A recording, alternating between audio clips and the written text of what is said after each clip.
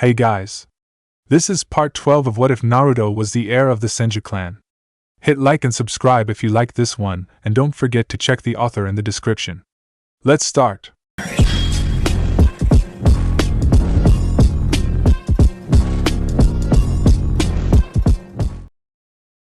Chapter 34 Akatsuki. Konoha ANBU Headquarters. Currently walking through the underground passages of Konoha's ANBU headquarters underneath the village, one Senju Naruto silently made his way down the dark hallways.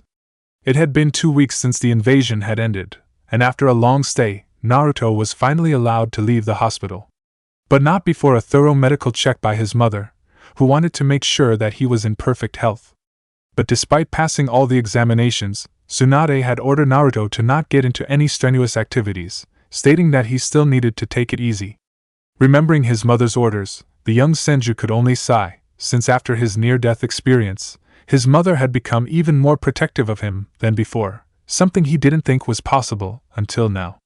After finally leaving the hospital, Naruto expected to move back into the apartment he had been living in since he came to Konoha. But to his surprise he found he had been moved to a large house not far from the Hokage's mansion. It was only later that he learned that this was to be his new family home, which the Sandaime had built specifically for when Tsunade returned to Konoha, since Naruto's apartment was too small for the entire family. Originally the Sandaime had planned to let Naruto stay in his apartment. But after the invasion, Tsunade insisted that Naruto was to stay with her in the new Senju family home, so that she could keep an eye on her son. Sighing again at his mother's overprotectiveness, the blonde-haired boy began to wonder if he would ever be allowed to leave the village again, without his mother hovering over him. After a few minutes of walking, Naruto finally arrived at his destination, which was the ANBU holding cells. In front of the doorways, Naruto saw 2 masked ANBU flanking the doorway to the holding cells. When Naruto reached them, an ANBU wearing a wolf-like mask, the ANBU looked down at him and spoke. "You are not cleared to be here, identify yourself. My name is Senju Naruto, and I am here to see one of the prisoners here." Upon learning who Naruto was, both ANBU stiffened slightly. "Our apologies, Naruto-dano, but I'm afraid you're still not permitted here," spoke the other ANBU, who wore a badger-shaped mask. "You guys are aware of who my mother is?" asked Naruto, where he received a nod from the 2 ANBU. "And you're also aware that my mother is about to become the Godame Hokage?" "We are aware of that, Naruto-dano, but even so," said the wolf-masked ANBU, but before he could finish he was interrupted by Naruto. "Come on guys, I wouldn't be here if I didn't have permission. How else do you think I got here?" "That may be true, but still we cannot let you in without proper authorization from the Hokage-sama," said the badger-masked ANBU. "Fine then," sighed Naruto. "But you guys should know that Gigi is pretty busy right now going over the paperwork for being Hokage with my mom. So if you guys really want to waste time by following proper procedure, and interrupt both Gigi and Ka-chan while they're at work, then you better be prepared for the consequence, since Ka-chan is in a pretty bad mood right now over having to go over all that paperwork." At the mention of a pissed-off Tsunade, both ANBU silently gulped, since it has been a long-standing unspoken rule among the ANBU never to get on Tsunade's bad side. This rule came into effect about 13 years ago, when Tsunade hospitalized 2 ANBU who unfortunately got in her way when she was in a bad mood. By the time she was done with them, the 2 ANBU were basically human pretzels, with their arms and legs all tied up in one nice big bow. Even now a team of ANBU were currently in hiding from Tsunade. After the granddaughter of Hanzo was able to get by them and have her way with Naruto, or at least that's what the rumors say among the ANBU.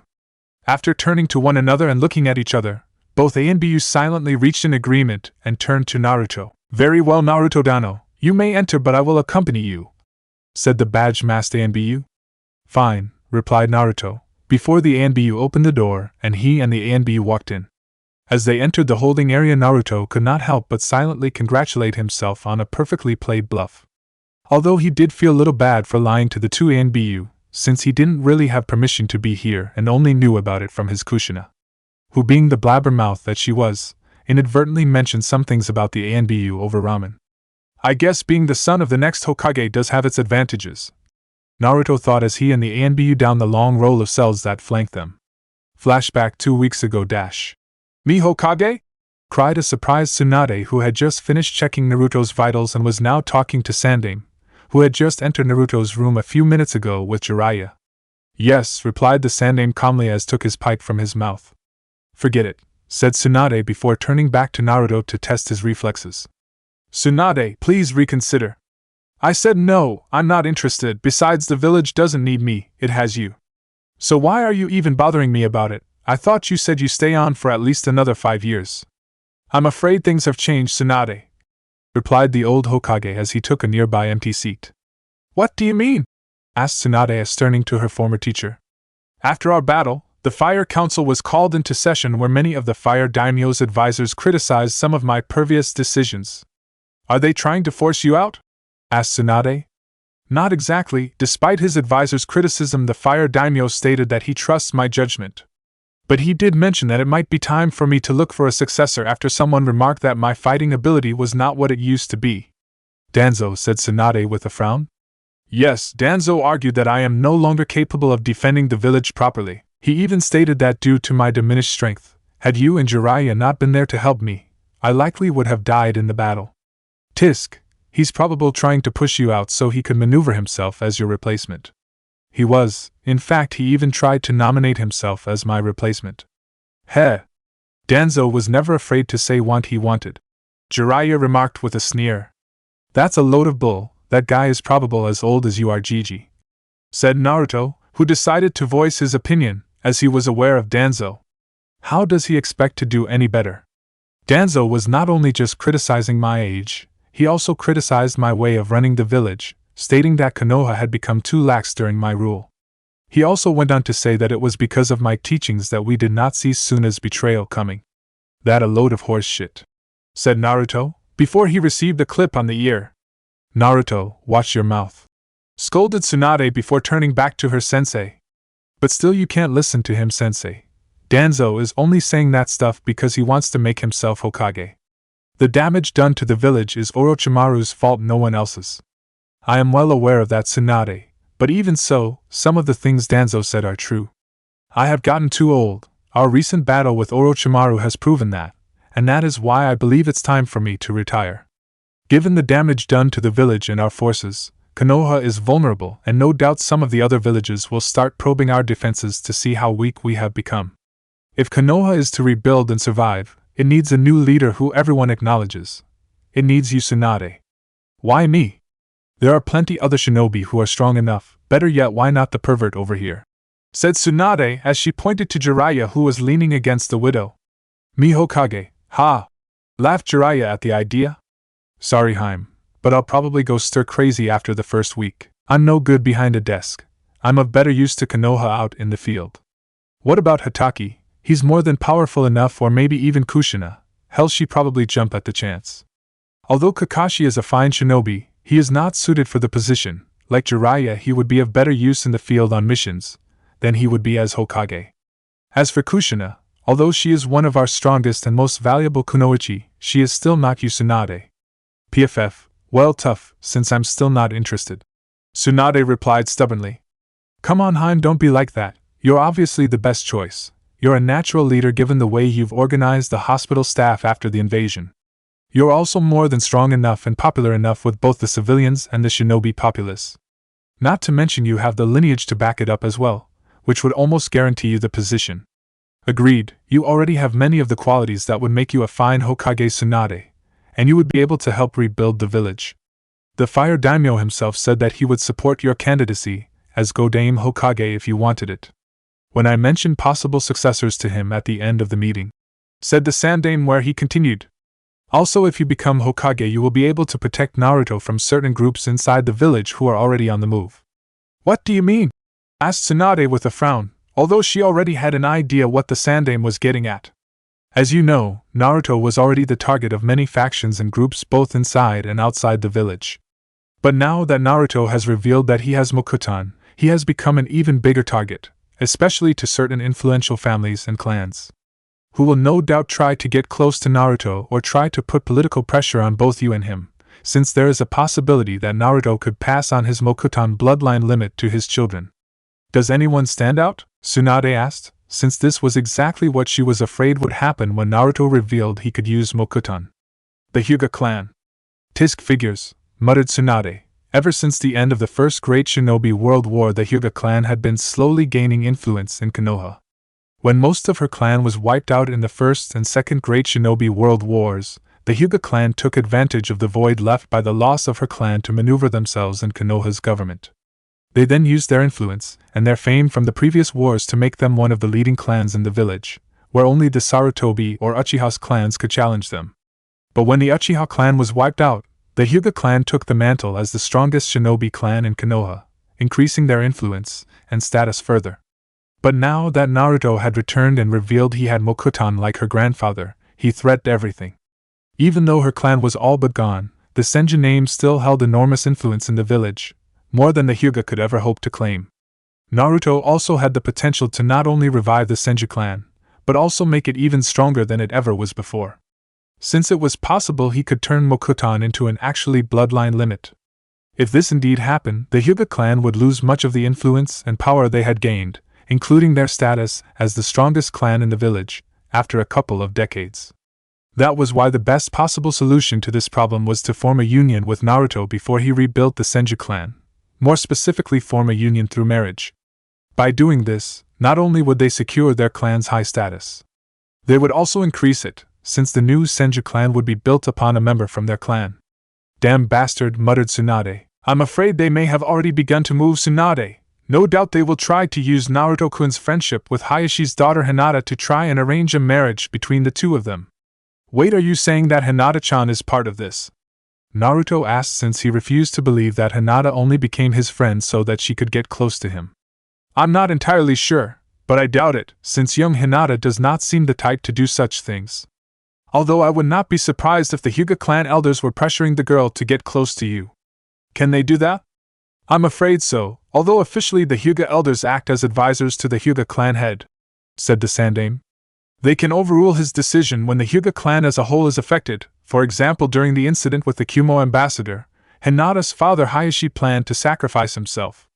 But before he could, the Hyuga elders overruled him and had Niji's father Hizashi substitute him.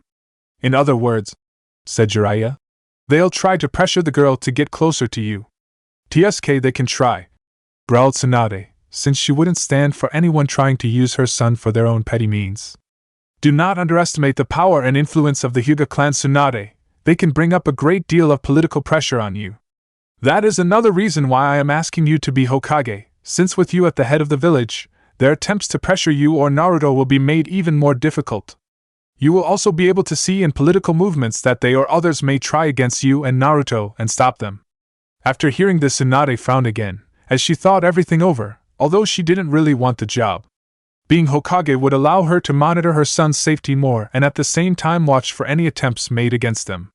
Not to mention there was a chance that if she didn't, Danzo could force the Sandaime out. Given the strong resentment in the village against Suna for their recent attack, he could use his militaristic policies to gain support with the shinobi and the people and then position himself as Hokage.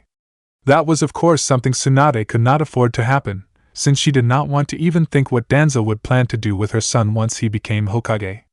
What do you think of it, Naruto-chan? Asked Tsunade as she turned to her son after a few minutes of heavy thinking. I'm okay with it, replied Naruto. In fact, I think you'd make a great Hokage, Ka-chan. It would also be pretty cool, since this way I can become Hokage right after you. Smiling at this, Tsunade just nodded and turned to the Sandaime. Fine, I'll take the job. End flashback. As he and the ANBU walked down the long row of cells that flanked them, Naruto could see that some of the cells were occupied with people dressed in prison clothing and wearing specially designed handcuffs, which prevented the person from using their chakra. Seeing the people, Naruto noticed that most of them were very pale looking, indicating that they had not been out in the sun for a very long time. This of course made the blonde boy wonder what the prisoners did to deserve to be down here. But before he could put any more thought into what the prisoners had done, they arrived at a small steel door. This is the maximum security cell, he is being held inside, said the ANBU. Thanks, also if you would, could you stay out here? I would like to talk to him alone. I believe that would be unwise, since this person is highly dangerous and, said the ANBU, but was stopped when Naruto interrupted him. I know exactly how dangerous he is, because in case you have forgotten, I was the one who defeated him. Ahem, yes of course, replied the slightly embarrassed ANBU, since that part had slipped his mind. But still I believe it would be unwise for you to enter alone. Look, even if he somehow breaks free, I can handle him with my Mokutan techniques, and I can call for help. Very well, said the ANBU after a few minutes. But I will remain here outside should anything happen. Fine, said Naruto before the ANBU opened the door and let him into the room. After Naruto entered the room, the ANBU closed the door behind him. The room was large, dully lit, with only a single light shining down from the ceiling onto a large cage in the middle of the room, where it held a single person inside. This person was none other than Sabaku no Gaara, Gaara of the Sand Waterfall. As Naruto walked closer, he could see Gaara was sitting on the floor without his gourd, covered in a special seal drawn up by Kushina, preventing him from accessing his Biju's chakra. He had shackles on both his legs, which were nailed to the floor, preventing him from moving far, as well as the same special handcuffs that Naruto saw the other prisoners wearing. Once Naruto reached the cell, he saw a large-scale seal surrounding the cell, which he guessed was a special barrier seal that kept Gaara from leaving the cell in the event he broke free from his restraints. After Naruto reached the edge of the barrier around the cell, he took the seat directly in front of Tsunade, which was left for integrators when they were conducting interviews. Hearing the sounds of someone entering the room, Gaara opened his eyes and frowned when he saw Naruto sitting down in the seat in front of him.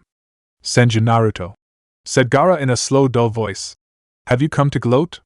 Sorry, no, that isn't my style. Then why have you come? I came to talk? Asked Gaara, who, although maintained the same blank expression, showed a slight sign of surprise. Yeah, talk. I have no wish to talk, let alone see you, so leave? Sorry, but I've just freed my schedule for the next few hours, and I'm on medical leave, so you're stuck with me whether you like it or not. Frowning at this, Gaara just glared coldly at the blonde boy, who just smirked back at him. After a few minutes of silence, Naruto spoke again. In case you are interested, your brother and sister are fine and are being held in Konoha's correctional facility. I care little what happens to them. Gaara replied coldly. But they are your brother and sister, doesn't that mean anything to you? No, answered Gaara. They are simple lumps of meat linked together, who just happen to share the same blood as I do. What kind of messed up stuff happened to this guy, to think so little about his own brother and sister? Naruto thought with a frown, before continuing. You should know, your father the Yondaime Kazekage-sama is dead. Upon hearing this, Gaara stared intently at Naruto. Did he die during the battle? Thinking he might have gotten to the sand-wielding boy, Naruto answered. No, he was already long dead by then. How? Asked Gaara. He was killed about 2 months ago, shortly before the Chunin exam even started, by Orochimaru, who then disguised himself as him, so that he could get your village to help in his attack on Konoha. I see, replied Gaara slowly. Pity, I had hoped to have the pleasure of killing him myself one day. You wanted to kill your own father?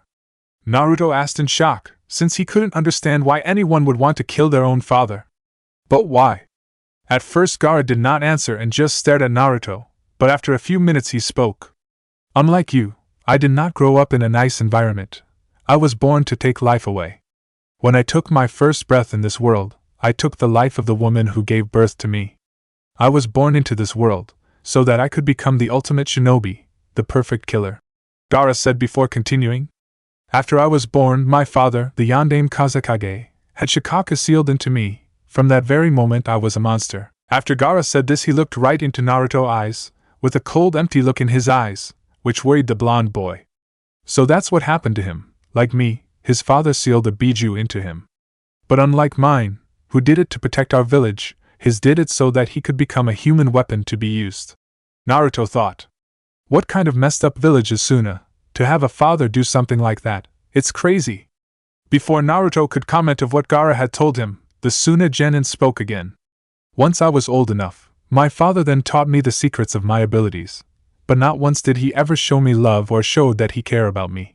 He had me raised away from my siblings and from him, but despite that I still believed he cared for me and that I was loved, at least until that incident. What incident? Naruto asked, who was almost afraid to ask. The incident where when I was 6, my father tried to have me assassinated, replied Gaara, where he once again looked right into Naruto's eyes, with a slightly crazed look in them. When Naruto heard this, the blonde boy's eyes widened in shock, as he couldn't believe any father, let alone any parent, would order their own sons to be killed. Why would he do such a thing? Naruto asked, still not believing what he had heard. A being that is too strong eventually becomes the embodiment of fear, and since I was constantly harassed by my biju, my mind was unstable. So when the idiots of my village finally noticed that my emotions were unpredictable, they began to attack me," answered Gaara. "To my father the Kazekage, I was our village's trump card when needed. But at the same time, I was a monster, a threat to the village. So when I turned 6, he and the Suna Council classified me as a dangerous being and tried to have me eliminated. After I learned what my father had ordered, I began to ask myself what was my purpose, what was my reason for existing. It was then that I discovered my reason for existing in this world." "What did you discover?" Naruto asked, almost wishing he hadn't. "I discovered that I exist to kill everyone around me, everyone other than myself," answered Gaara. "After I learned that, I found relief inside the fear of being assassinated at any time, and by killing my assassins I was able to recognize my reason for living in this world. That is why I fight only for myself and live for only myself. For as far as I am concerned, the people in this world exist only for me to kill." After hearing this, Naruto just stared at the red-headed boy with a look of complete horror and shock. How can anyone even think of living like that? It's nuts, Naruto thought, not understanding how anyone could believe in such a rapt view on life. So this is what happens to most Jinchuriki?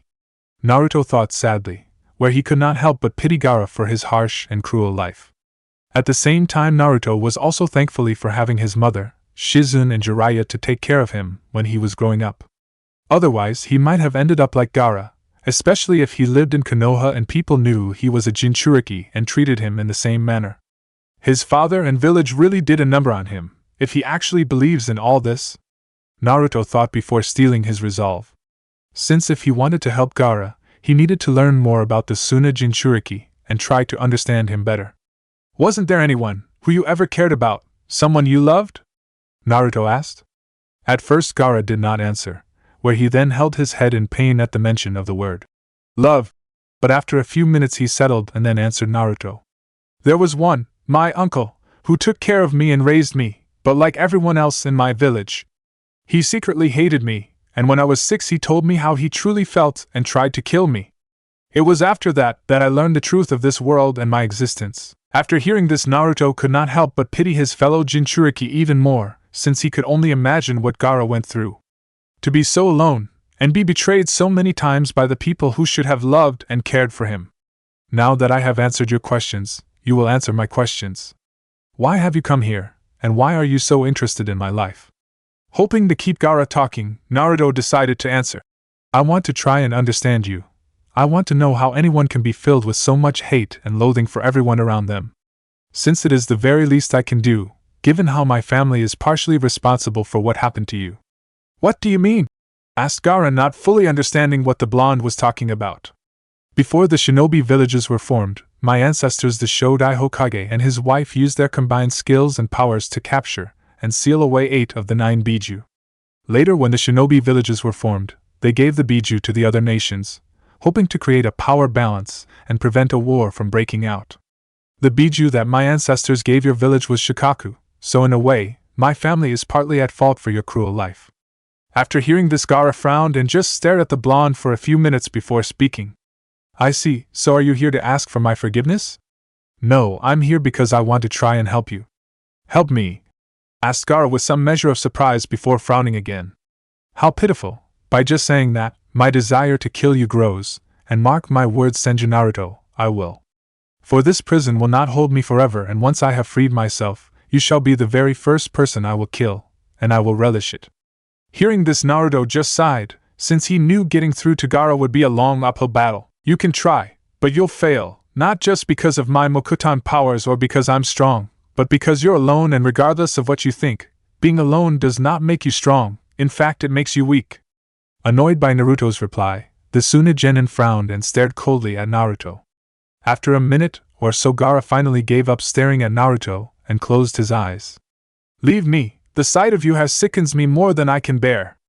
"I told you I have no intention of leaving yet," Naruto replied stubbornly. "Go!" Gaara said in a harsh voice, where he then glared coldly at the spiky-haired blonde. "You have said what you've come to say, now leave. You're only here to ease the guilt you feel for your ancestors' action, you do not care about me, Nor can you ever understand me. Now leave! Naruto of course wanted to argue and deny what the redhead had said, but he was partially right for Naruto's reason for being here. But it was only one of the reasons why he had come to see Gaara, and why he wanted to help him. After about a minute or so of heavy staring, Naruto finally relented and let out a tired sigh, knowing that he wouldn't get any further with Gaara today. Fine, I leave, but I'll be back tomorrow, said Naruto, causing Gaara to frown again.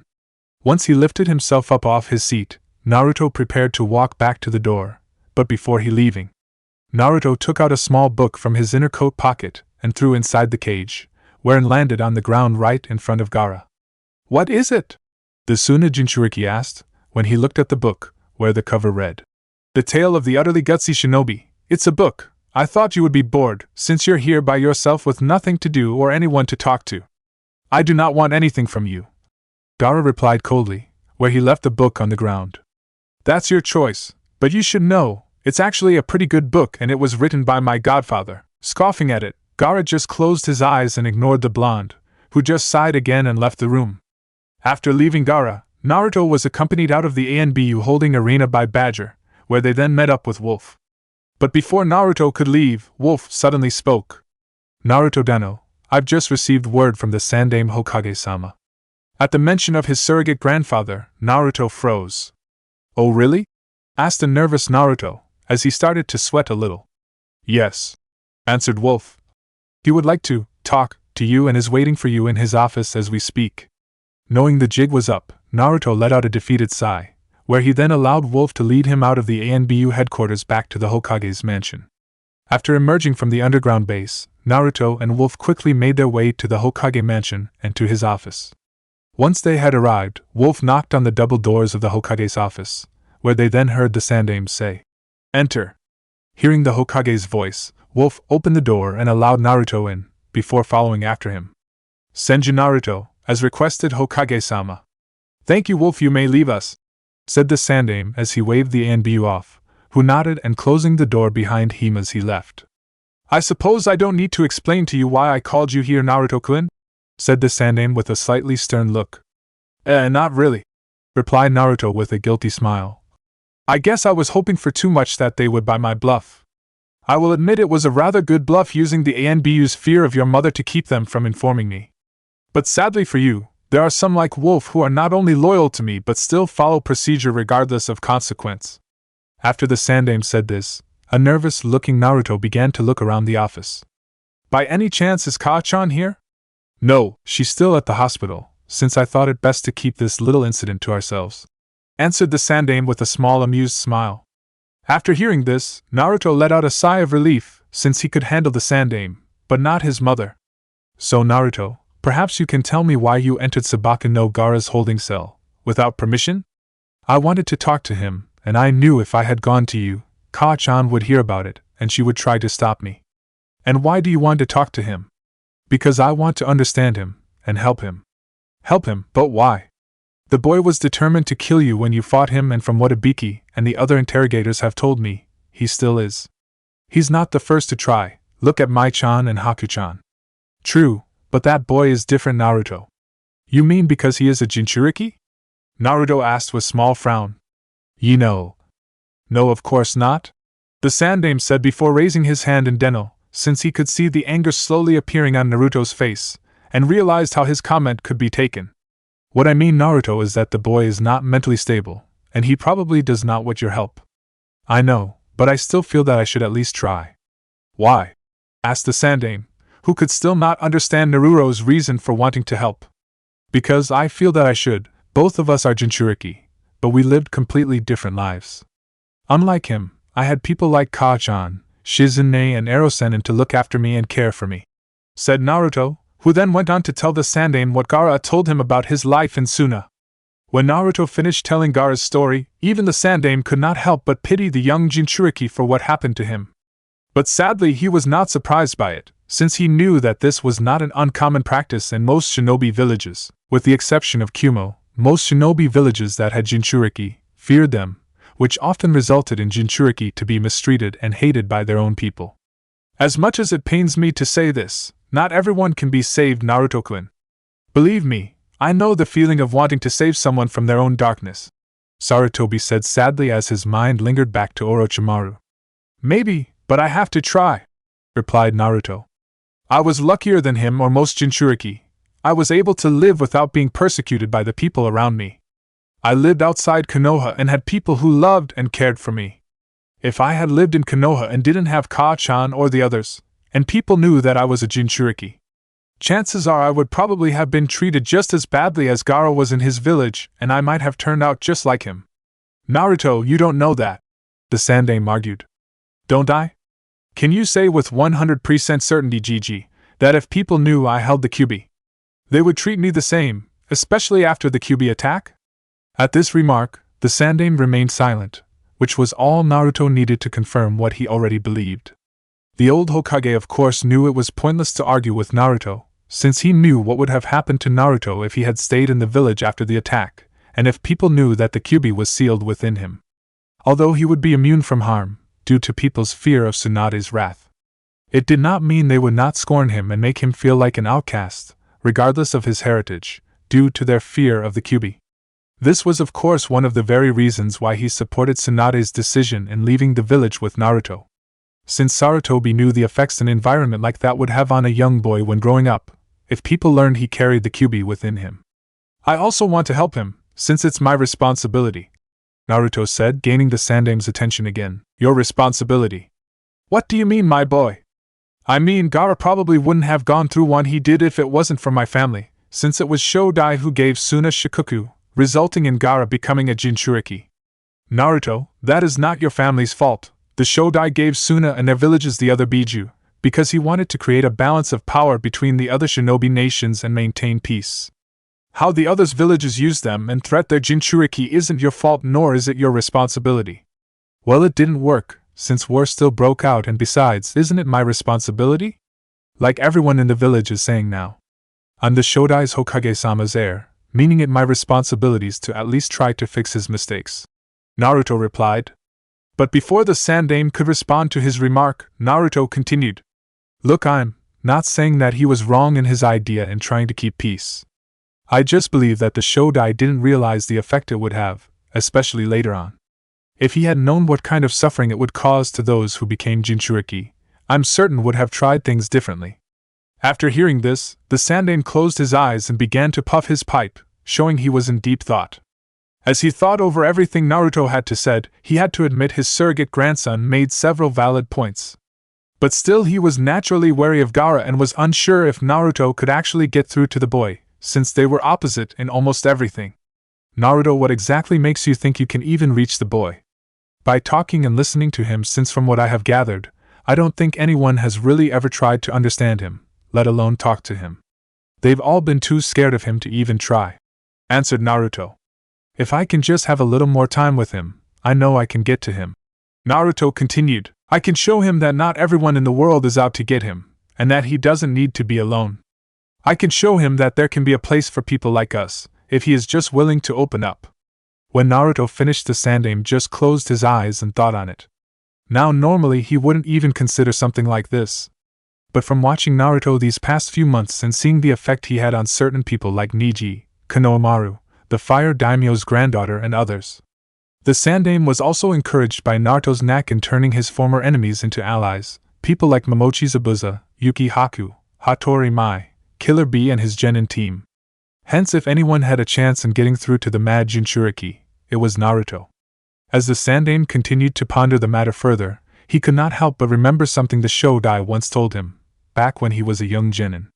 All that is necessary for the triumph of evil is that good men do nothing.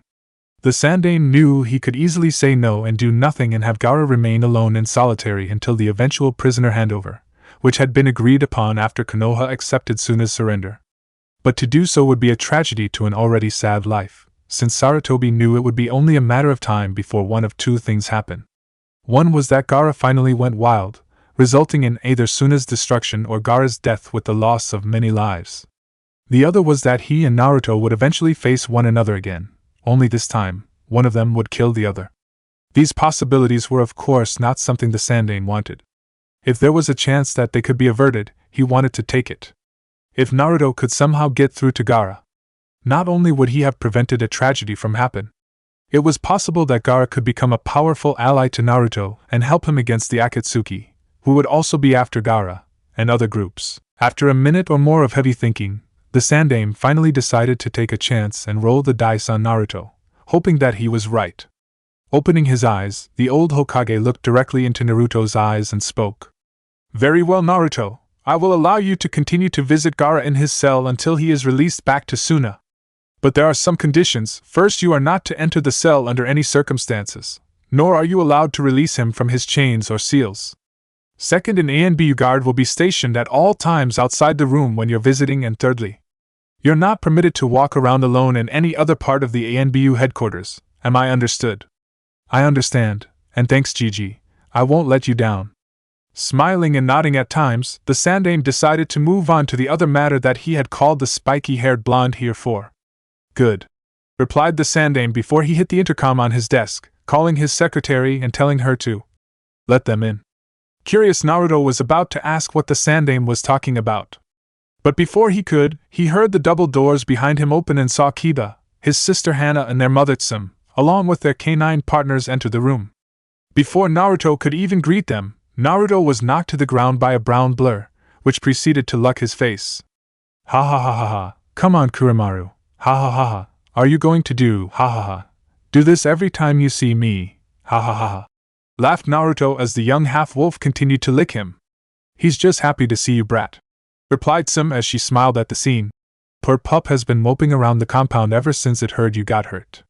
After a few minutes, Kurimaru finally settled down and allowed Naruto to sit up, who was then helped up by Kiba, who offered him a hand. Since the invasion, Naruto and Kiba's relationship had improved a lot in the past few months, where the young Inuzuka was a lot friendlier to the blonde and criticized him less. "So why are you guys here?" Naruto asked, once he was back on his feet. "We're here to see you and to give you something, or should I say Naka here has something to give you," a smiling Hana said, where she took a step back and allowed Naruto to see the young girl who was standing behind her. When Naruto saw her, he immediately recognized the girl from one of his clones' memory, who saved the girl, her pup and Kurimaru from an Oto shinobi. Naku had brown eyes and short brown hair that fell as just below the back of her neck, and wore a small headband around her head. Like all members of the Inuzuka clan, she had 2 red fang markings on each of her cheeks, with a third on her forehead. She wore a simple white sleeveless top, with dress underneath and purple armbands around each of her arms. She also wore a simple-looking necklace with a small green stone tied around it, and a pair of oval-shaped earrings. 2. "Hey Naku, how are you?" greeted Naruto, when he saw the girl, who was also accompanied by her pup, who barked in greeting, while also telling Naruto to remember her. This of course made Naruto smile, and quickly said hello to the young pup. "I am fine, thank you, Naruto-san," replied Naku slightly nervously, where she then held out a small black box to Naruto. That she had been holding her hands. "This is for you." Curious about what was inside the box, Naruto took it from the nervous girl and opened, where he saw a handmade bracelet. The bracelet was simple, made out of beads and different colored leather robe, with a large dog's tooth on top. 3. "A bracelet?" said Naruto in surprise. "Naruto, my boy, that is no ordinary bracelet," said the Sandaime when he saw the bracelet. "That is a pack bracelet, a rare honor that is only given to certain members outside the Inuzuka clan." "A pack bracelet?" asked Naruto, not understanding what his surrogate grandfather was talking about, since he had never heard of such a thing. Seeing Naruto's confusion, Tsum decided to explain what the bracelet meant. "A pack bracelet is something that is only given to certain people outside our clan, and is not something that is given often. It is only given to those who have either done a great service to our clan or risked their lives to save one of our own. This bracelet symbolizes our friendship with you, where you're considered honorary members of our clan." "Wow, thanks Tsum-san," said a surprised Naruto, who didn't expect anything like this. "Don't worry about it, pup, it's the least I can do after you saved my niece," said the female Inuzwaki head, where she then placed her hand on top of Naku, who blushed from embarrassment. "Your niece?" cried Naruto in surprise, since he had been unaware that Naku was Tsum's niece, which meant that she was Kiba's cousin. "Yeah, she's my kid brother's daughter, and she's been in my care ever since her parents died on a mission," Tsum said with a mournful expression, since she never got over the loss of her younger brother.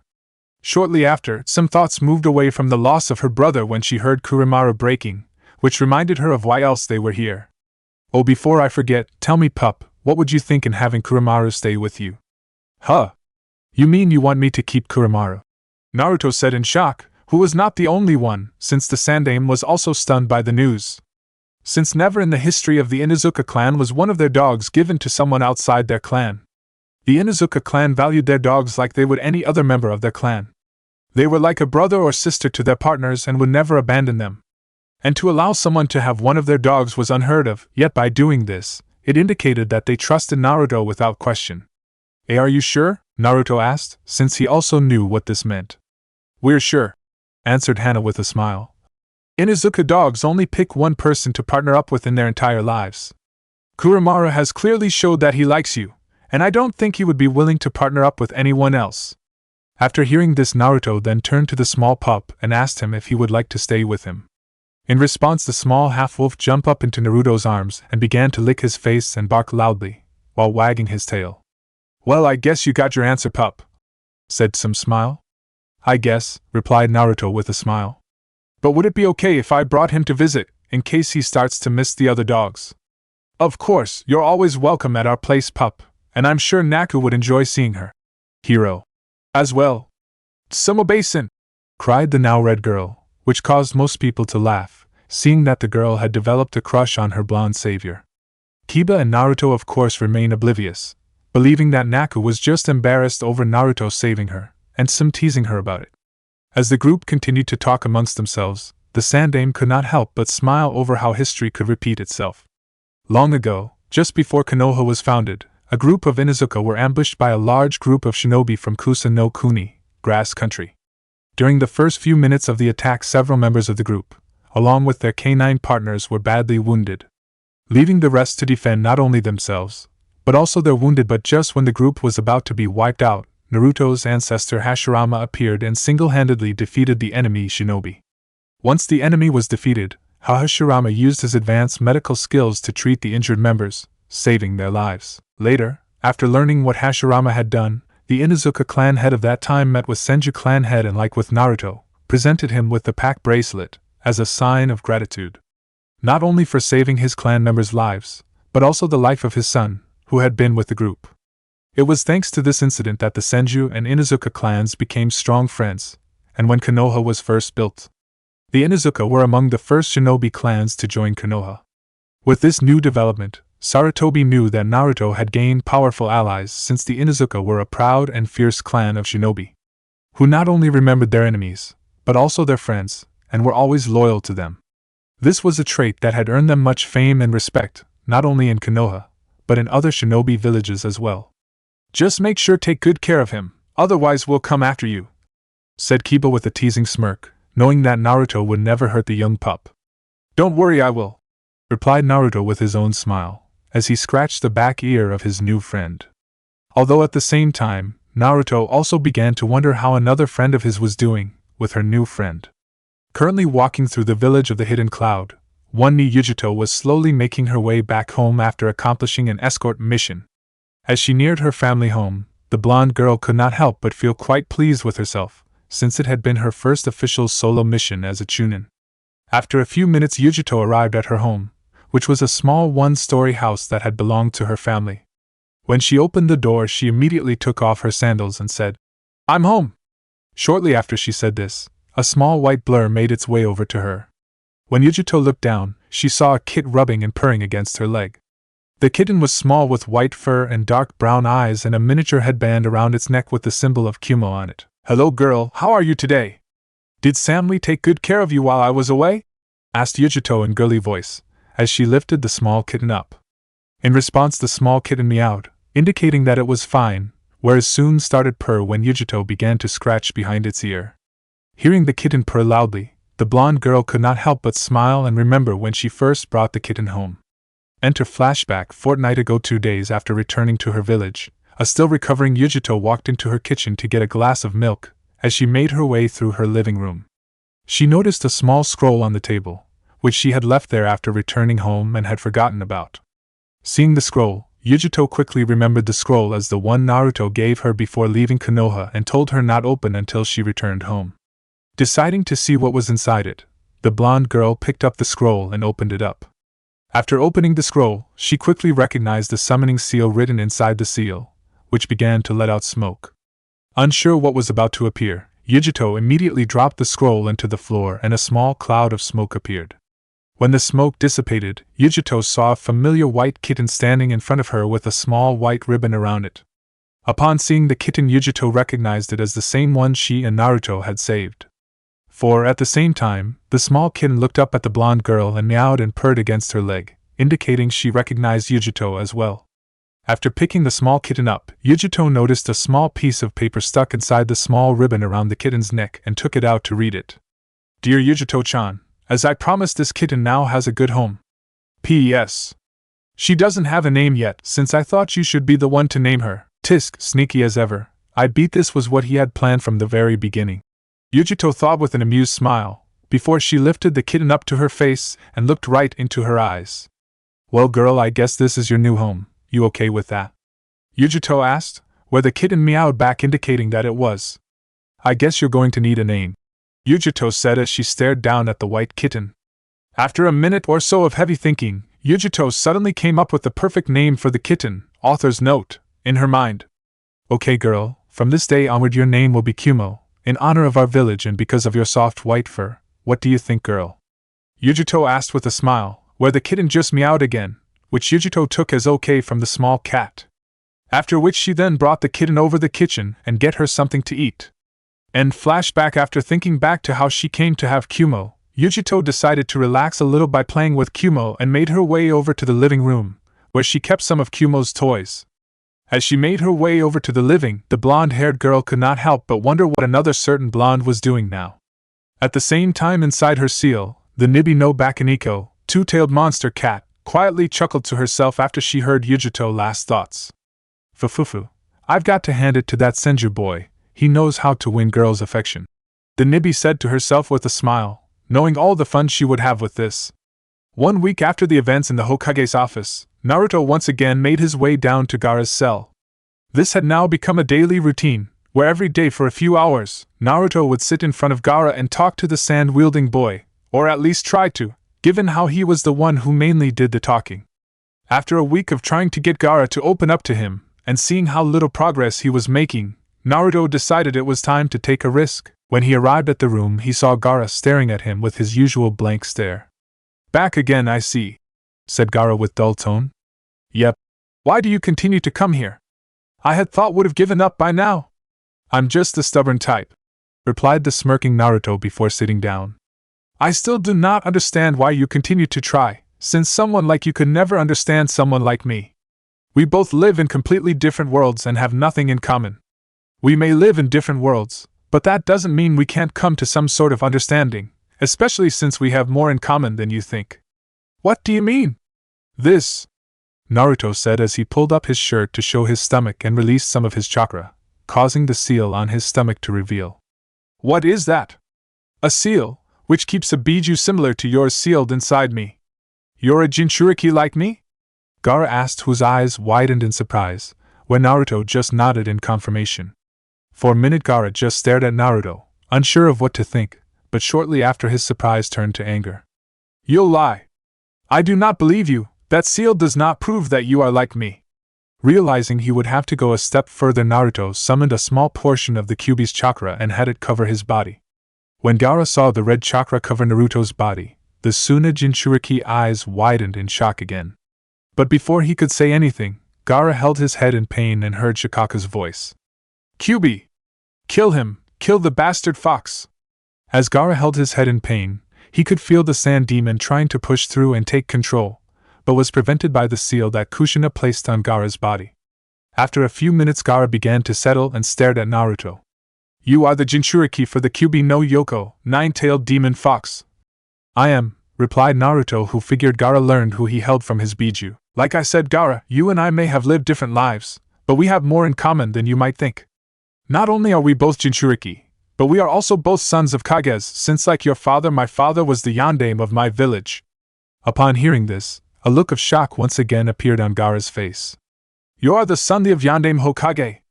Gaara asked in surprise, since like most shinobi he was familiar with the famed Hokage, whose reputation was well known. In fact, now that Gaara compared the two, he could see the strong resemblance between the two and could easily believe the two were father and son. Pretty much, answered Naruto. But listen, Gaara, I know I can never fully understand the kind of things you went through when growing up in your village. But I can understand what it is like to carry something inside you and be afraid of it, and if you let me, maybe I can help. Why should I trust, regardless of the fact that we are both Jinchuriki? We are from two separate villages and I tried to kill you. I told you before, you're not the first one to try and you certainly won't be the last. Besides, that was then and this is now. It doesn't mean we can't become friends now, replied the Senju heir. Friends? Repeated Gaara as he looked at Naruto like he was crazy. Yeah, you saw my matches with Mai-chan and Yujito-chan, like you when I first met them, they were my enemies. But afterwards we became friends, the same for Haku-chan, who I fought against on a mission but later became friends with. I do not need friends, Gaara replied with a hint of anger. Everyone needs at least one friend, Gaara, and you definitely need one. You may pretend to be a cold-hearted monster, but the fact is you're a scared and lonely person. You're afraid to let people in, after the number of times you be betrayed by those around you. I fear nothing, Gaara hissed angrily, as the red-haired boy began to lose his composure. Really? Naruto asked. The fact that you surround yourself in your sand proves that you use it not only to protect yourself from physical harm, but from emotional harm as well. You're afraid to trust people, so you use your sand and heartless demeanor to keep people at bay. But deep down you're just afraid and lonely. You cover yourself in your sand to try and fill the gap you feel inside yourself from being alone all the time. But it doesn't always have to be like that. No one deserves to be alone all their life. I can help you, if you just give me the chance. And why should I trust? Because I have just told you my two greatest secrets. You know who my father is and you know that I hold the Kyuubi no Yoko. So can you imagine the effect it would have if other people outside my village knew that along with everything else they now know about me? Who would I tell? I am a prisoner here. Not for too much longer. Our villages are in the process or negotiations. In a little while you and your brother and sister will be returned to your village. So you can tell your entire village if you want to. If you knew this, why did you tell me? A confused Gaara asked, since the Tsunade knew the kind of effect this news would have if he told anyone from his village, and if it was then leaked to other villages. Because I want you to trust me. I want to prove to you that not everyone will betray you and that you do not have to become a monster, Naruto replied. Right now you know more about me than any of my friends and you have information that could cause half the entire shinobi nations to come after me. So if that doesn't earn your trust, then I don't know what will. After hearing this, Gaara closed his eyes and remained silent and thought about everything Naruto said. After a few minutes the red-haired boy spoke. Would you mind leaving? I would like to be alone, as I have much to think about. Sure, said Naruto, deciding to give Gaara his space. As Naruto walked away, he suddenly turned when he heard Gaara call out to him. Will you be returning tomorrow? Yeah, if that is okay with you? Yes, I believe by then I will be ready, for there are some things I would like to know about you. Sure, I would be happy to tell you anything you want to know, said Naruto, who then saw Gaara nod. Not long after Naruto left the room, Gaara slowly reached over to the book that Senju heir gave him and began to read it. The following week, after Naruto revealed his full heritage and status as a Jinchuriki to Gaara, things between him and the red-haired boy began to move forward. In fact, Naruto saw a strong, steady improvement in the Tsunade's demeanor, where Gaara actually conversed with Naruto and asked him things about his life. Over the week, the two Jinchuriki continued to talk to one another about everything and anything. Naruto even brought in Kurimaru in an attempt to help Gaara become less awkward around people, or at the very least animals. Naturally, the young pup was a little nervous and walked through the bars and up to Gaara. But with Naruto's encouragement, the small half-wolf slowly moved over to Gaara, who was also a little nervous and hesitantly petted the little pup. Eventually, though, the two became more comfortable with one another, where Kurimaru even licked Gaara's face, causing the boy smile a little when felt the pup's tongue against his face. As the week moved on, Gaara slowly began to enjoy Naruto's company, and having someone to talk to, he even enjoyed the book Naruto gave him, since for some strange reason it gave him hope. By the end of the week, Naruto learned that Gaara and his siblings would be sent back home. Wanting to bid farewell to his new friend, Naruto met Gaara and his siblings at the gates of Konoha, who were being escorted to the Hai no Kuni, Fire Country, ordered by Kushina and 2 other jonin. I guess this is goodbye, for now at least, said Naruto. Yes, replied Gaara, before he took out the book Naruto gave him and handed it to him. Thank you for the book, I found it enjoyable. Keep it, Naruto replied as he handed the book back to Gaara and smiled. Consider it a gift from a friend. Surprised by this, Gaara took the book and smiled. This of course shocked both Temari and Kankuro, since not only had Naruto referred to himself as their brother's friend, but their brother had smiled, which was something neither sibling had ever seen their younger brother do. The closest thing they had ever seen to a smile on their brother's face was a bloodthirsty grin when he saw someone he wanted to kill. But the difference from that smile to one he had now was that there was no malice behind the smile. It was a genuine smile, something they never expected to see on their brother's face. Thank you, said Gaara before he hesitantly raised his hand to Naruto, who quickly took Gaara's hand and shook it before smiling. Not a problem. Seeing this, both the two Sand siblings' eyes widened in shock again, not believing what they were seeing, making them wonder if they were under some sort of genjutsu, or if Konoha had done something to their brother during interrogation. Kushina, on the other hand, just smiled, although like the two elder Suna siblings she was surprised by Gaara's sudden change in personality. But she quickly got over it, and realized that Naruto had somehow gotten through to the boy, since she had heard from some of her friends in ANBU that Naruto had been visiting Gaara. You never failed to surprise me, Naruto. A smiling Kushina thought, before signaling the two other Jonin and the three Sand siblings to follow her, leaving the gate and Konoha. It was a typical peaceful day in Konoha. The sun was shining and the village was abuzz with activity, with both the civilians and the shinobi busy repairing the village. In just a month and a half the people had already made good progress in repairing the damage done to the village from the invasion. Everyone was working hard to repair the damage done and restore their village to its former glory. But one specific shinobi was working hard for a completely different reason. This shinobi was none other than Uchiha Sasuke, one of the last surviving members of the famed Uchiha clan. Unlike most of the other shinobi in the village, who were busy either with missions or with repairing the village, Sasuke was busy training himself in his clan private training ground. For the past month, Sasuke had been pushing himself even harder than he had before in his training. The reason for this was because Sasuke had become frustrated with his lack of strength when compared to certain other shinobi he had met during the Chunin exam. After several hours of intensive training, a sweating Sasuke finally decided to take a break. As he took in deep breaths, he stared angrily at the training post in front of him, where the faces of Haku, Mai, Yujito, Samui, Gaara appeared on the pole. But when he saw Naruto's face appeared, Sasuke lost his composure and threw the kunai he had been holding in frustration and embedded it deep into the post. Damn it, Sasuke thought angrily. Why? Why? Am I so weak? This frustration had been building up for a while now, ever since the invasion ended. After seeing Naruto defeat Gaara, a person that not even he could defeat, Sasuke had become even more determined to get stronger. Especially when he compared himself to other such shinobi like Gaara, Yujito and Naruto, whose strength clearly surpassed his own, despite the advancement he had made recently. Even other certain shinobi like Haku and Mai and possibly Samui possessed strength greater than his. What the hell do I need to do? Sasuke thought angrily. At the rate I'm going, I'll never be strong enough. After a few more minutes of deep breaths, Sasuke began to calm down a little, where he then made his way over to a small water bottle underneath the shadow of the post. After taking a few deep gulps of water, Sasuke placed the water down and suddenly thought, I need to find Naruto. If I am ever to get stronger, I need to find out where exactly I stand to him and the others.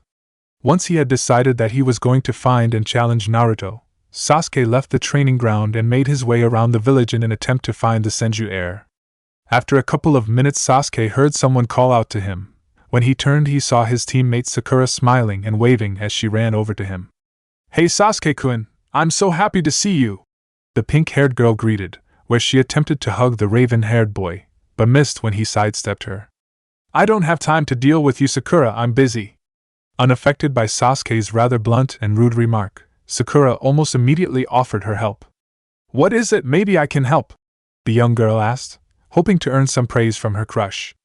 Not unless you've seen or know where Naruto is? Sasuke replied as he began to turn away from the girl and move along. Actually, I think I do. Where? Asked Sasuke in an authoritative voice and snapped his head back to Sakura. Well, I was talking to Ino a little while ago, and she told me she saw Naruto leaving the hospital earlier and heading to training ground too. After hearing this, Sasuke quickly took off in the direction of the training ground, without even thanking the girl, who called out to him, but was ignored. Currently in training ground 2, Naruto was busy with his own training, since after recovering from his injuries he felt like he needed to get back into fighting form as soon as possible.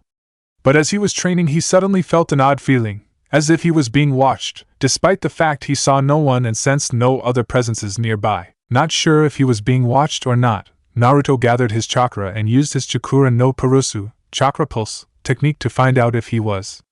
After using the technique, Naruto learned that he was indeed being watched by 2 people, who were hiding inside the nearby forestry, and from judging their chakra levels, he could tell that they were both very strong.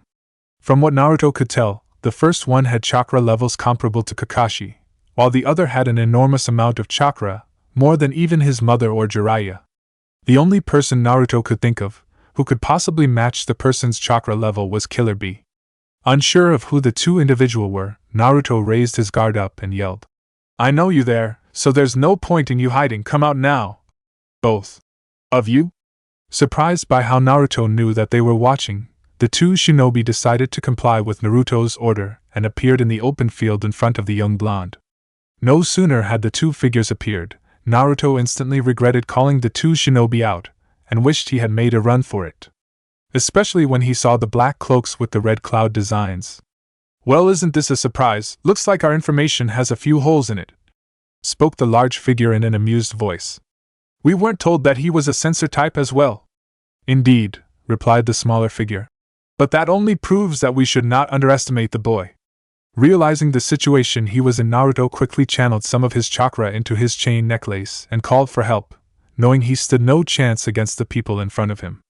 5. In the Hokage's office. Currently sitting in the Hokage's office, Tsunade was busy going over the different forms and classified folders that she would need to know about before she officially became Hokage.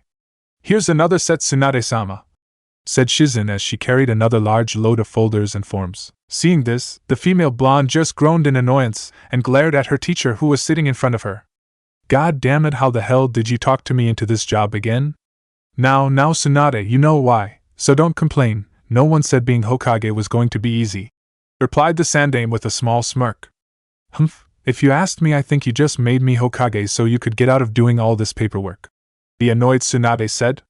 The Sandame of course did not respond and just smirked, which made Tsunade think that she wasn't far off from the truth. "Hell, well, this is exactly why I didn't want the job," spoke a familiar voice, where when Tsunade turned she saw Jiraiya, who appeared through an open window behind her.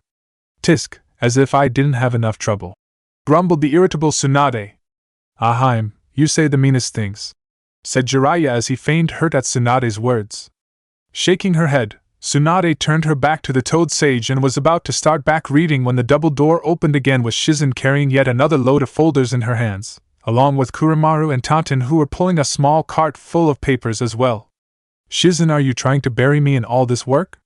Tsunade cried in disbelief when she saw all the work. "You've even gotten the Tantan and the damn dog to help you." "I'm sorry, Tsunade-sensei, but you are required to read all these," Shizen replied with a cheeky smile as he placed the small tower of paper on the Hokage's desk. "And don't be mean to poor Kuramaru, he just wants to help." The dark-haired woman cooed as she kneeled down to the small pup and petted him. Shizen had of course fallen instantly in love with the small pup when Naruto brought him home, where she would often coo over how cute the half-wolf cub was. Both she and Tsunade had of course been shocked when they had heard that the Tsum had allowed Naruto to keep Kuramaru, since they knew how much the Inuzuka clan valued their dogs. At first Tsunade had been a little skeptical, but soon warmed up to the pup when he caught Jiraiya using the Hokage's crystal ball to spy on some girls in the hot spring, and bit him in the rear. Needless to say, after that incident, Kuramaru officially became part of the family. Tantan had been a bit resistant to the young pup when she first met it, believing that they were trying to replace her with it.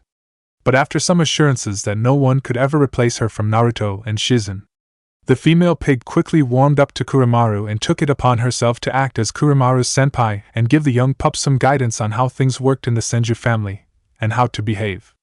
It was of course a funny sight when Tsunade and the others saw Tantan oinking out orders to the pup, as if she was its teacher. As the Sandame and the others chuckled at Tsunade's annoyance over the amount of paperwork she was doing, the female Senju suddenly felt the ring on her hand heat up. At the same time Jiraiya and Shizen also felt the rings on their hands heat up, indicating that Naruto was trouble. "What's wrong?" asked the Sandame suddenly when he saw the concerned looks on Tsunade and the others' faces. "Naruto-chan is in trouble," said Tsunade, but before she could say any more, Wolf suddenly appeared in the room. "Report!" ordered the Sandaime when he saw the ANBU appear in the room. "Hokage-sama, a few hours ago my squad and I noticed a pair of suspicious individuals appear in the village and began to monitor their movements.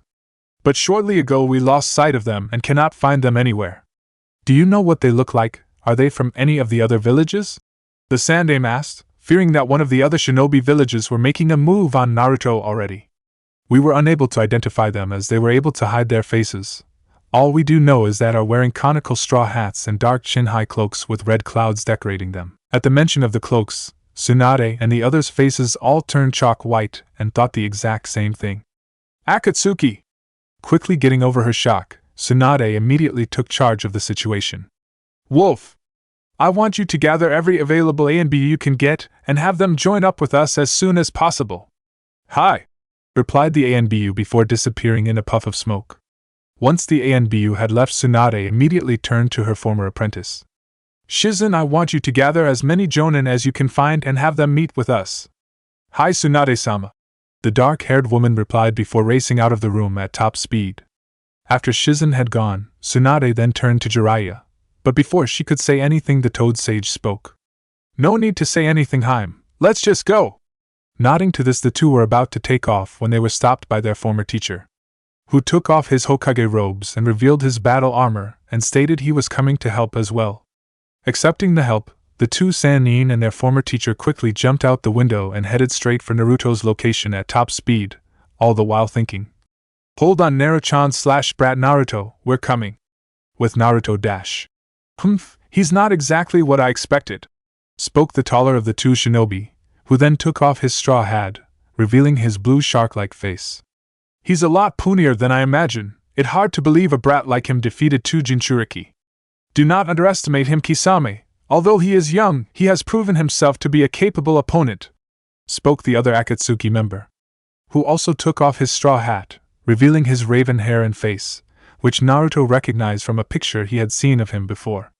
"Yeah, okay," replied Blue Skin Man with a shark-like grin. "Senju Naruto," spoke the raven-haired youth. "If you would, please come with us peacefully. Sorry, no can do," Naruto replied as fell into a fighting stance. "I have no intention of surrendering myself, especially to the Akatsuki." After saying this, Naruto saw both men's eyes widen very slightly in surprise. "You know of us?" asked the raven-haired shinobi with hint curiosity. "Yeah, I've heard of you," replied Naruto as he stared at the shorter shinobi. "You're Uchiha Itachi S-Class Nukenin, and former captain of Konoha's ANBU division, wanted for the massacre of your clan.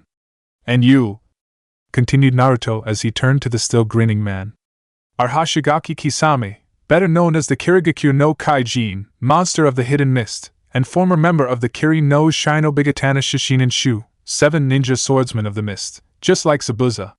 Your S-Class Nukenin wanted for plotting to overthrow the Mizu daimyo and for being involved in a number of assassinations that include another country's daimyo. I also know that as members of the Akatsuki, which is an organization made up of 9 S-Class Nukenins, that you're after the 9 Biju which reside in the 9 Jinchuriki." When Naruto finished, both men's eyes widened slightly again, as they had not expected Naruto to know so much about them, let alone their organization and their objective. Naruto of course knew a bit about the Akatsuki, since before he left for Konoha, his mother and Jiraiya told him about the Nukenin group on the chance that he might encounter members of the group when they weren't with him. Naruto also knew about Kisame and Itachi since when growing up, Jiraiya gave Naruto his own personal bingo book, which had information of various different shinobi who could come after him. Well, aren't we the smart 1-inch? Said Kisame, whose grin got even bigger. "Although you should know that punk Zabuza is nothing compared to me, it would seem that you are well informed, Naruto-san," commented Itachi as he stared intently at young blonde. "Perhaps you would tell us where you gained your information." "Sorry, no can do. A good shinobi should away have a couple of secrets," Naruto replied with a smirk. "Heh, cheeky little brat," Kisame remarked with another grin, where he then pulled out a massive sword which was covered in bandages. "But you should know that one way or the other you will answer our questions. Kisame, remember our orders. We are to take him alive, with as little harm as possible. Otherwise he will be of no use to us," Itachi said calmly, as she saw the bloodthirsty look on his partner's face. Also, we must interrogate him and find out the source of his information. Don't worry, Itachi, I'm only going rough him up a little, replied the tall man. Besides, I want to see if this kid is worth all the hype. At this, Itachi said nothing and just stared at Naruto again with a blank look. Taking this as a sign of approval, Kisame prepared to charge forward, but before he could do anything, Naruto suddenly shouted, "Wait! Before we begin, I want you to confirm something." "What is it that you wish to confirm?" Itachi asked calmly. Knowing that he stood no chance whatsoever against the two S-class nuke neens, Naruto decided to try and keep them talking and buy some time, knowing that his mother and the others were on their way. "Obviously you're after Jinchuriki for their Biju, so would I be correct in assuming that you want me because of my Mokutan bloodline limit? Given how it allows me to suppress and control a Biju." "Yes, you would be correct. Your Mokutan powers would be highly beneficial to our organization's goal in obtaining our targets," Itachi answered. Upon hearing this, Naruto let out a small sigh of relief, since when he first saw the two Akatsuki members, he had been fearful that they had somehow learned that he held the Kyuubi inside him. But before he could respond to Itachi's answer, the young Uchiha spoke again. "You're also key to our objective in gaining the Kyuubi." At the mention of the Kyuubi, Naruto suddenly flinched slight. "Shit, do they know?" Seeing Naruto flinch at the mention of the Kyuubi, the young Uchiha prodigy frowned slightly, as if something bothered him. "What do you mean gaining the Kyuubi? It was destroyed by the Yondaime Hokage-sama," a now worried Naruto said, feigning ignorance about the Kyuubi. Before Itachi could respond to this, Kisame intervened. "Heir, wrong. Bijus are creatures comprised entirely by chakra. They cannot be destroyed by normal means, only sealed away. The Yondaime Hokage-sama more than likely sealed it away into someone, which is the other reason why we want you, since we can use you as a hostage where Konoha would have to offer up the Kyuubi Jinchuriki to get you back." "Huh, so that's their plan," Naruto thought while sighing slightly in relief again, but quickly masked it and smirked. "Well, you'll be out of luck. There's no way that Konoha will hand over the Kyuubi Jinchuriki to you, just to get me back." "You undervalue your importance, Naruto-san," said Itachi. "We are well aware that your mother Tsunade-sama is about to become Konoha's Godaime Hokage-sama, and will no doubt do anything to get you back." "A mother will do anything to get back her child," Kisame said with an evil-looking grin. Angered by this, Naruto narrowed his eyes and glared at the two. "I doubt you would actually trade me. Like Itachi said earlier, you want to use me for my Mokutan.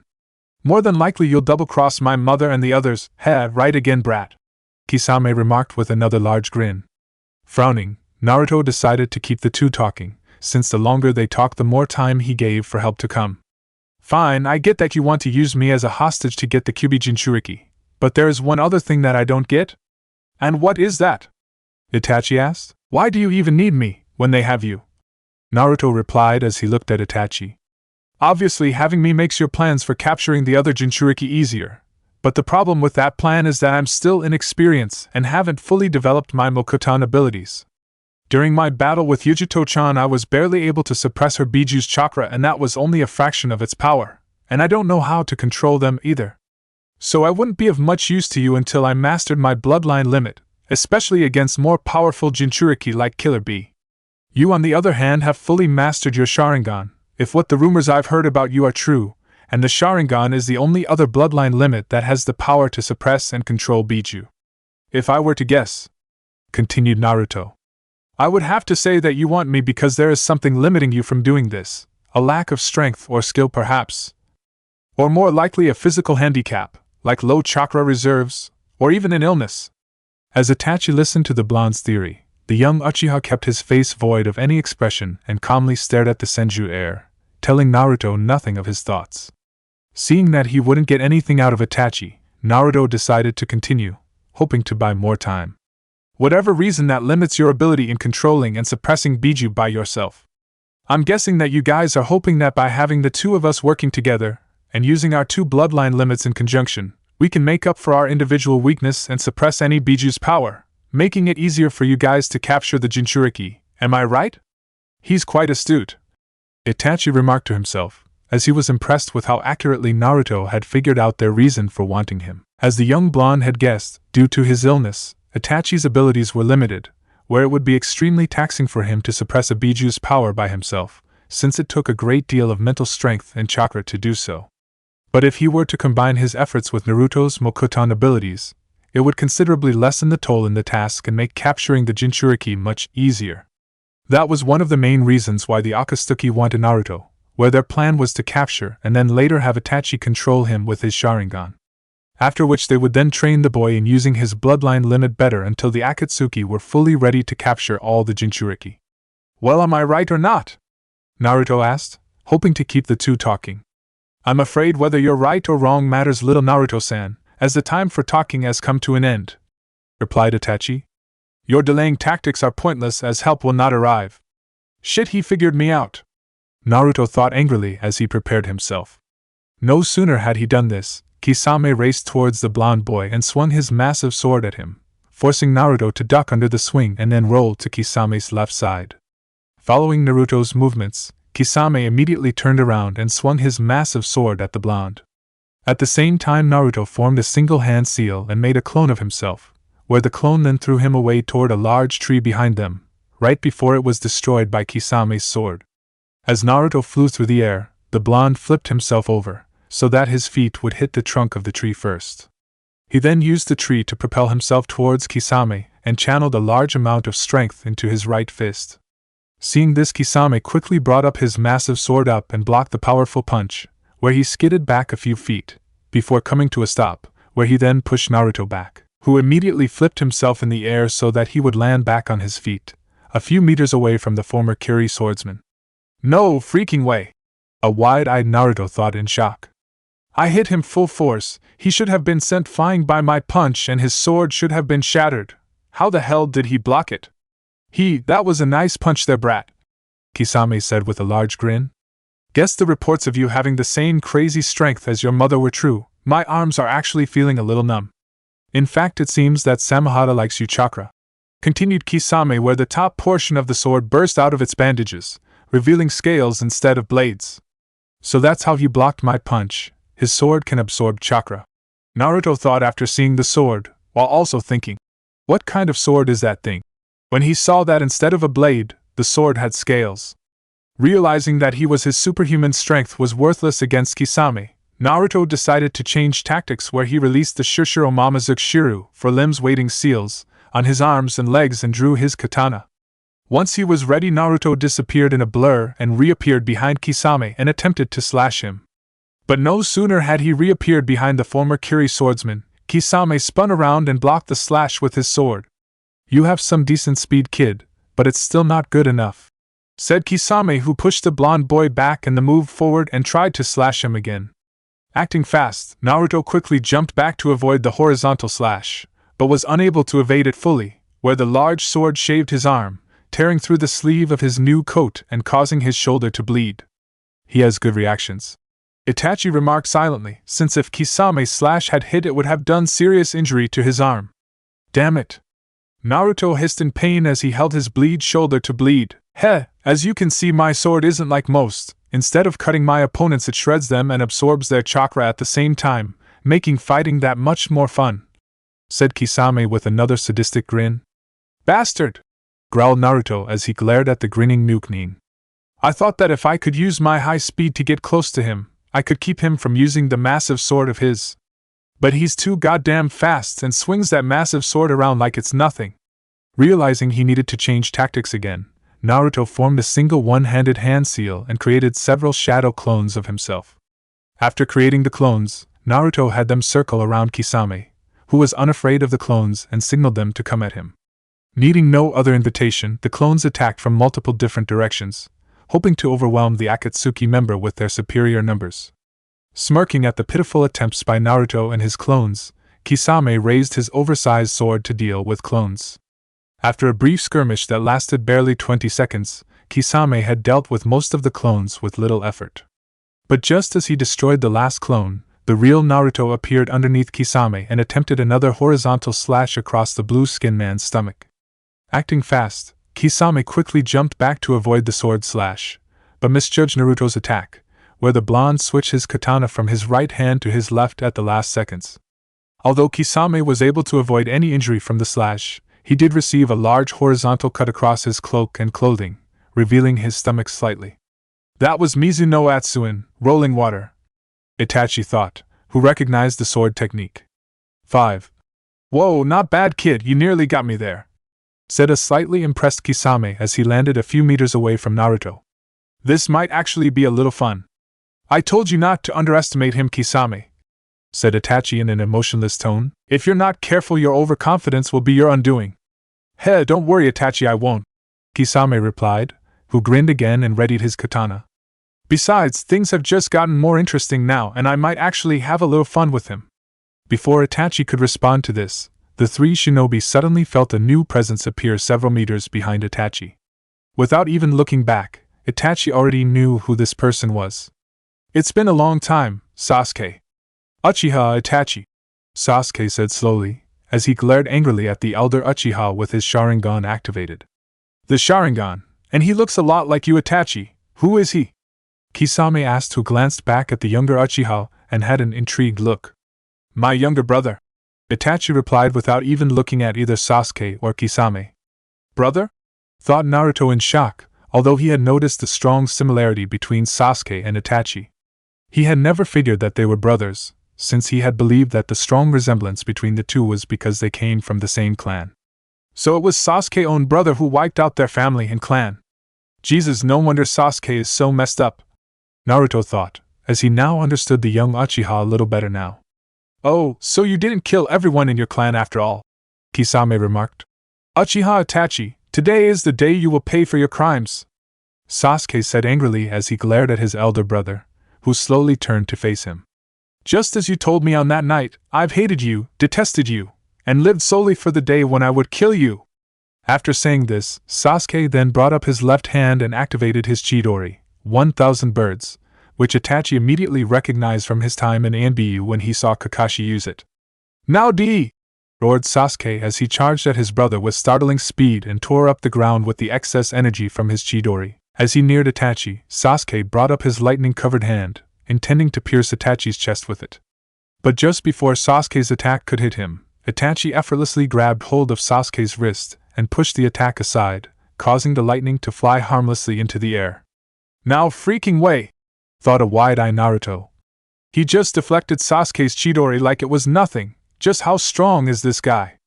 After deflecting Sasuke's attack, Itachi continued to hold onto his brother's wrist, where the lightning surrounding Sasuke's hands slowly died down.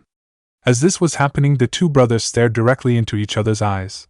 While Itachi's eyes were calm and void of any emotions, Sasuke's eyes were filled with hatred and anger. Damn you! Growled Sasuke as he glared at his older brother and brought his right fist up. But before he could do anything, Itachi broke his wrist with one quick motion, causing Sasuke to scream out in pain and fall to his knees as he held his now broken wrist. Damn it! Cursed Naruto, where he then tried to run over to help Sasuke. Too slow! Yelled Kisame, who moved in front of Naruto, blocking his path and then forcing the blonde back when he swung his sword at Naruto. After being forced back by Kisame, Naruto prepared to make another go at getting by Kisame and helping Sasuke.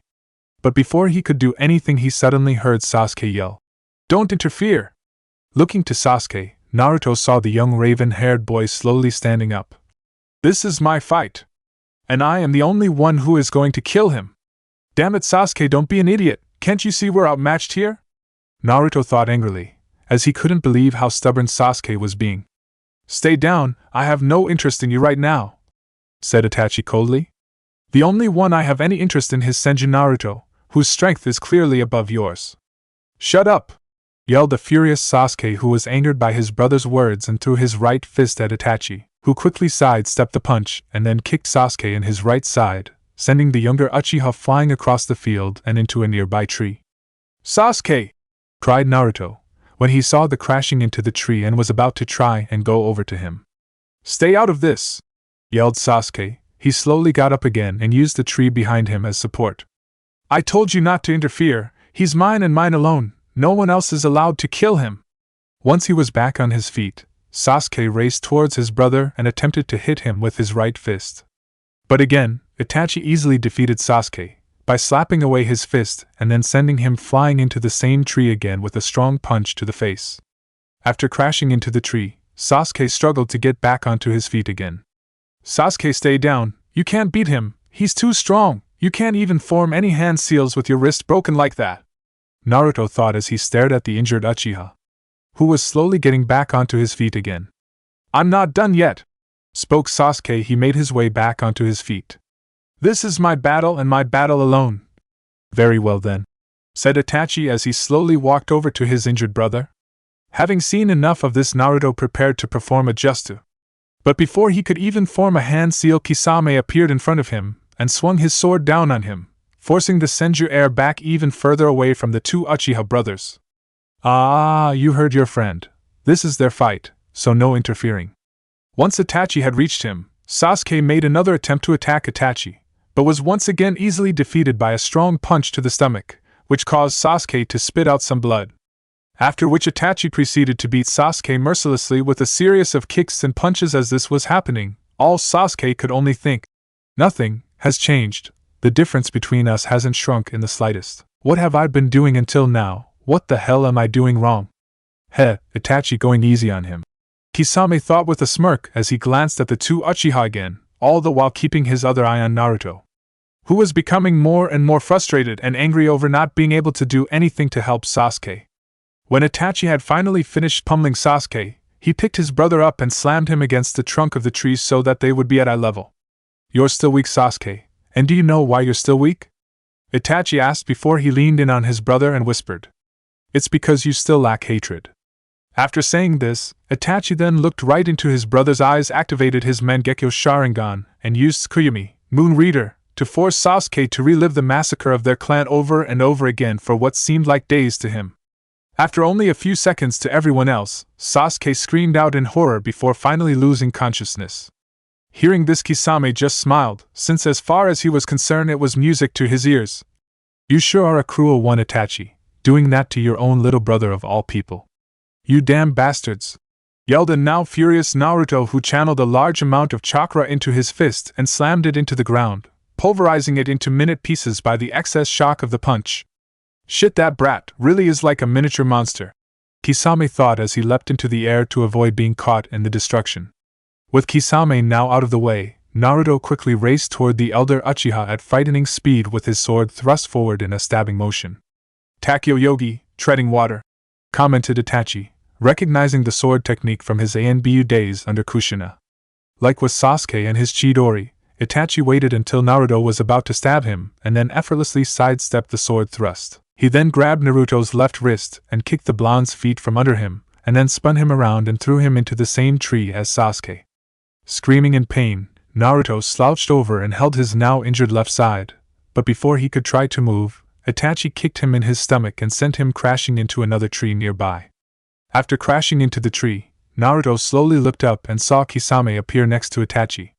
"Crap, there's no way I can beat these guys by myself, let alone hold them off long enough for Ka-chan and the others to arrive. I've got no choice, I need to make a run for it, that way I can at least buy some more time and at the same time get Itachi away from Sasuke, since they're after me, not him." That wasn't so hard, although I have to admit, I'm a little disappointed. I had hoped he would have put up a little more of a fight, Kisame remarked after he rejoined Itachi. "Let us not waste any more time than he already have," replied Itachi. But no sooner had he said this, Naruto threw several smoke pellets that he had discreetly taken out while Itachi and Kisame were talking with one another, and threw them at the two missing Nins. Acting fast, Kisame quickly brought up his bandaged sword, believing they were projectiles. But no sooner had he done this, the pellets exploded and covered the surrounding area in smoke. Shortly after the smoke dissipated, Kisame and Itachi discovered that both Naruto and Sasuke were gone. "They're gone," said Kisame. "It would seem so," Itachi replied. "Do you know where they went?" Kisame asked, since Itachi still had his Sharingan activated. "Yes," replied the elder Uchiha. "It would seem that Naruto-san created a clone of himself and had it take my brother away, while he went a different direction. So he ran off? More likely he using himself as bait, given how he knows we're after him. He also probably sent his clone, not only to take my brother to safety but to also find help. Well then, I guess we should hurry," replied Kisame with an amused tone, who was actually looking forward to the hunt. Itachi of course did not reply, and together the two Akatsuki members took after the blonde boy. Shortly after going after Naruto, Itachi and Kisame caught up with the blonde boy in a small clearing. "Looks like this is where it ends, brat," said Kisame after he and Itachi caught up. At this, Naruto just smirked and said, "You're right." Just before he exploded into a puff of smoke, revealing he had been a clone. The next thing the two Akatsuki members knew, they found themselves unable to move. When they looked around, they saw several seal tags, which were hidden under a genjutsu. Upon seeing the seal tags, Itachi quickly realized that Naruto had caught them in Kekai Kodai Fuin, four-corner immobilization seal. At the same time, Itachi also noticed several exploding notes underneath him, which had also been hidden under the same genjutsu as the seal tags. Before he or Kisame could do anything to escape the trap, the exploding notes activated and the two nuke neens were enveloped in a large explosion. Did I get them? Naruto thought to himself as he hid in a nearby tree and waited for the smoke to dissipate. As the smoke faded away, Naruto saw the bodies of the two Akatsuki members lying in a small shallow crater. Remembering his battle with Orochimaru in the Forest of Death and how the Snake Sannin had tricked him, Naruto remained suspicious and stayed hidden in the tree. Naruto's instincts of course proved to be right on the money, as moments after the smoke from the explosion dissipated, Itachi and Kisame faded away, revealing that they had been illusions.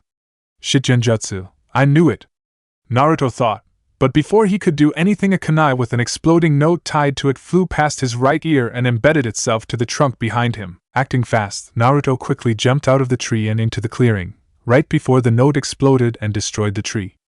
After Naruto landed on the ground, the real Kisame and Itachi appeared in front of him, a few meters away. Fuck, I should have known they wouldn't fall for a trick like that, Naruto thought angrily as he eyed his opponent carefully while at the same time wondering when help would arrive. As the two shinobi stared down at Naruto, Kisame prepared to move forward but was stopped by Itachi, who held out his arm in front of the former Kiri shinobi.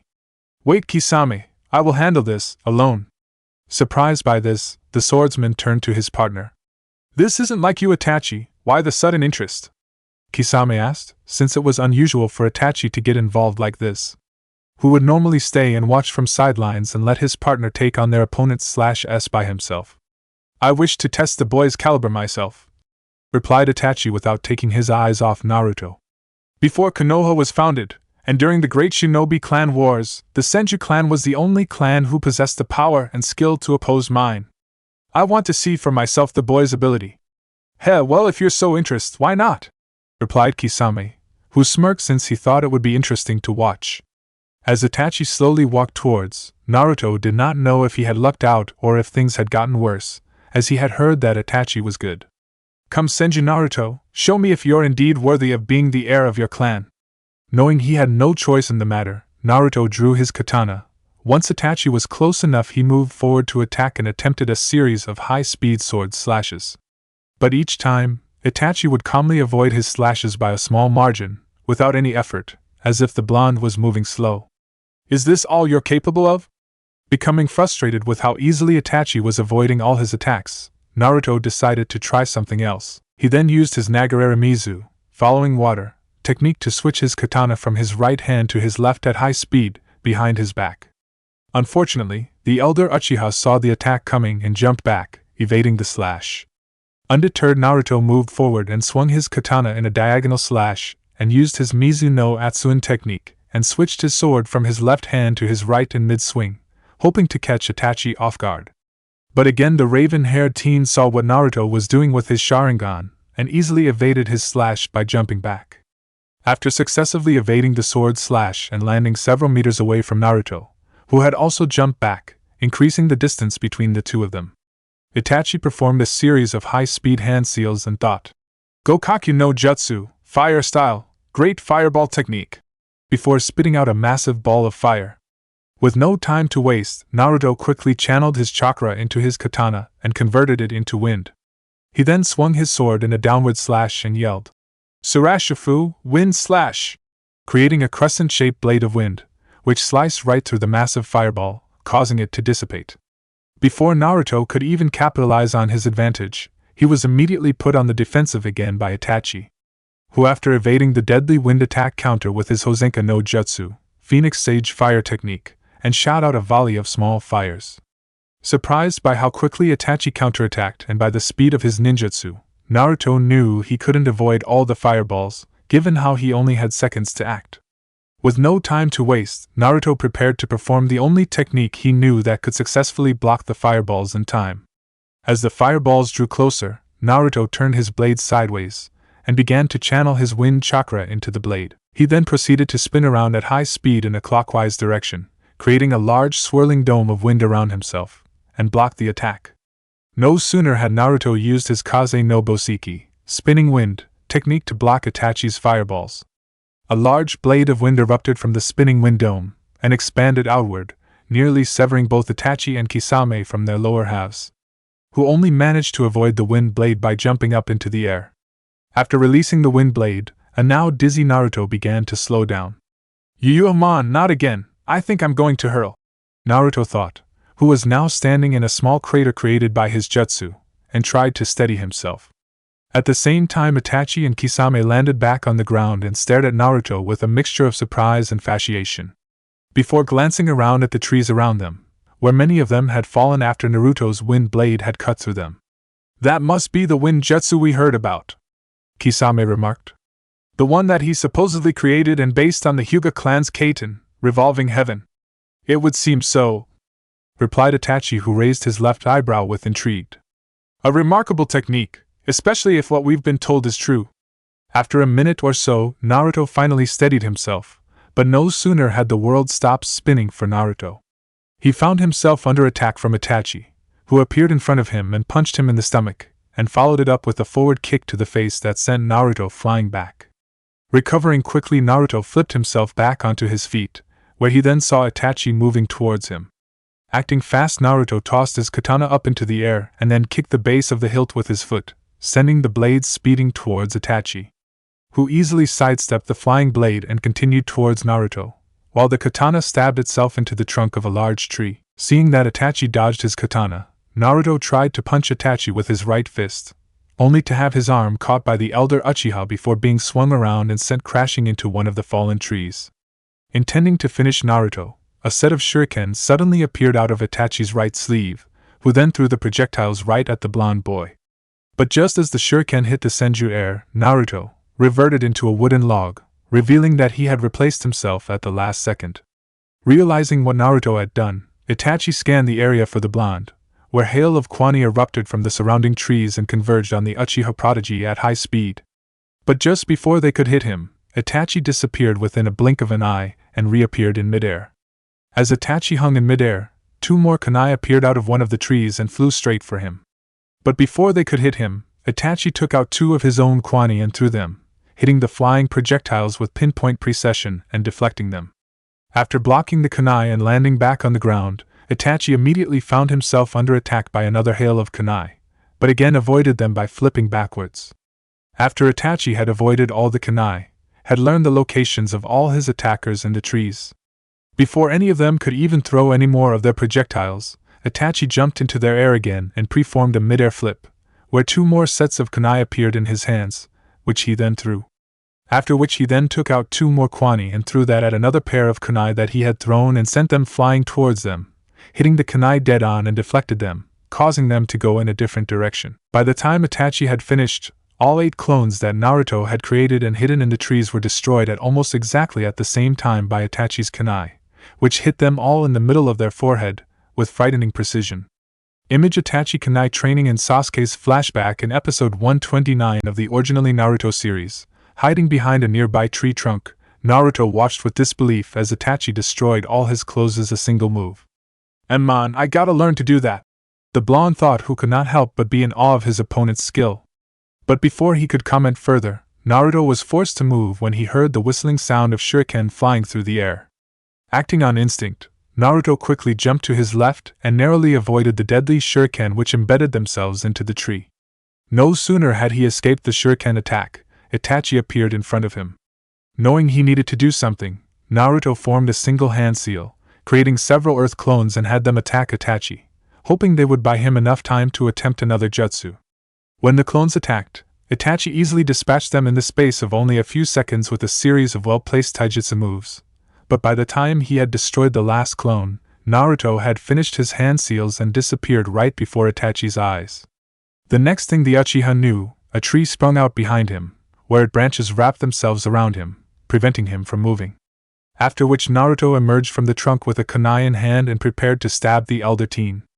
Megan, Jubakusatsu, demonic illusion, tree binding death, impressive, Itachi thought, who was intrigued that Naruto could use such an advanced genjutsu.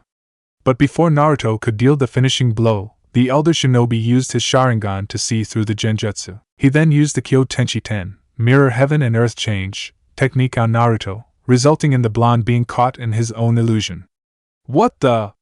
Naruto thought when he found himself caught in his own tree-bind illusion and Itachi standing in front of him. With only seconds to act, Naruto quickly cut himself with his own kunai, causing enough pain to allow him to break free from the genjutsu, and narrowly ducked under a punch from Itachi and rolled around behind him. But before he could try anything, Itachi performed a reverse kick to Naruto, which Naruto barely blocked by raising his arms, but was still sent flying back into tree. Idiot! Naruto thought angrily after he hit the tree. Damn it, I forgot that Sharingan could see right through genjutsu. After recovering from crashing into the tree, Naruto looked up as saw Itachi slowly walking towards him. That was very good, Naruto-san. You have excellent reactions, but sadly such jutsu like the Jubakusatsu are pointless against me. Well then try this! Cried Naruto, where he performed 3 quick hand seals and slammed his hands onto the ground before yelling. Mokutan, Mokushiku, wood release, wooden tentacles. After yelling this, 6 long wooden tentacles emerged from the ground and flew straight towards Itachi. Unafraid of the approaching wooden tentacles, Itachi Kami jumped back and formed several high-speed hand seals and spat out a gigantic ball of fire. Within seconds the fireball hit the wooden tentacles and exploded, destroying the wooden tentacles and created a small crater between the two shinobi. But before the smoke from the explosion could die down, Naruto fired several wooden spikes from his hands which hit Itachi right in the chest. Just when Naruto thought he had got the elder Uchiha, Itachi exploded into a murder of crows, revealing that he used Karasa Bunshin no Jutsu, crow clone technique, to replace himself. Once Naruto realized that he had hit the wrong Itachi, he began to search for the elder teen, but before he could even defend himself, the real Itachi appeared directly behind him in a mist-like fashion and kicked the blonde boy in the back, sending him flying forward. As he flew through the air, Naruto flipped himself around and used his Banmuchi, vine whip, technique to create several vines, which appeared out his right arm and flew towards Itachi, who actually looked slightly surprised when he saw the vines erupt from Naruto's arm. Acting fast, Itachi sidestepped the vines and cut them with a kunai, which appeared out of his sleeves and into his right hand. After Itachi avoided and cut his vines, Naruto struck again, where the moment his feet touched the ground, he formed several hand seals and yelled, Konoha Kamisori, razor leaves! Causing hundreds of leaves from the surrounding trees to break off their branches and fly straight for Itachi, like a massive wave of spinning shuriken. Surprised again by Naruto's technique, Itachi formed a single hand seal and exhaled a massive stream of fire, which incinerated the chakra-enhanced leaves within seconds and flew towards Naruto. Seeing the flames, Naruto countered by using his Mokujihiki, wood-locking wall technique, creating a wooden dome that protected him from the fire technique. Shortly after the flames from Itachi's attack died down, Naruto had his wooden dome retreat back into the ground, where he then saw Kisame standing next to Itachi. Just great, out of the frying pan and into the fire, Naruto thought, as he tried to figure out what he should do next, now that Kisame was with Itachi again. Hell, looks like the kid is better than we thought, Kisame remarked, since he had been watching the fighting and like Itachi was surprised that Naruto could use plant-like techniques. Indeed, replied Itachi. It would seem that his Mokutan bloodline limit is more advanced than even the Shodai Hokage-sama. Looks like the leader was right when he ordered us to take him, said Kisame. Leader? Naruto thought in surprise. Yes, replied the former Uchiha heir before looking directly at Naruto's eyes. You've shown remarkable skill for someone your age, Naruto-san, spoke Itachi. I dare say your skill rivaled if not surpassed even my own when I was your age. But the time for games has now ended and I will offer you one more chance to surrender peacefully. Thanks but no thanks, surrender isn't in my vocabulary, answered Naruto as he prepared to fight. Hell, I like this kid's guts, Kisame thought, who then grinned at Naruto. Very well then, you had your chance, replied Itachi. Not wanting to give Itachi any more of an advantage than he already had, Naruto made the first move and created a clone of himself. After which he then formed several hand seals and thought, Suetun, Mizurappa, water style, violent water wave. and spat out a massive stream of water, while the clone converted the chakra in its hand into lightning, electrifying the water. With little time to spare, both Kisame and Itachi jumped away to avoid the electrified wave of water and covered the ground in a thin layer of water. After jumping away from water attack, Itachi landed on branch of a nearby tree, looking over Naruto, who stared right back at the Uchiha, and looked directly into his eyes. After a moment or two of staring, Naruto made the first move and preformed several hand seals, and spat out 3 large balls of water from his mouth. Seeing the approaching balls of water, Itachi avoided the attack with little effort and then appeared right in front of Naruto, who narrowly ducked under a forward punch from Itachi where his clone appeared on the former Konohanin's right and attempted a leg swipe in the hope of getting the Uchiha off his feet. Reacting quickly, Itachi jumped into the air and evaded the clone's leg swipe and then kicked the clone hard in the face, causing it to puff away. No sooner had he dealt with the clone, the real Naruto appeared behind him and attempted to hit him with a straightforward punch that was enhanced with his superhuman strength. Seeing Naruto out of the corner of his eyes, Itachi easily ducked under the punch and then hit the blonde with a reverse elbow to the chest, followed by a reverse heel kick to the face. That sent the spiky-haired blonde flying backwards. But as soon Itachi had kicked him away, Naruto recovered and formed a single one-handed hand seal and cried, "Kai!" activating a small seed below Itachi, which Naruto had dropped when the elder Uchiha kicked him away. When Naruto activated the seed, the small seed burst open and several dozen vines wrapped himself around Itachi, pinning his arms to his body and preventing him from moving. After vines had wrapped themselves around him, Itachi noticed several buds around the vines, which began to bloom around him. "What is this?" Itachi asked calmly as he looked up at Naruto, who had landed back on his feet and was now smirking. "A new jutsu that I've been working on for a few months and have only just mastered," replied Naruto. "I call it Richi no Shushi, leech seeds." "Eh? Richi no Shushi?" "Just before you kicked me away, I drop a small seed, which I had created from my body," explained Naruto. "When activated, the vines from the seeds will wrap themselves around the nearest person to them and restrain them. Also," continued Naruto, "once an opponent is sufficiently subdued, the vines would siphon the person's chakra and use it to fuel the buds on the vines, filling them with chakra, causing the buds to bloom into flowers. This has the added benefit of weakening the person further and limiting their ability to fight back. You're also the first person I've ever used it on." "I see, an impressive technique. I can understand why people hail you as a gifted and talented shinobi," replied Itachi, who showed no sign of concern. "But I would advise you to take a closer look at yourself, Naruto-san." "Huh!" said Naruto, not fully understanding until he looked at himself and suddenly found himself wrapped up in his own vines, which were draining him of his chakra and siphoning them into their buds, which were already blooming. "What going on?" Naruto asked, who couldn't understand what had happened, since 1 minute Itachi was right in the front of him wrapped in his vines.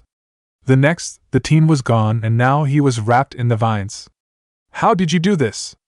"Heh, it's simple, brat. You were under one of Itachi's genjutsu, which caused you to be caught in your own jutsu, but when? From the first moment you looked into Itachi's Sharingan, you were caught in his genjutsu, which caused you to be captured in your own jutsu," answered a grinning Kisame, who stood a few feet away from Naruto. Naruto OST hidden theme. At that moment Naruto looked up at Itachi, who was still standing up on the tree branch from earlier, indicating that he had never moved from his spot. As Naruto looked up at the elder Uchiha, the sun began to shine through the tree leaves, giving Itachi a heavenly-like appearance as the light shone around him. "This battle is over," said Itachi as he looked down at him from the tree branch. "You've lost." In that instant, Naruto fully understood the gap between him and Itachi, who seemed to tower over the Senju heir. He also now understood what it was like to face against a true master of the Sharingan, and why it and the Uchiha were so revered. This guy, he's on a completely different level. I can't even touch him," Naruto thought with fear. "It's as if he isn't even trying." As Itachi looked down at him with his calm, emotionless eyes, Naruto began to feel like an ant, who was looking helplessly up at a giant that was preparing to crush it, something that not even Orochimaru was able to make him feel. Unlike the snake Sannin, who toyed with Naruto in the Forest of Death and took some of his hits, Itachi avoided and blocked all of Naruto's attacks with ease, as if he wasn't even trying.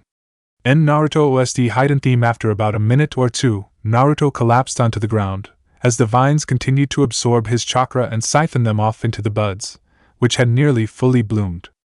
Damn it, I need to do something, otherwise I'm finished, thought Naruto as he tried to struggle to free himself from his binds, but was too weak to do anything. Realizing what was happening to Naruto, Itachi quickly jumped off the tree branch and made his way over to the blonde and cut the vines off him, knowing that if the vines absorbed all of Naruto's chakra, he would die. But as soon as he freed the blonde from the vines, Naruto using the last of his remaining strength, and tried to punch Itachi, who effortlessly caught the punch and lifted Naruto up so that he was looking directly into the blonde's blue eyes. Enough, I've grown tired of this, said Itachi, who then activated his Mangekyo Sharingan and said, Tsukuyomi. No sooner had Itachi said this, Naruto immediately found himself in a completely different world with a red moon hanging over him, casting a red light throughout the world, and a cloudy atmosphere, giving the world a blood-red appearance. Moments after arriving in the world, Naruto saw Itachi appear in front of him. What's going on? Where am I? Is this some kind of genjutsu? Yes, this is called Tsukuyomi, which allows me to create an illusionary world where I can do almost anything to my opponent for however long I wish, explained Itachi. In other words, in this world I am God. Before Naruto could respond, he quickly found himself bound to a cross, which seemingly appeared out of nowhere. What are you going to do to me? Torture me? Naruto asked as he tried to struggle from the binds. He even tried to summon the Kyuubi's chakra, but for some strange reason could not. No, something much worse, Itachi replied. What do you mean? Naruto asked and immediately got his answer, when his mother suddenly appeared in front of Itachi. Ka-chan? Nara-chan, replied Tsunade before Itachi brought up his kunai and slit Tsunade's touch, causing her blood to spill out before Itachi dropped her on the ground. Ka-c-c-c-h-h-h-a-n-n-n-n-no, roared Naruto as he struggled against his binds, but could not break them. Starting now, I will kill everyone you care about for the next 72 hours straight. After dropping Tsunade onto the ground, Shizen appeared in front of Itachi, who then slit her throat and dropped her to the ground like Tsunade. N-n-n-e-c-c-c-h-h-h-a-n-n-n. You bastard! Yelled Naruto, who once again tried to break free of his binds.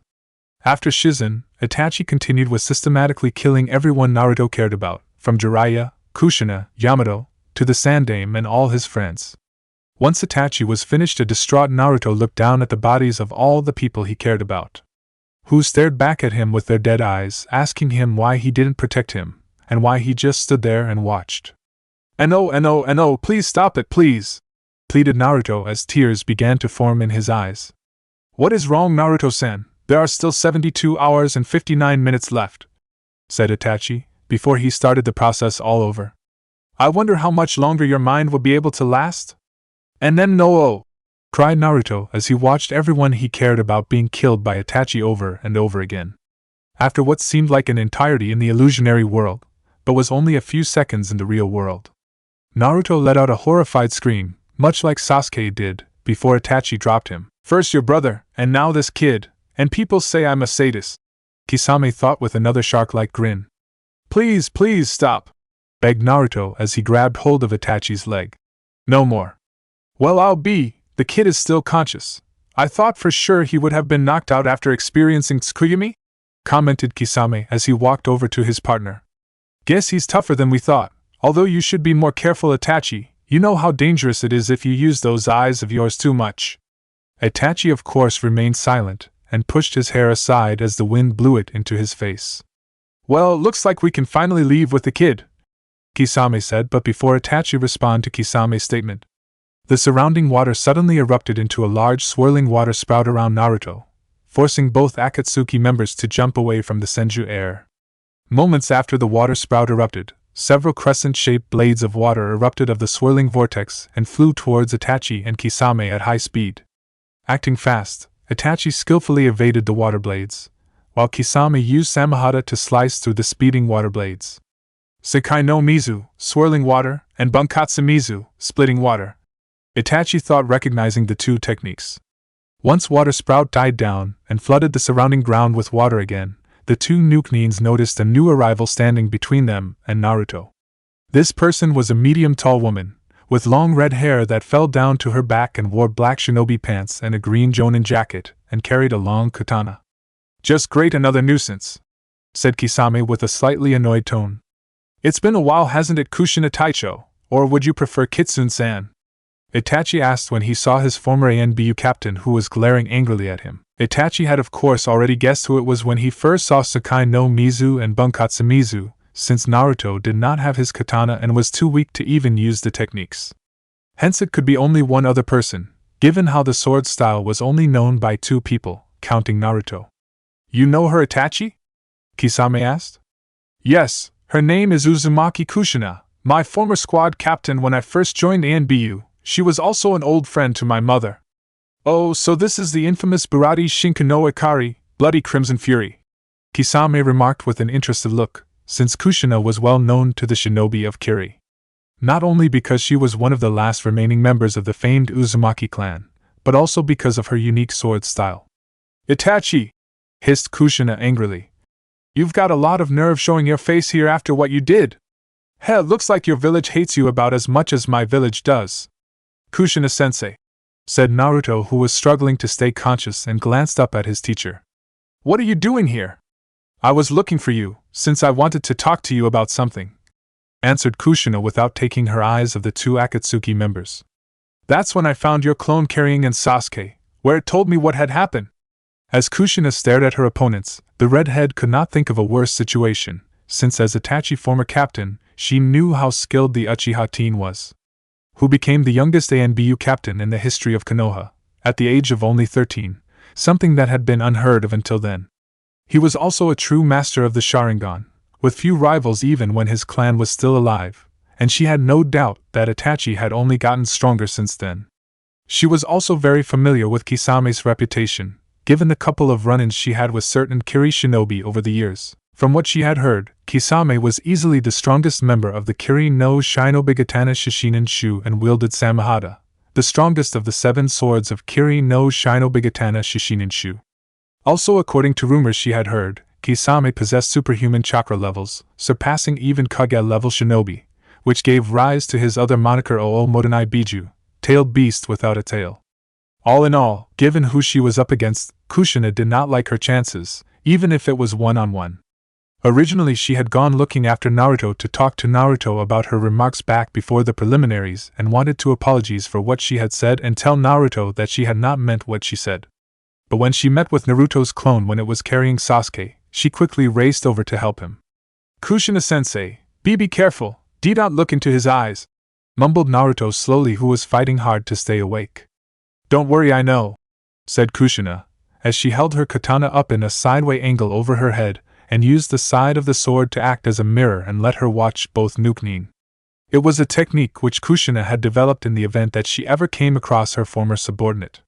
Since for the Sharingan to cast a person into a genjutsu, they must have direct eyes contact. It was of course difficult to fight like this, but with enough training and practice one could get used to fighting this way. You're going to pay for not only what you did to your clan, but also for attacking my student.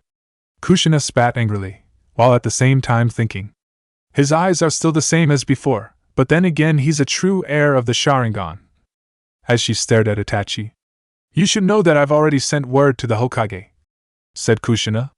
So you have 2 choices, either you both leave now or stay here and fight, where it won't be long before you're surrounded by ANBU, and believe me, either you will want to be here once Tsunade-sama arrives and finds out you attacked her son.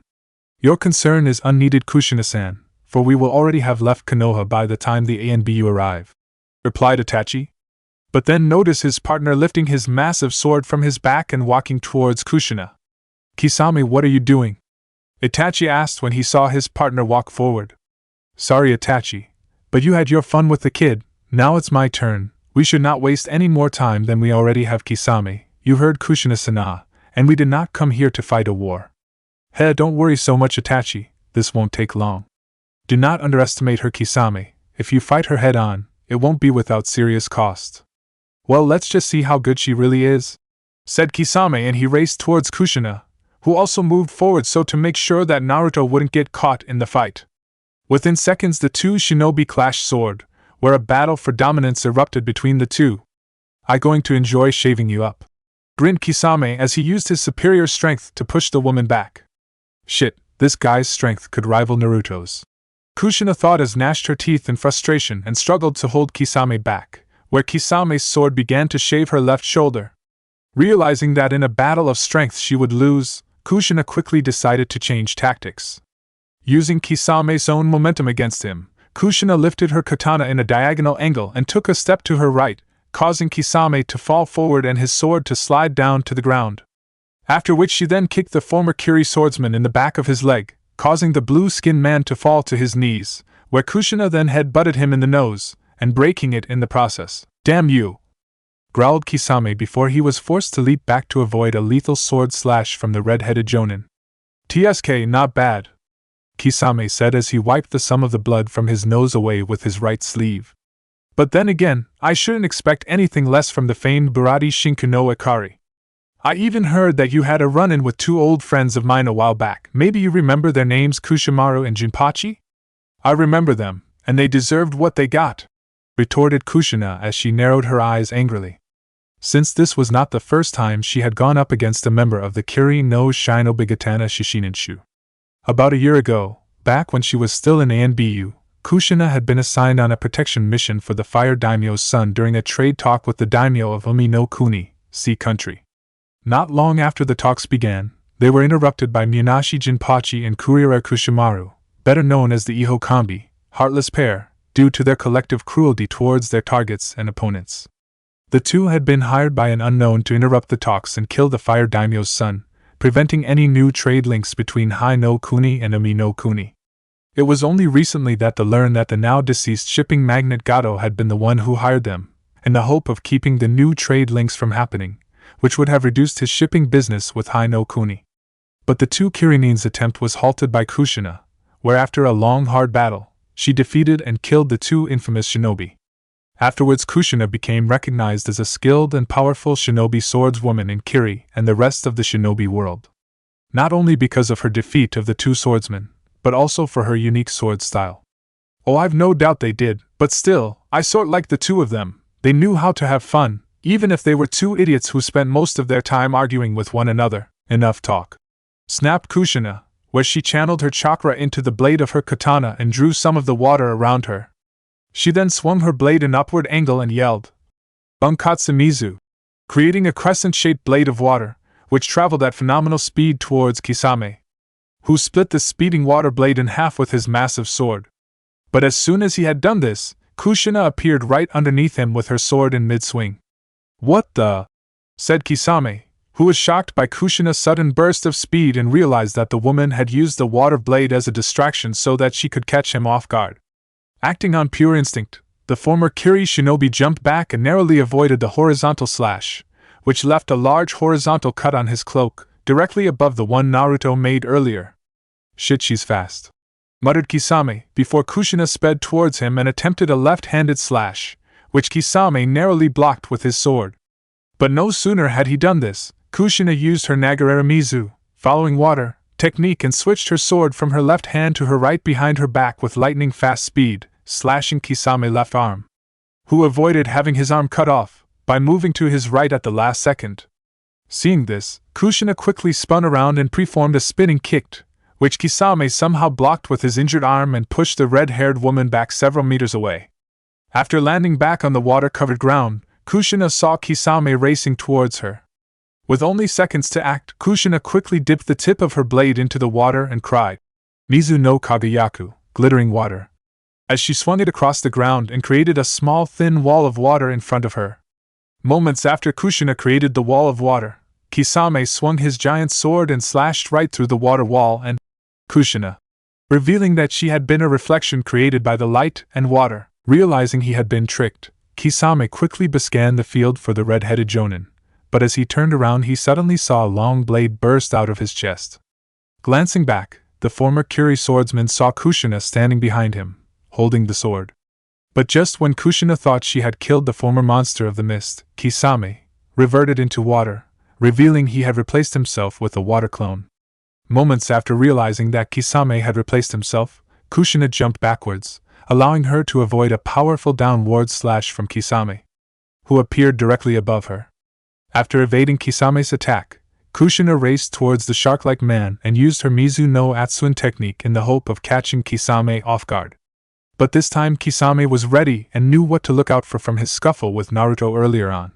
So when he got a glimpse of Kushina switching her katana from her right to her left hand, he knew what to do and stopped the attack by catching Kushina left wrist when she was in mid-swing.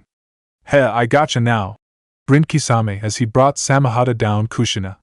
"Don't be so sure of that," Kushina retorted before she kneed the taller man hard between the legs, causing the man's eyes to widen slightly in pain before halting his attack and buckling over slightly. "Humph, Kushina Taicho has always been unorthodox when it comes to fighting," Itachi remarked, after seeing Kushina kneed his partner in the groin, who then followed it up with another headbutt to Kisame's face and a spinning heel kick that sent the former Kiri swordsman skidding across the water-covered ground. "You're going to pay for that," Kisame growled, and he struggled to get back up onto his feet, while ignoring the pain from between his liga and from his nose, which was bleeding again. "Damn it, this bitch is tougher than I gave her credit for. The speed of her attacks are on a completely different level from that kid. No wonder she was able to defeat both Jinpachi and Kushimaru?" Before long, though, Kisame's frown turned into a grin and licked the blood from his bleeding nose. "Things have gotten a lot more interesting. For such a big guy, he sure moves fast," Kushina thought as she stared at her blue-skin opponent, before glancing at Itachi and then the barely conscious Naruto. "I need to finish this fast, as the longer this lasts the more likely Itachi might decide to intervene, and there's no way I can take the both of them on by myself." Wanting to finish this quickly, Kushina raised her katana up to her face, so to have the flat side facing her. She then began to gather up the surrounding water around her, creating a small whirlwind of water droplets around her. "This is where it ends," said Kushina with a deadly look, where she then brought her left middle and index fingers and ran them across the side of the blade. "What's she up to?" thought Kisame, who readied his bandaged sword. "Is this another move for the Arasujin no Mai, dance of the raging water goddess?"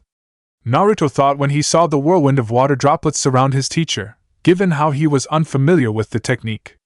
Could this be? Thought a curious Itachi, who raised his left eyebrow.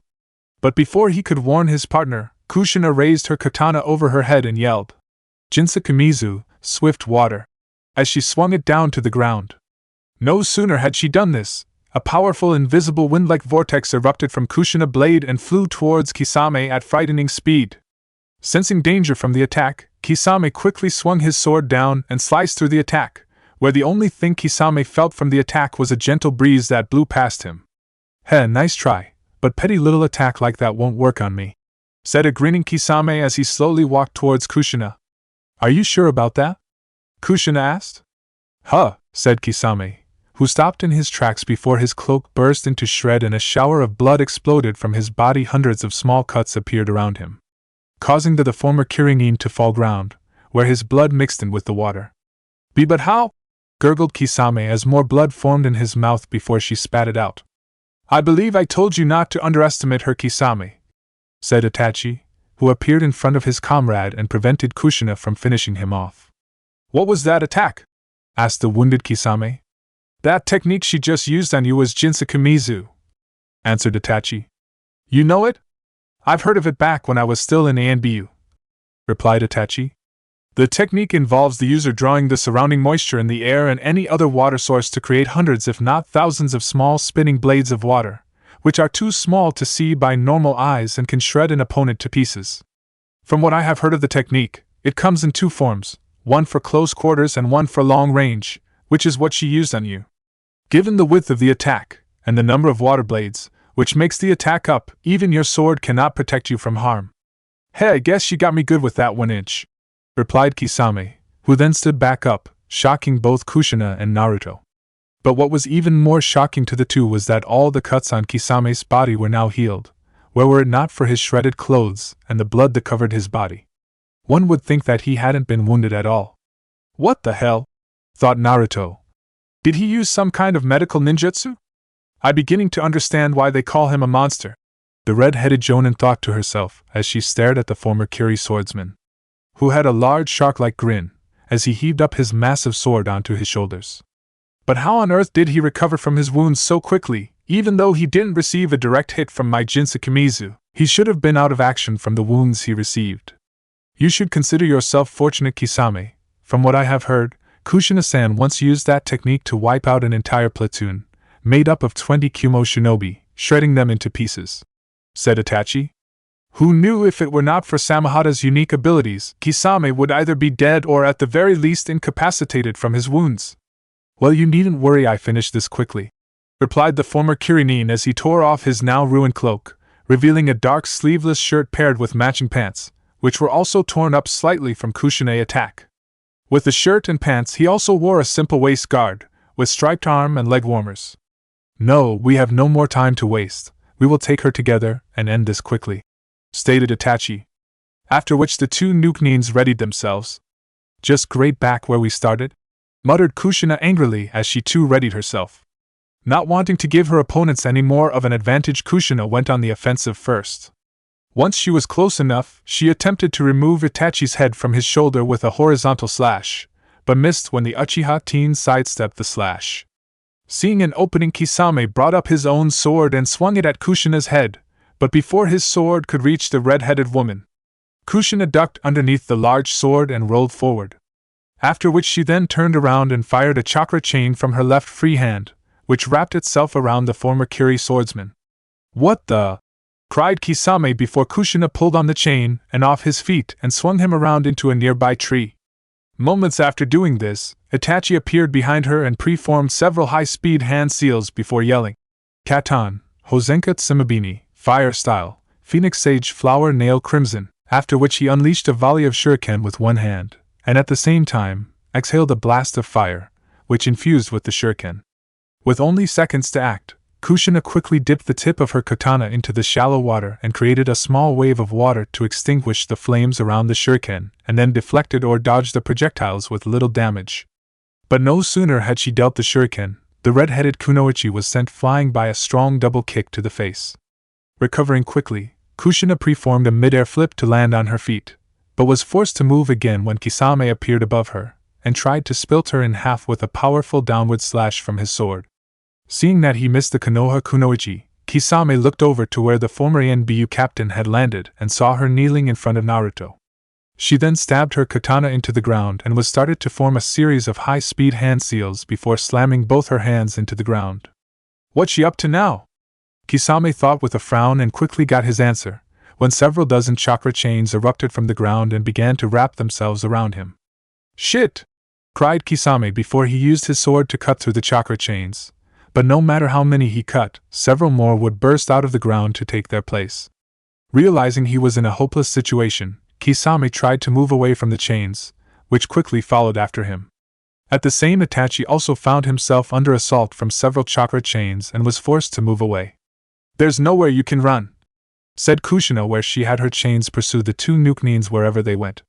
To make things even more difficult, they were confined to the clearing thanks to Kushina, who used her chakra chains to create a barrier around them. As the two Akatsuki members continued to dodge the various different chakra chains, they soon found themselves trapped with the backs to the barrier and facing several dozen chakra chains that were about to impale them. Seeing the situation that they were in, Itachi activated his Manjikyu Sharingan, knowing of only one technique that could save him and Kisame in time. Kisame, move back, warned Itachi before he said, Amaterasu! Heavenly illumination! Or a massive blast of pitch-black flames erupted from his right eye. Within seconds, black flames enveloped Kushina's chakra chains and destroyed them. Impossible! Cried Kushina, before saw the black flames heading straight for her and Naruto. Quickly realizing the danger she and Naruto were in, Kushina wasted no time in canceling her few remaining chakra chains along with the barrier and took out a scroll from her pouch.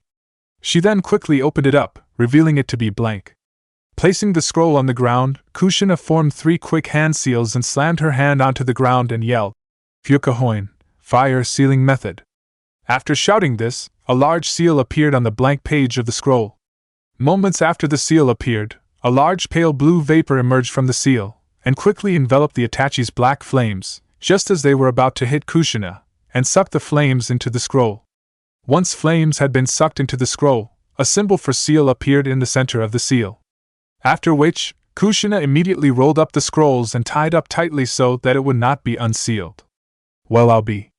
Never thought I'd see the day where someone actually stopped you, Amaterasu. Kisame remarked with an impressed look. She's even better than you said. Indeed. The Uchiha prodigy replied. But then again, I would expect nothing less from someone of Kushina-senpai's caliber.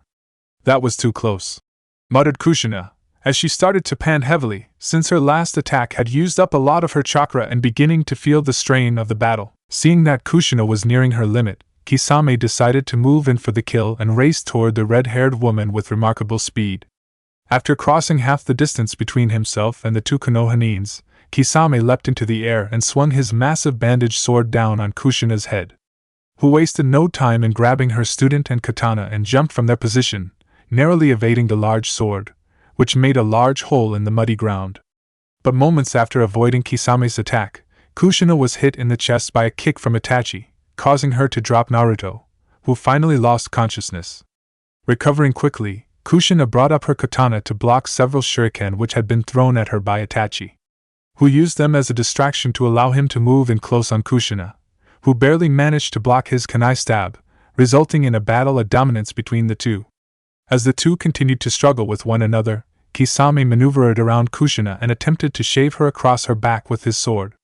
By using the flat side of her sword as a mirror, Kushina was able to see Kisame approaching her from behind and countered by creating several more chakra chains that sprung from her back and shot at Kisame, forcing the nuke back. After which Kushina had the chains maneuver around her and attack Itachi from both sides, forcing the former ANBU captain to leap back. Once she forced the two nuke back, Kushina retracted her chakra chains and proceeded towards Itachi, hoping to press her advantage and attack Itachi before he or Kisame could strike back.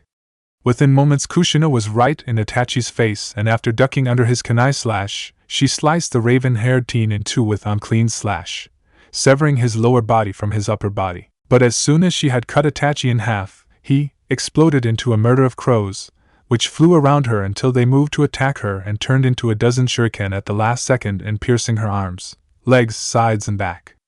Ack! Damn it, somehow he was able to cast me under a genjutsu when I accidentally glanced into his eyes, right before I cut him, Kushina thought as she fell to her knees and pulled out the shurikens from her body.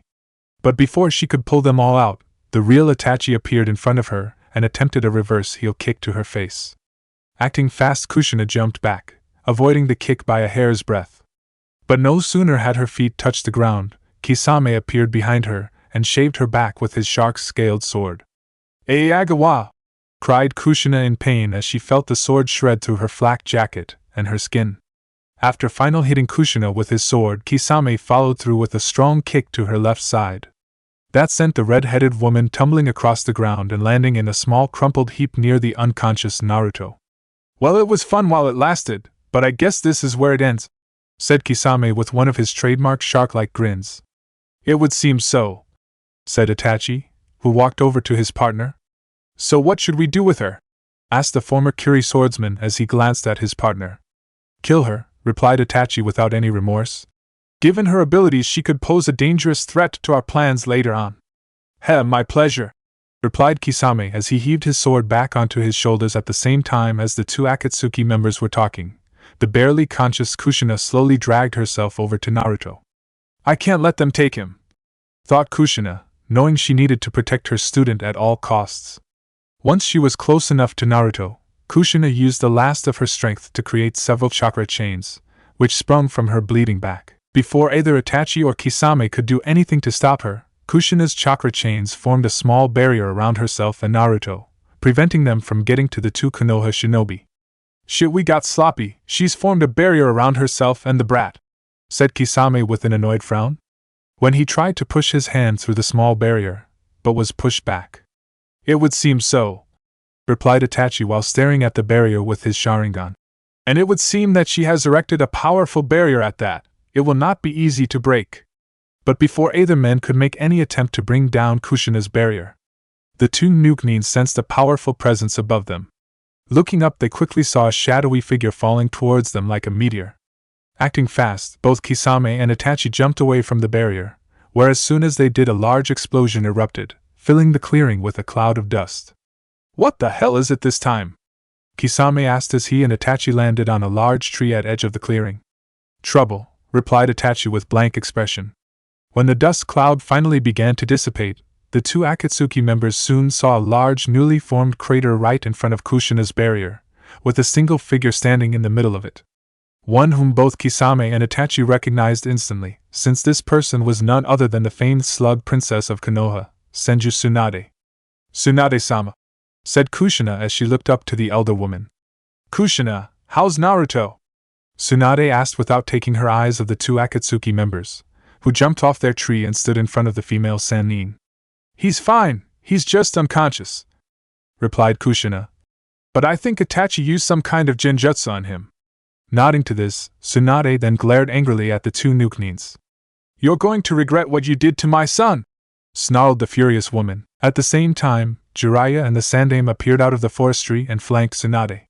Upon arriving at the scene, a large frown appeared on the Sandaime's face when he saw the Uchiha traitor. Itachi, what are you doing here? This could be trouble, thought Jiraiya, who knew how dangerous both Itachi and Kisame were, and that was just when they were alone. Well, this certainly complicates things. The Sandaime Hokage and two members of the Densetsu no Sannin, legendary 3 ninja, Kisame remarked with a slight frown before grinding a little. Agreed, replied Itachi as he stared calmly at the 3 Kage-level shinobi. You two sure have got a lot of guts showing your faces here, said Jiraiya with a serious look. Jiraiya-sama, said Itachi as he turned to the famed Toad Sage. I'm assuming that you were the one who told Naruto-san of us. Hey, guilty as charged, the white-haired man replied with a smirk. Looks like things have gotten a lot more interesting, said a grinning Kisame, who looked eager at the chance in taking on 3 such famed shinobi and lifted his sword off his shoulder and pointed it at the 3 Konoha shinobi.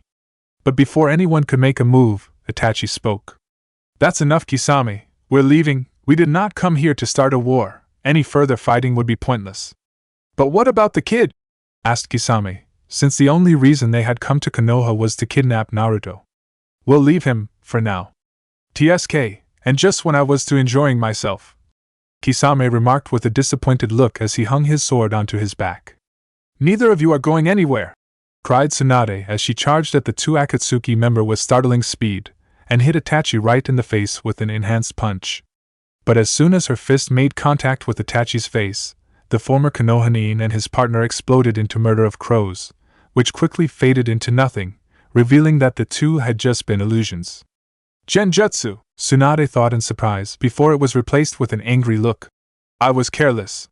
PHFF, that Itachi brat is good, he must have somehow caught us in his genjutsu the moment we arrived, said Jiraiya with a frown, before glancing around for any trace of the 2 Nuknins. At that moment Shizen arrived with a large group of shinobi, which included Gai, Kakashi, Asuma, Yamato and Kurenai, along with 2 4-man teams of ANBU led by Wolf. Hokage-sama, Jiraiya-sama, Tsunade-sama, are all of you unharmed? Where are the intruders? Wolf asked. We're fine, but the intruders are gone. All of you quickly, go after them, they couldn't have gotten far, Tsunade ordered.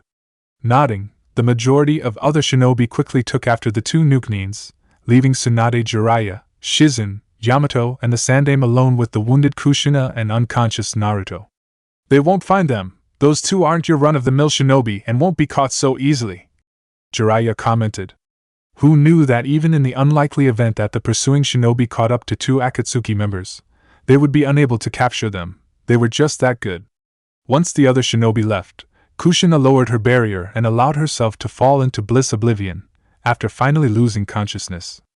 After Kushina lowered her barrier, Tsunade raced over to her son to check on her vitals, leaving Shizen to tend to Kushina injuries. How's the kid? Jiraiya asked. He's fine, said Tsunade after examining her son. His injuries are mainly superficial, but what worries me is the mental state.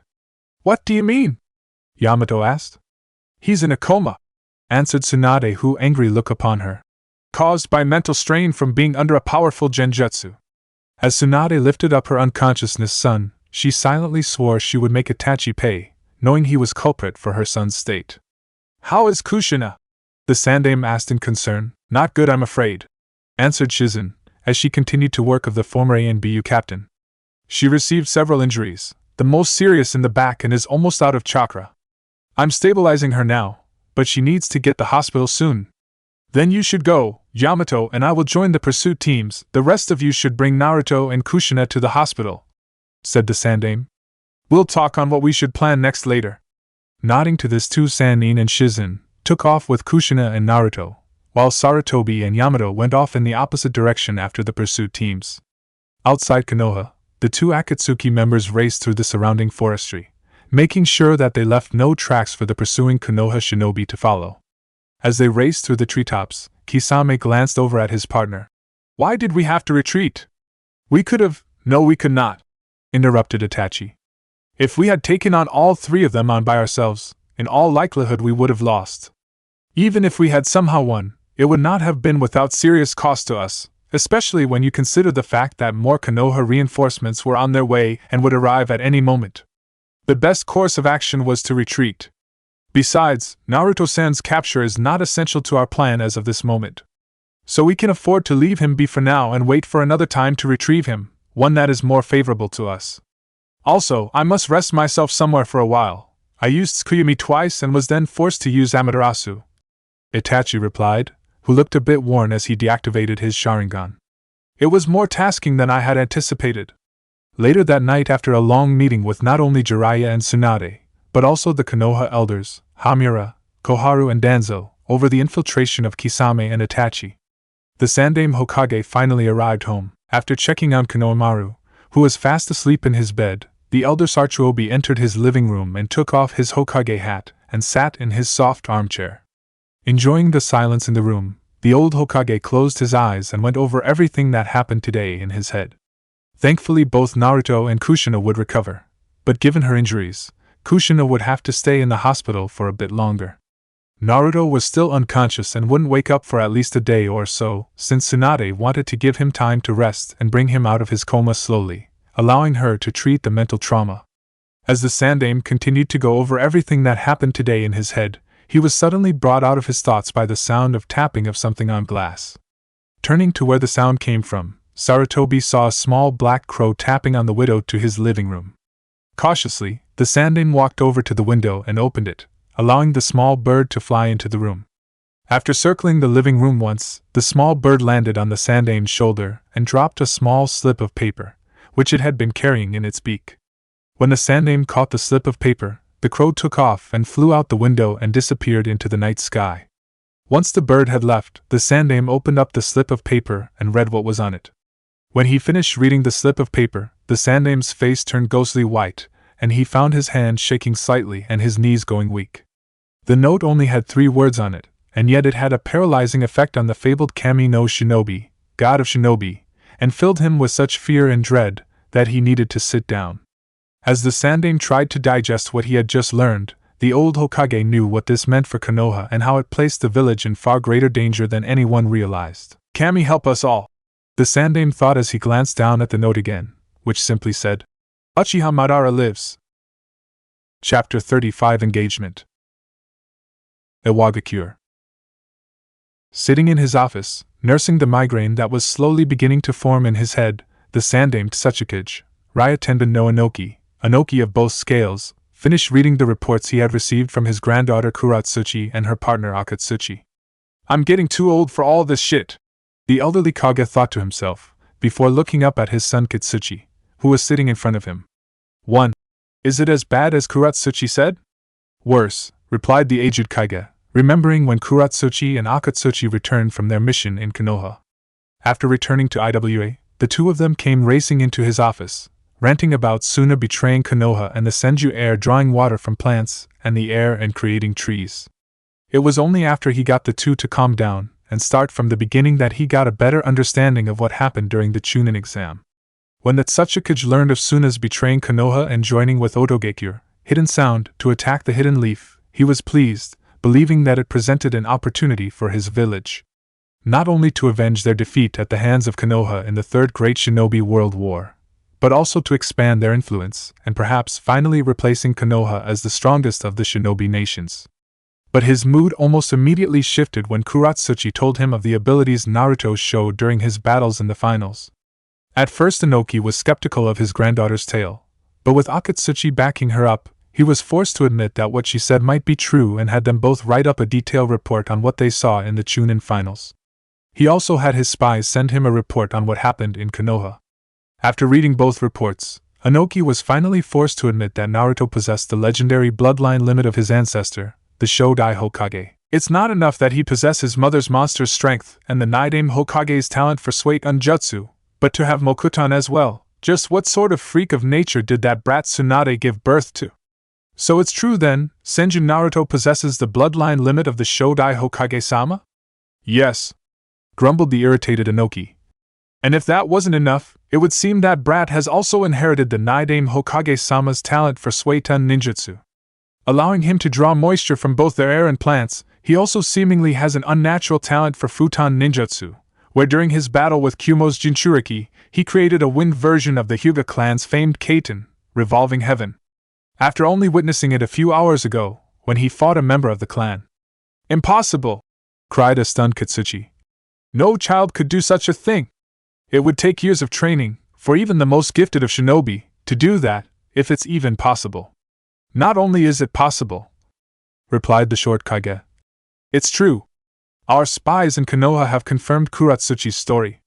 After learning that what his daughter had said was true, Kitsuchi could only stare at his father in stunned disbelief, still not fully believing it. But after a while, he was finally forced to accept the truth. Do we know Konoha's current level of strength? Not exactly. Both Konoha and Suna have suffered some damage to their forces, and Konoha has suffered a great deal of damage to the village itself. But we do not yet know how weakened they are. The only thing we know for certain is that Konoha was able to push Suna and Oto's forces out of their village and inflict heavy losses on them. Shortly after Suna surrendered, and announced that they had been tricked by Orochimaru, who disguised himself as the Yondaime Kazekage after secretly killing him and his guards. Tisk! Scoffed Kitsuchi with disgust.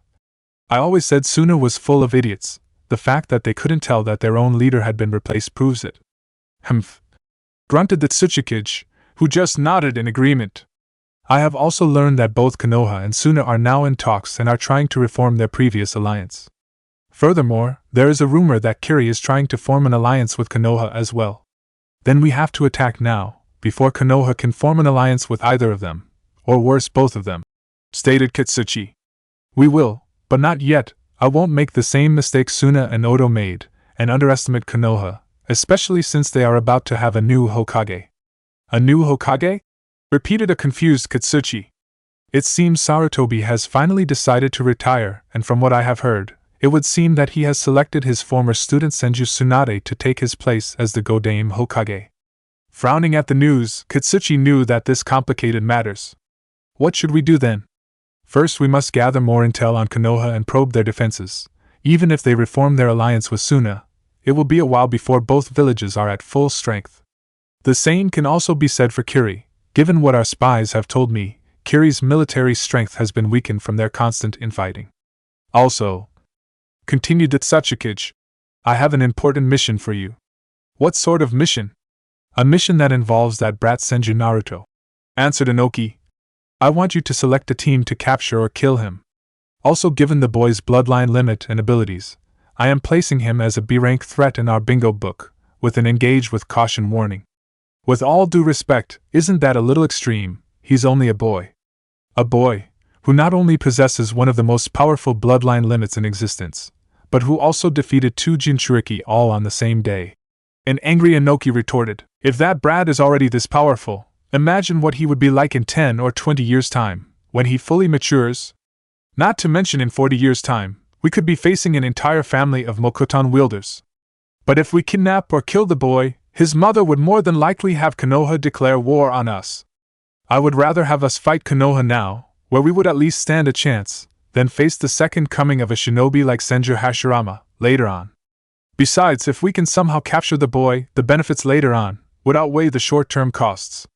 Nodding in understanding, Kitsuchi silently thought about who he would choose for the mission.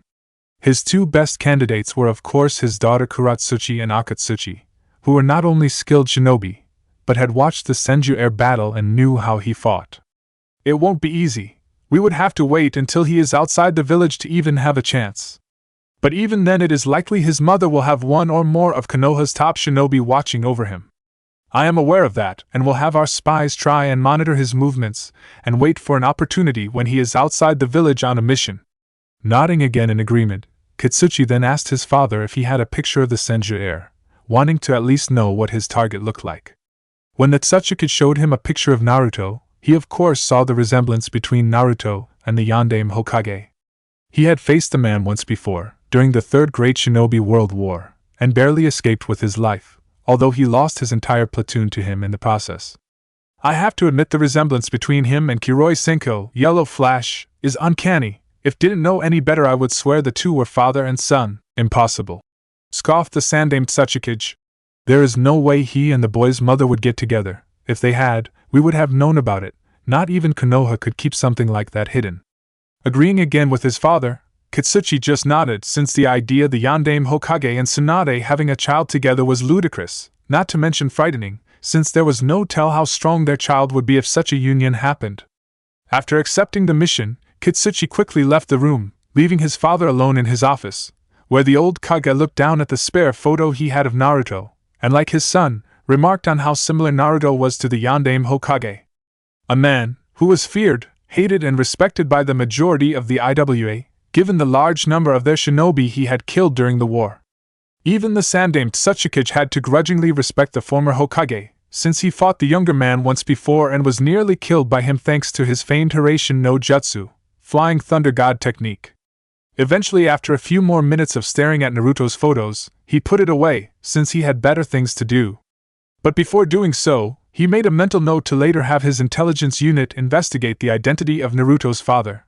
He didn't like have gaps in information, especially on a possible threat to his village.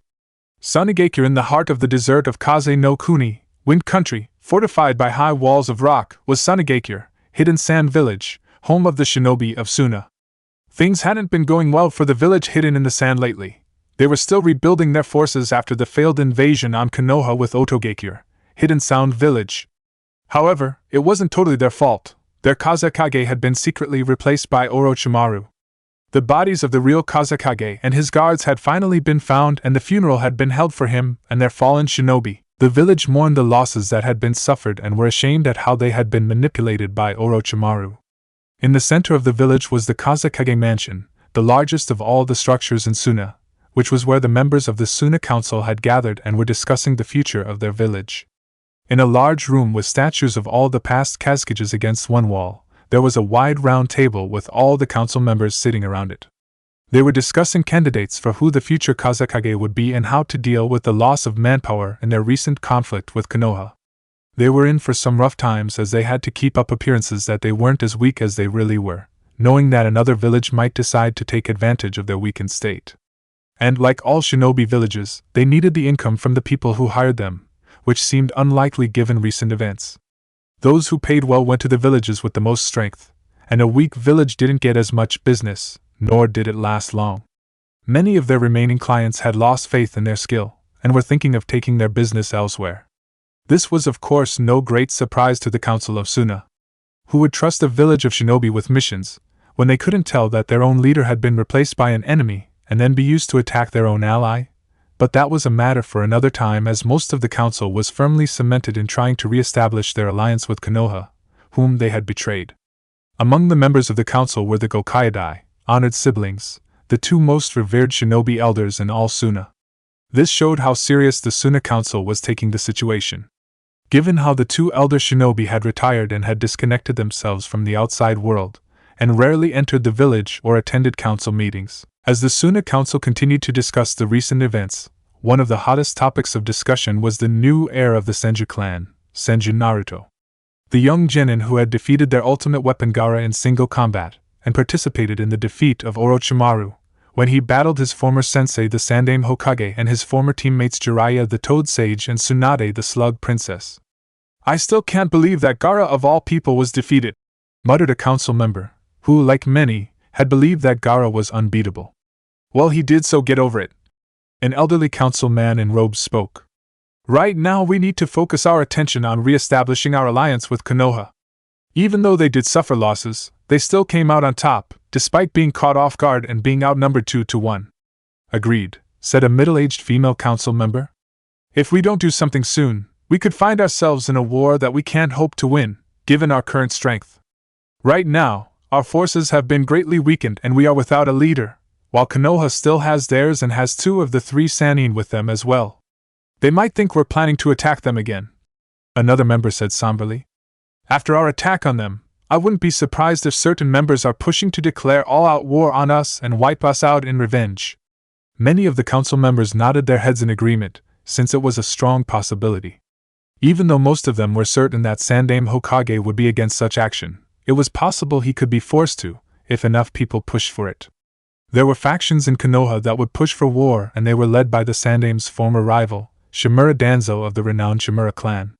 Danzo was well known to the Suna Council not only for his aggressive policies in Konoha, but also for being a formidable shinobi in his prime. He was also known for being a borderline fanatic when it came to the safety of Konoha, where he and his root division would perform less than respectable missions for the sole purpose of protecting Konoha.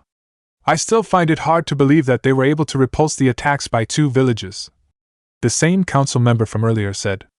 Give it a rest, said the same annoyed council member from earlier. We were led to believe that they were weak and we were proven wrong and got our asses handed to us by them. So now we have to think of a way to make a solid alliance with them. It wasn't just because we underestimated their strength. The female council member from earlier said. We also never took into account that the teams and representatives from Kiri and Kumo would assist the Konoha forces. Indeed, that is a troubling matter, spoke another female elder. Do you think it's possible that they are forming an alliance with Konoha? This comment naturally struck a spark of concern among many of the members of the Suna Council. If Konoha had indeed allied itself with both Kiri and Kumo, they would stand little to no chance of surviving should they attack. Kiri is a possibility. Ever since the coup d'état and death of the Yondaime Mizukage-sama, the village's power has dwindled and allying with Konoha could help it recover. But Kumo is unlikely. A different council member answered. The Yondaime Reikage-sama is a proud man and would not ally with anyone unless he had to. Given how Kumo has one of the largest shinobi forces, I can't see them allying with Konoha, especially when you consider their long-standing rivalry with one another. But still I believe it would be in our best interest to look into the matter just in case they have. The other council members of course nodded in agreement, since it was better to be safe than sorry in the shinobi world. Caution was a needed asset in their world. Well, if they really aren't allying with Konoha, why did they help them when we attacked? Asked one of the younger council members. According to the report from Baki, it seems the Mizukage-sama, Reikage-sama and their guards were drawn into the fight when their genin, who had made it to the finals, attacked both the Odo shinobi and ours. The elder replied. Really? And why would genin from Kiri and Kumo assist the shinobi of Konoha? Asked Ebizo, who was rather intrigued with the matter. Although we're not entirely certain, according to Temari-san's report from the battle, it seems that the genin from Kiri and Kumo have some kind of relationship with Tsunade-sama's son, Senju Naruto, and went to assist him, answered the elder. That brat again, a frowning Chiyo muttered, as she stared at the picture of Naruto in front of her. I still can't believe that slug girl of all people had her own brat. Yes, it also seems that the boy's mother is in line to become the new Godaime Hokage. Given the recent battle, the Sandaime Hokage has decided to retire from his position, a council member added. She would be the perfect choice, said another female council member. Indeed, Konoha will have a new and powerful leader if she takes the position. She not only has the lineage given, how she is related to the Shodai and Nidaime Hokages, she is a legend herself. With her as a Hokage, their village will swiftly begin to recover, and we still haven't agreed on a new Kazekage ourselves, said her fellow council member as he read the reports. This is troubling. How could things have turned out so badly for us? One of the council members asked. Even with the appearance of Jiraiya-sama, Tsunade-sama, and the involvement of both the Reikage-sama and the Mizukage-sama, we might have stood a better chance had Gaara released Shikaku in the center of the village as planned. Clearly Suna has fallen far since we have retired, Chiyo remarked. This would never have happened back in our day. This comment of course angered many of the council members, but none of them tried to debunk her. Not only because she was a renowned and respected shinobi in their village, but also because there was a hint of truth in what she had said. Orochimaru took advantage of their desperation and desire to return to their former glory, as well as their bitterness towards Konoha, and played them like fools. Thankfully though, Chiyo's brother Ebizo intervened by changing the subject away from how Suna had been used by Orochimaru. How exactly did this Senju Naruto defeat Gaara? Welcoming the change of subject, one of the council members quickly answered. According to the reports, Gaara was injured in his match with Uchiha Sasuke and was taken away by his brother Kankuro and sister Temari to be healed. They were then followed by Uchiha Sasuke, Senju Naruto and several other genin, where he was eventually defeated by Senju Naruto, even after he released Shikaku. When the other council members heard this, many of them were naturally concerned. That still does not explain how a young boy, a genin no less, defeated a fully released Jinchuriki? Chio asked, who was still frowning. The boy is no ordinary genin, which should be obvious, Chio-sama, given his pedigree and the fact that he was trained by both his mother Tsunade-sama and his godfather Jiraiya-sama. Are you serious? One of the female council members asked, who like everyone else in the room was shocked by the news that 2 members of the Sannin were training one boy. They of course could understand Tsunade training him, given how he was her son. But they never expected that her teammate Jiraiya would train him as well, not to mention that he was the boy's godfather. What exactly are his skills? Asked Ebizo. At this question the council member turned to his aide, a young woman with short brown hair, and signaled her to begin her report on Naruto. According to the accounts given to us by Temari-san and Gaara-san himself, after Uchiha Sasuke could no longer damage him, Gaara-san turned on 2 Konoha Kanochi, who had followed after Uchiha Sasuke. But before he could kill them, Senju Naruto arrived. He then became enraged that he attacked the Kanasahai and battled Gaara, where he completely overpowered Gaara with inhuman-like strength and high speed and used several water attacks to weaken Gaara's sand defense. Wait. Are you saying that the boy possesses the same superhuman strength of his mother? A council member asked, who like many people, was stunned by this news. Yes, he first showed the ability during the preliminaries, where he used his immense strength to defeat another Konoha genin. The female aide answered. And before that he battled and defeated the granddaughter of Sansho no Hanzo the salamander, and used an unknown wind technique. That according to Baki-san was at the level of a rank. He then also performed an advanced chakra flow technique to increase his sword's cutting power. How is that possible? A genin shouldn't have the chakra levels that would allow him to use techniques that high, another council member said. We're not entirely sure, but our guess would be that he somehow possesses high chakra reserves, and has precise control over it, like his mother. Given how he is able to perform and skillfully use medical ninjutsu, and use his mother's superhuman strength technique. When the aide finished, many council members frowned, even though it was no surprise that Naruto was skilled in medical ninjutsu. The fact that he could use his mother's superhuman strength, and had both high chakra reserves and precise control over it was very concerning to them. Before any of the council members could make any comments to the news, the aide continued with her report. Also according to reports the boy is skilled in using the Arasujin no Mai, dance of the raging water goddess, Kenjutsu style, which was created by his sensei Uzumaki Kushina. Furthermore, according to Baki-san's and Temari-san's reports, the boy is able to draw large amounts of water from both the air and the surrounding plants. When the council heard this, a stir erupted among many of the members, who were astonished by the news. Wait! Are you saying that the boy possesses the same high affinity for water as his ancestor the Naidame Hokage-sama? One of the elders asked in surprise. Yes, he showed the ability when he battled the female Jinchuriki from Kumo, where he drew out large amounts of water to use some of the techniques of the Arasujin no Mai style. He then showed it again when he produced large water attacks to weaken Gaara's sand defense. But still, from reading the reports, it's obvious that his affinity is not at the level of the Naidame Hokage-sama. But it is highly possible that he could one day reach the Naidame Hokage-sama's level with enough training. After the aide had finished, many of the council members began to murmur amongst themselves, as they knew what this could mean. Especially if Naruto should ever reach his ancestor's skill level in Suiton ninjutsu.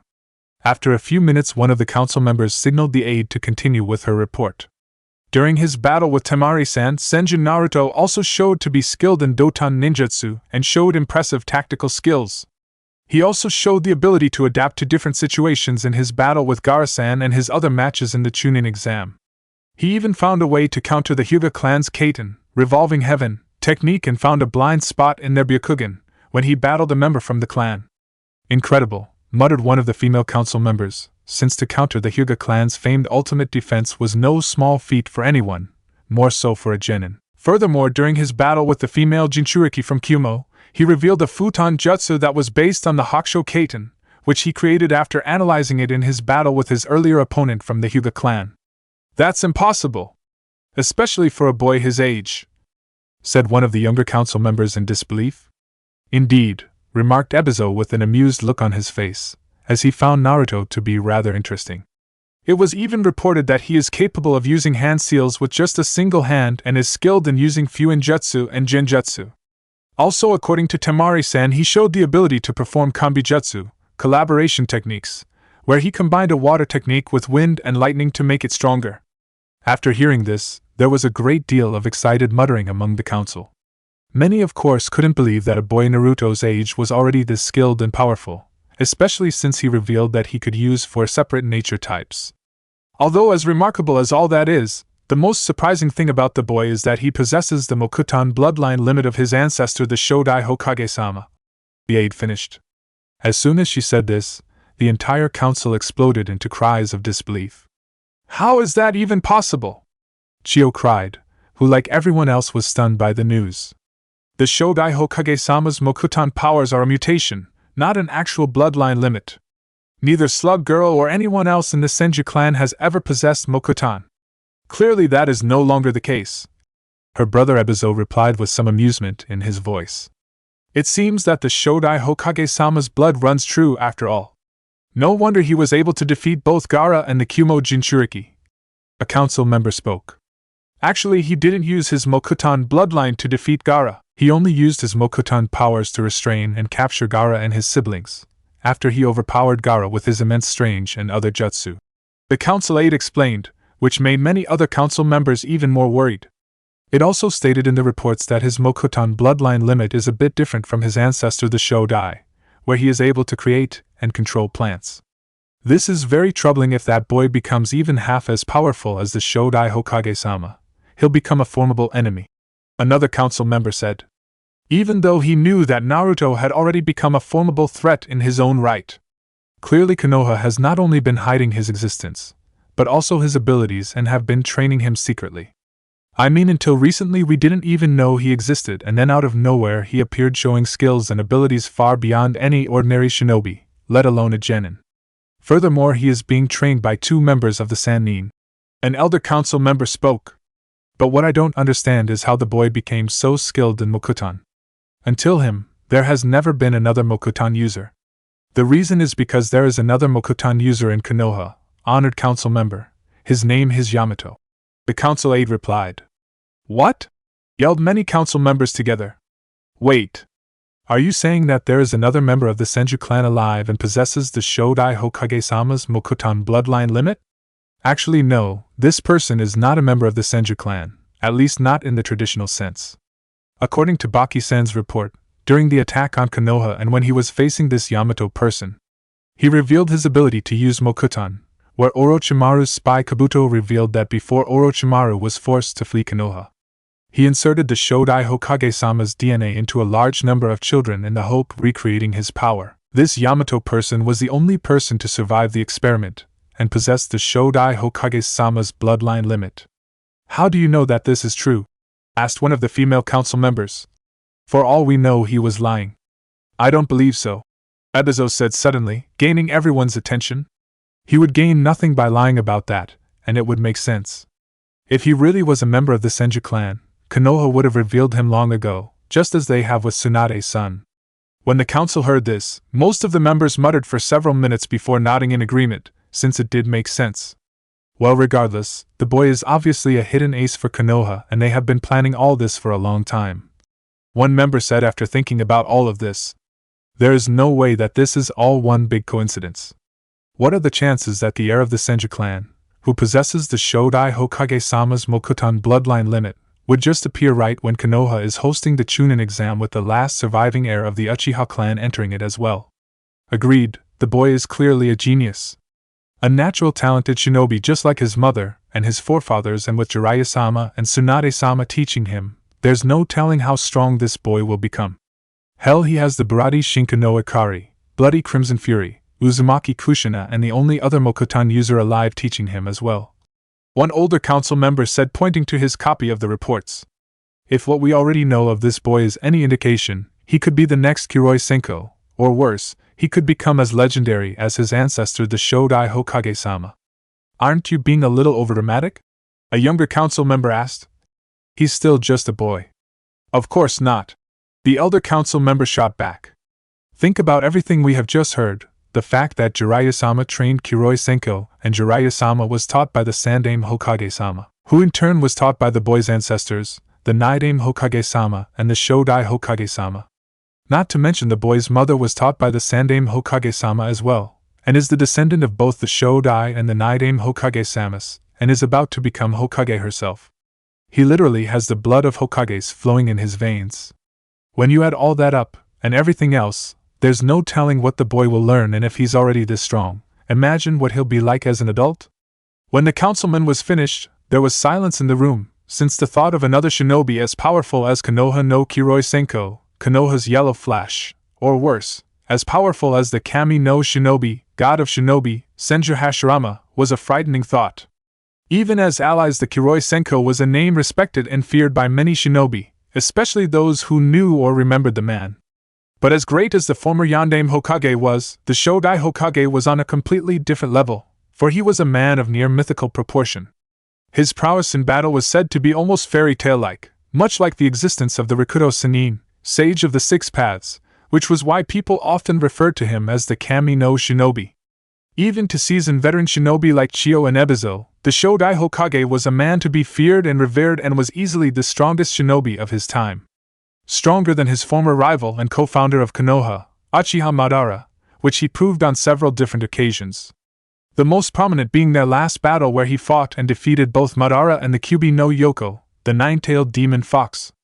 The fact that they could be seeing a return of a shinobi of that caliber was terrifying to say the least, since no shinobi in the last 60 years had ever close to matching him.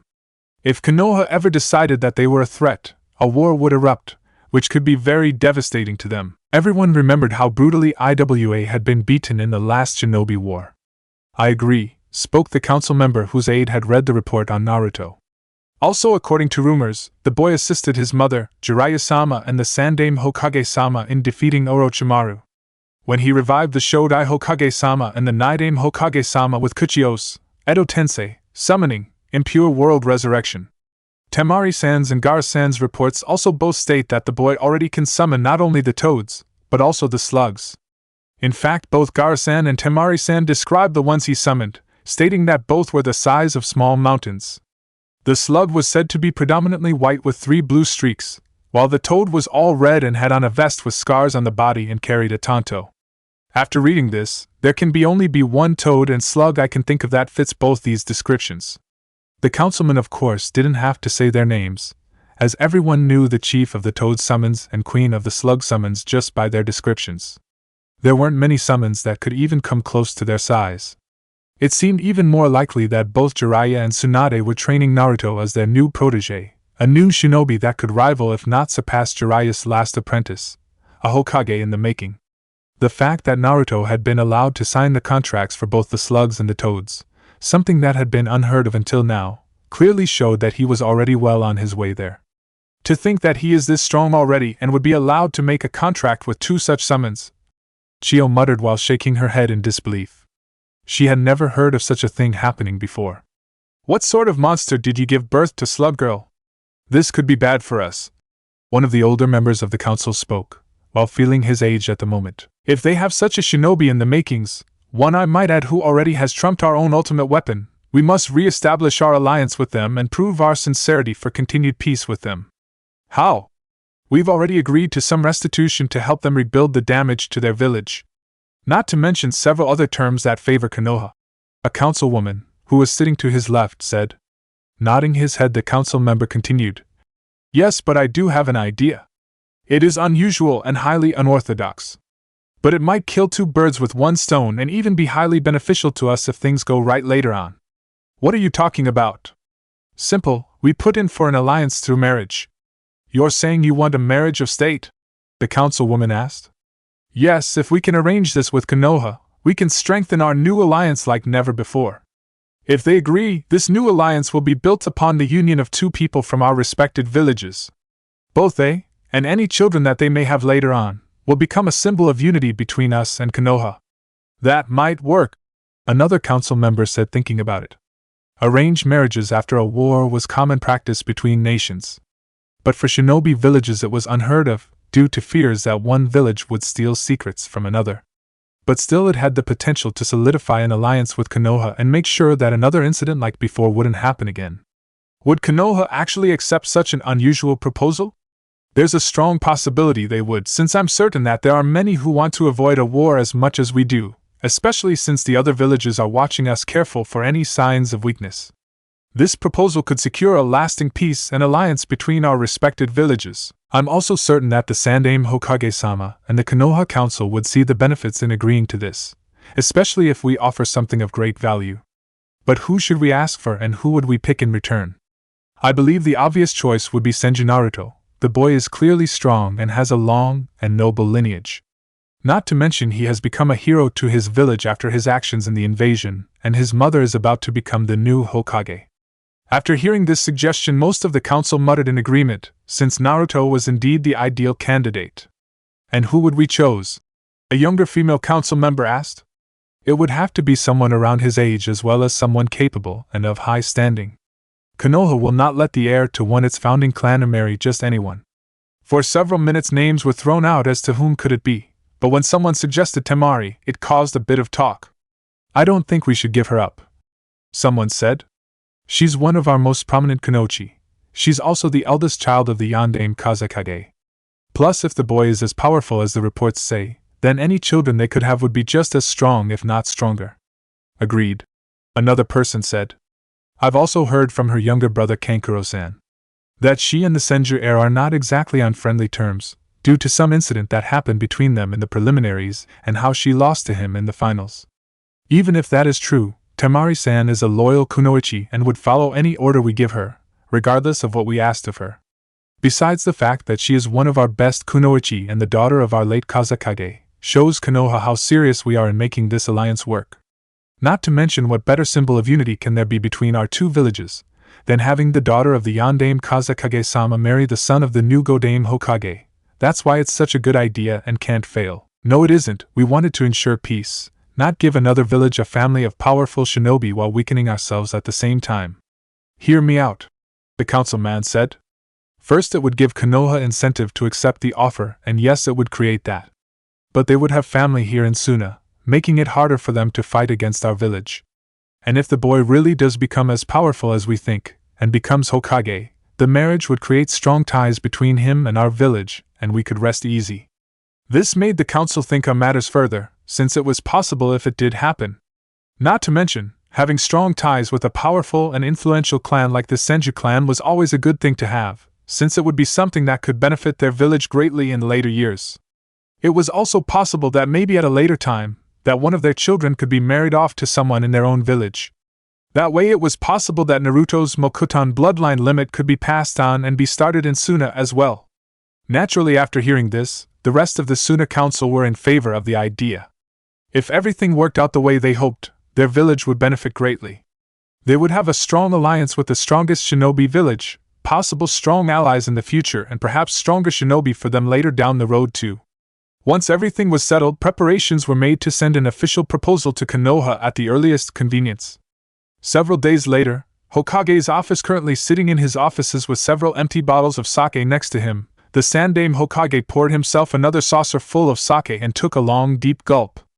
I must have truly done something horrendous in a previous life to deserve something like this, the Sandaime asked himself, as he poured himself yet another saucer full of sake to give him the courage to face what could very well be his end. It was bad enough that he had just recently learned that the most dangerous man in the history of Konoha, if not the entire shinobi world, Uchiha Madara, was still alive and possibly leading the Akatsuki.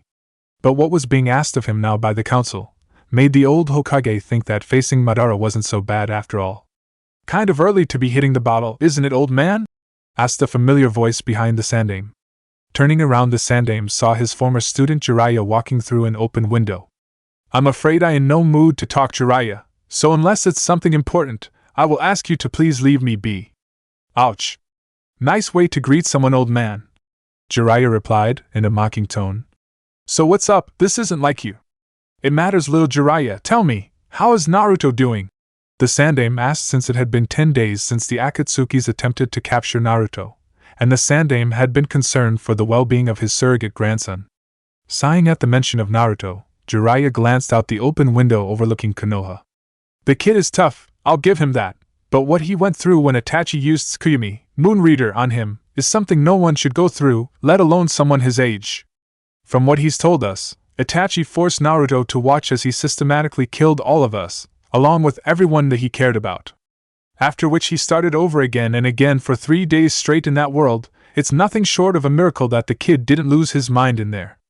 Tsunade's doing her best, and ease the effects of the genjutsu, but as you know, trauma like that takes time and never fully goes away. Indeed, replied the Sandaime with a tried sigh. Poor boy.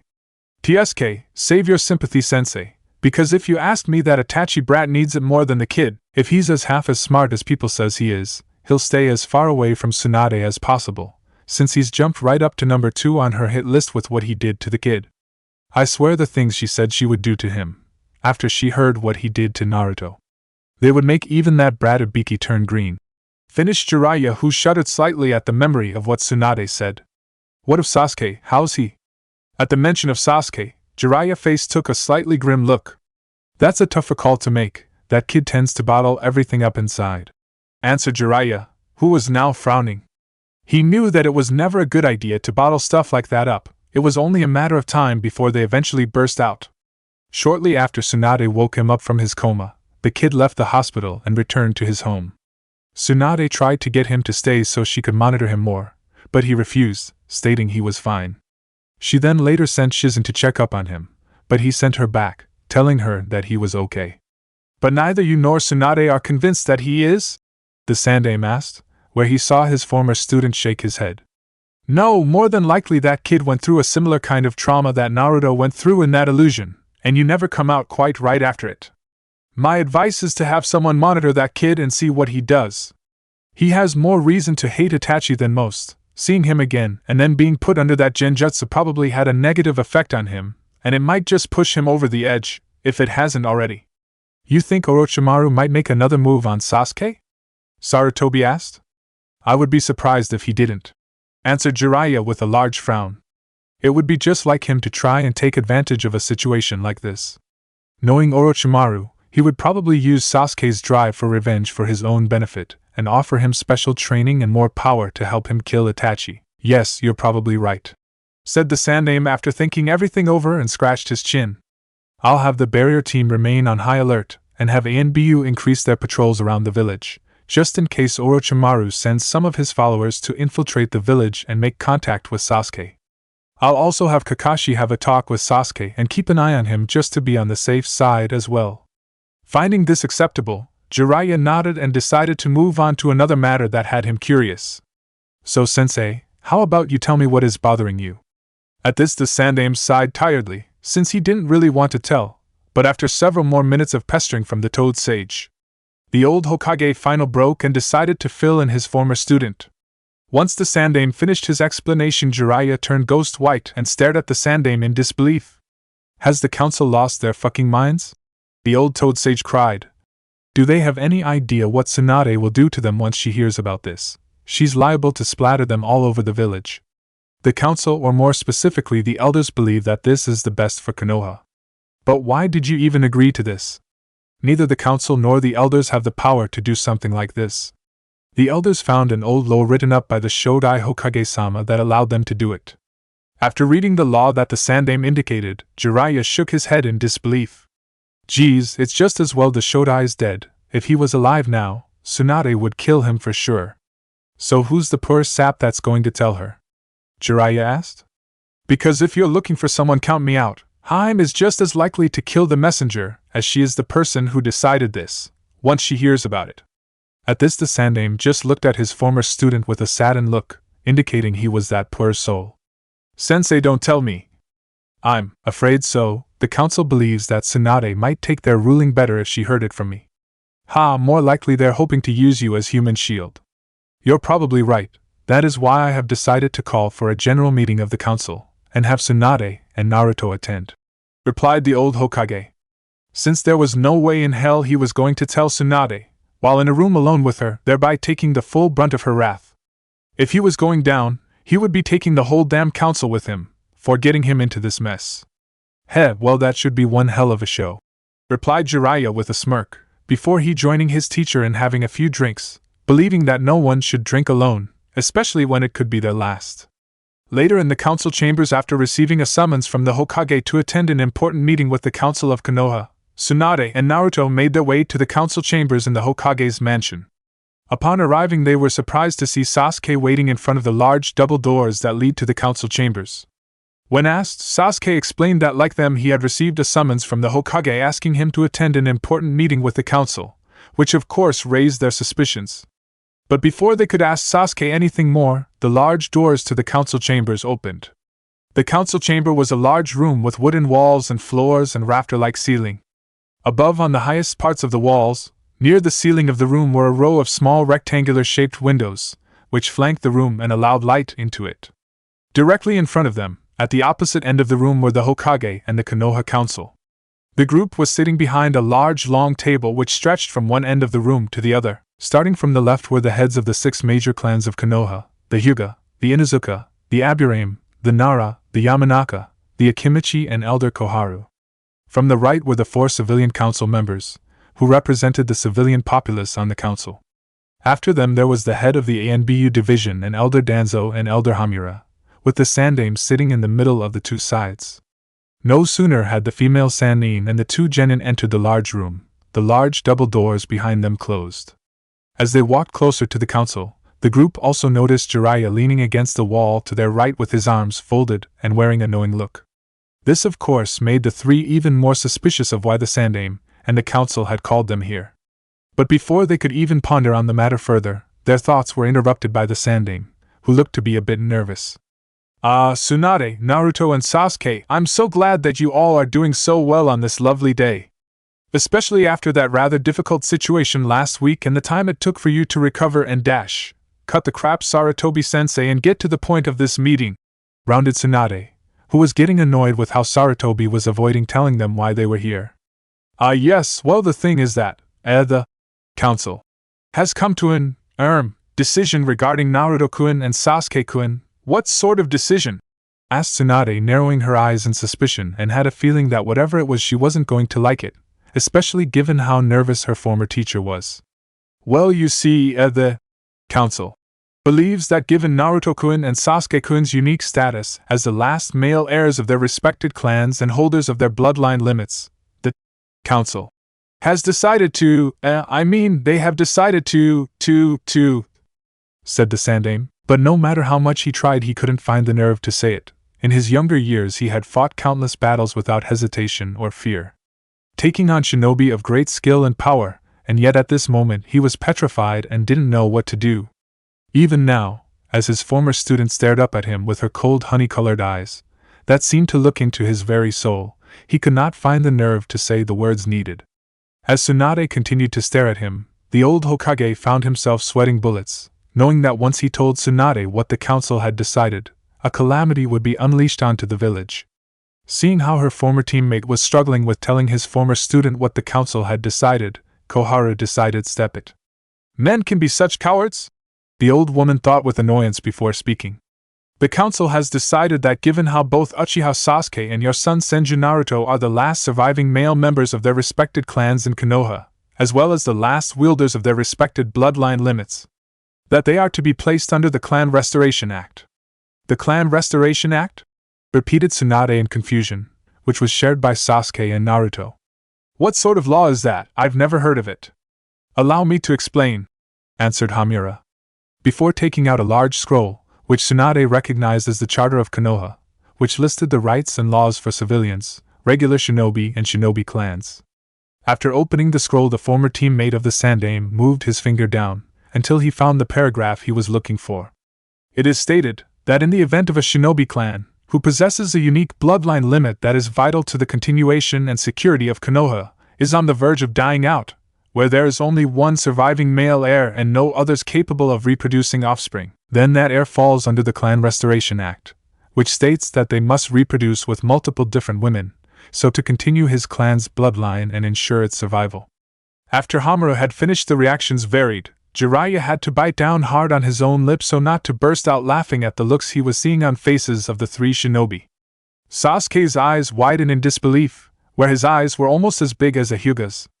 Tsunade and Naruto's were just as big, and their jaws literally hit the floor, but just as quickly their shocked looks turned to ones of anger.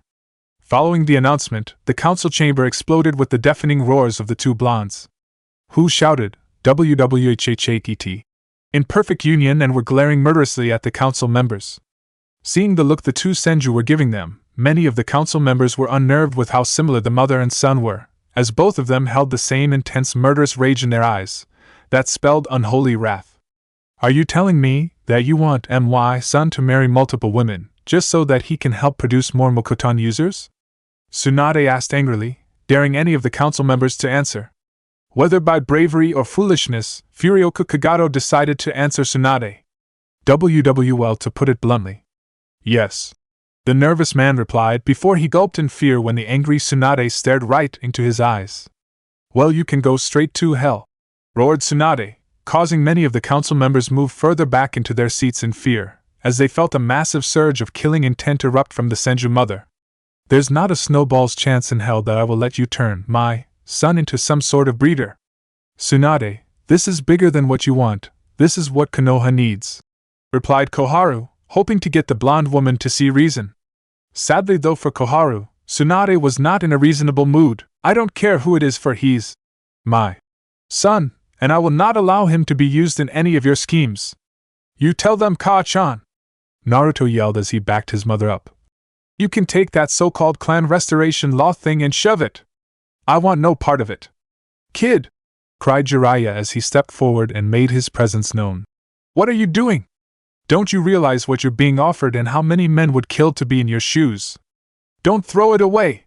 If looks could kill, the one that Tsunade and Naruto were now giving Jiraiya would have sent the white-haired man straight to the afterlife and left no trace of him behind. This of course proved without question that Naruto was indeed Tsunade's son, the two were too much alike for them not to be, as both Senjus had the exact same look. At the same time the council members glanced at Jiraiya, who was now huddled in the corner behind them, having flashback of previous traumas, saying he was sorry over and over again and that he would be quiet. After seeing the mightiest of the Sannin cowering in fear, large sweat drops appeared on the back of the Hokage and the council members' heads. Quickly though, the Hokage and the council turned their attention back to the two fuming Senju, who looked like they were about to blow their tops and smash some skulls. Realizing that they were only moments away from a widespread massacre, the Sandaime quickly tried to take control of the situation. Tsunade, Naruto, please calm down, there is no need for violence. The hell there isn't. You lot are trying to turn my son into some kind of breeder, roared the furious Senju mother. Don't tell me you're actually with them on this, Gigi? An equally furious Naruto asked, as he looked up at his surrogate grandfather. I'm sorry, Naruto, but this goes over my head. It is written in the Konoha Charter, and is therefore law. Then as the newly appointed Godame Hokage, I'll change the law, responded Tsunade angrily. She refused to let this happen without a fight. You're not Hokage yet, Tsunade, spoke Danzo, gaining everyone's attention. And you will not be officially recognized as the Godame Hokage until the Jonin Council cast their votes, which will not happen until next week. Besides, added Hamura, as he joined the conversation, even the Hokage does not have the power to change the Konoha Charter. At least not without a majority vote from the council, which you won't get. The Clan Restoration Act is vital in maintaining Konoha's military strength for the future. Growling angrily, Tsunade then screamed. Who the hell wrote this fucking law? Wanting nothing more than to wring the neck of the person who created the law. Tsunade was also angry because she knew that the reason the majority of the council voted to enact this law was because they were hoping that they could somehow arrange marriage contracts for their daughters with her son. She was also certain that other members on the council were hoping to use this law to arrange marriages with kunoichi or women that they found appropriate, allowing them to have a strong influence in the new Senju clan. That would be your grandfather, the Shodai Hokage-sama, replied Koharu. What? Cried Tsunade. But before she could say anything more, Naruto suddenly yelled. SP, that's what he meant. Turning to Naruto, Tsunade immediately gave her son a confused look, not understanding what he was talking about. Remember that talk I told you about with Hashirama, Gigi? Well, during it he told me to have fun. Right before I went back. That certainly sounds like the Shodai Hokage-sama. The Sandaime thought, since he was one of the few people who knew that the Shodai Hokage was in fact a closet pervert. Unaware of Naruto's near-death experience and his meeting with his deceased family in Limbo, the members of the council shared confused looks. But before anyone could ask what the blonde boy was talking about, their attention quickly turned to his mother. who let out another massive burst of killing intent and looked ready to kill as she roared. That bastard! I'll kill him! Tsunade-sama, the Shodai Hokage-sama is already dead, said a nervous-looking civilian council member. I don't care! Someone use the Idio Tensei, impure world reincarnation, and bring him back. I'll beat him until there's nothing left of him, grounded the pissed-off mother. In that moment the Sandaime was again thankful that his former teacher was dead, knowing that as he was still alive, he would suffer probably the worst beating any man could ever suffer, at the hands of his own granddaughter. But still the Sandaime could not help but remain concerned for his deceased teacher, since if anyone could bring someone back to the dead, it would be Tsunade. At the same time Naruto was silently cursing his perverted ancestor, and swore that the next time he met him, he would plant a chakra-enhanced punch right into the former Hokage's face. Damn you Hashirama GG. I so hope that Mito Basin and Iastio Basin kick your ass for this, Naruto thought angrily, before glaring at the council.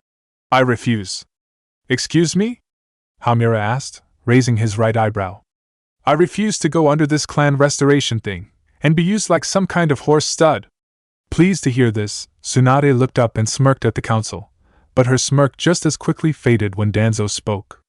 I'm afraid that would be impossible, Naruto-san, since this is law and as a shinobi of Konoha you're obligated to follow the laws of Konoha. Even if you and Sasuke-san were refused to marry or procreate with anyone. The Clan Restoration Act states that you would both be required to donate sperm, where the council would then select suitable candidates to implant said sperm into. The fuck you will, shouted Naruto, who was furious at the very idea, since he refused to allow his clan to be rebuilt this way, let alone his future children be born in such a manner. Naturally many of the council were shocked and slightly angered by the blonde boy's language and show of disrespect.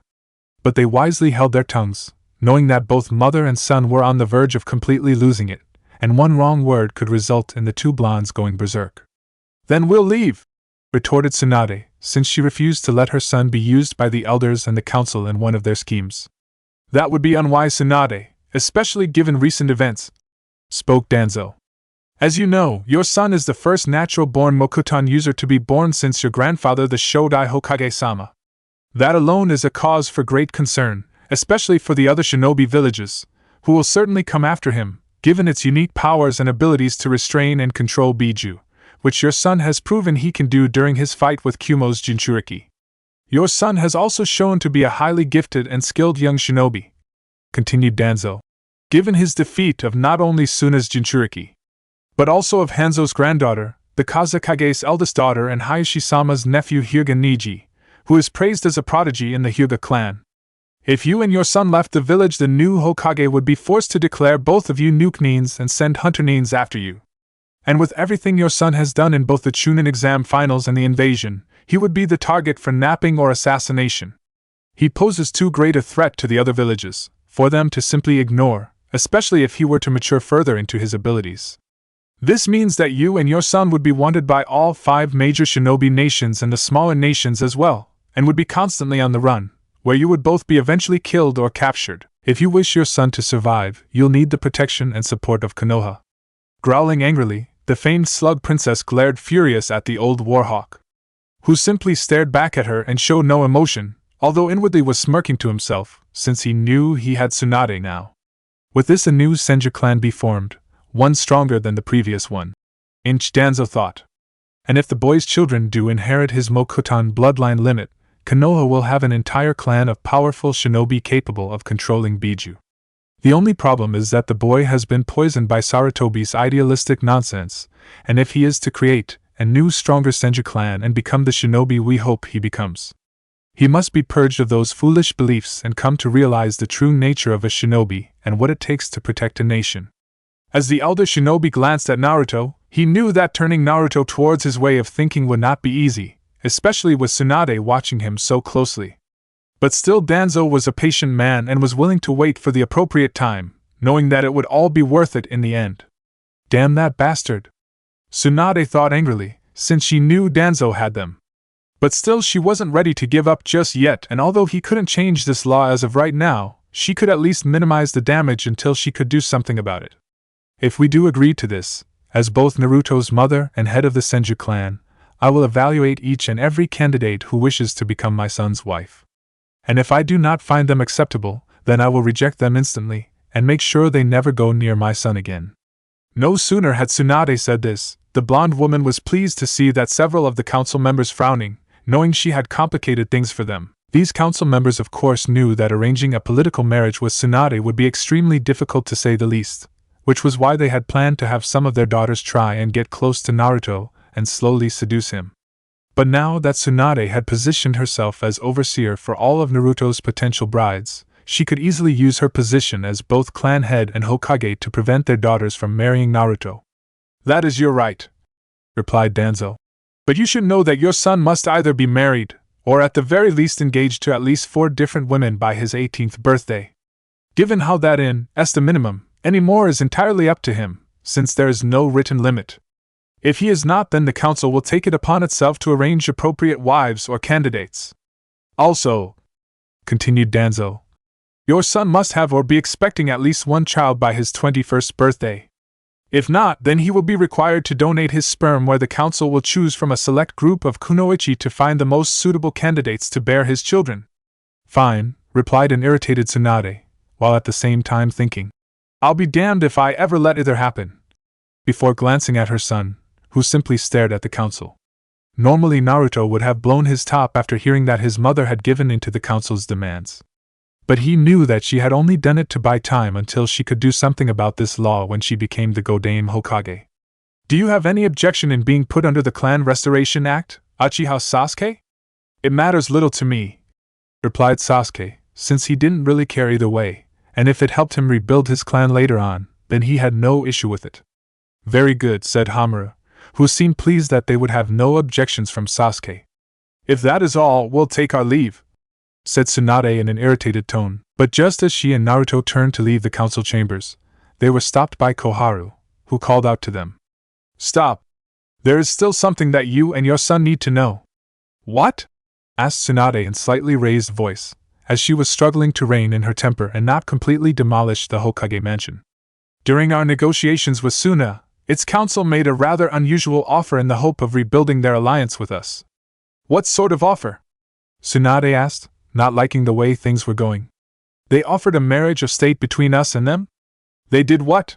Shouted Tsunade in disbelief, since arranged marriages between shinobi villages was unheard of. Yes, and they have selected your son to be the betrothed for the one that they have selected, and we have accepted, said Koharu.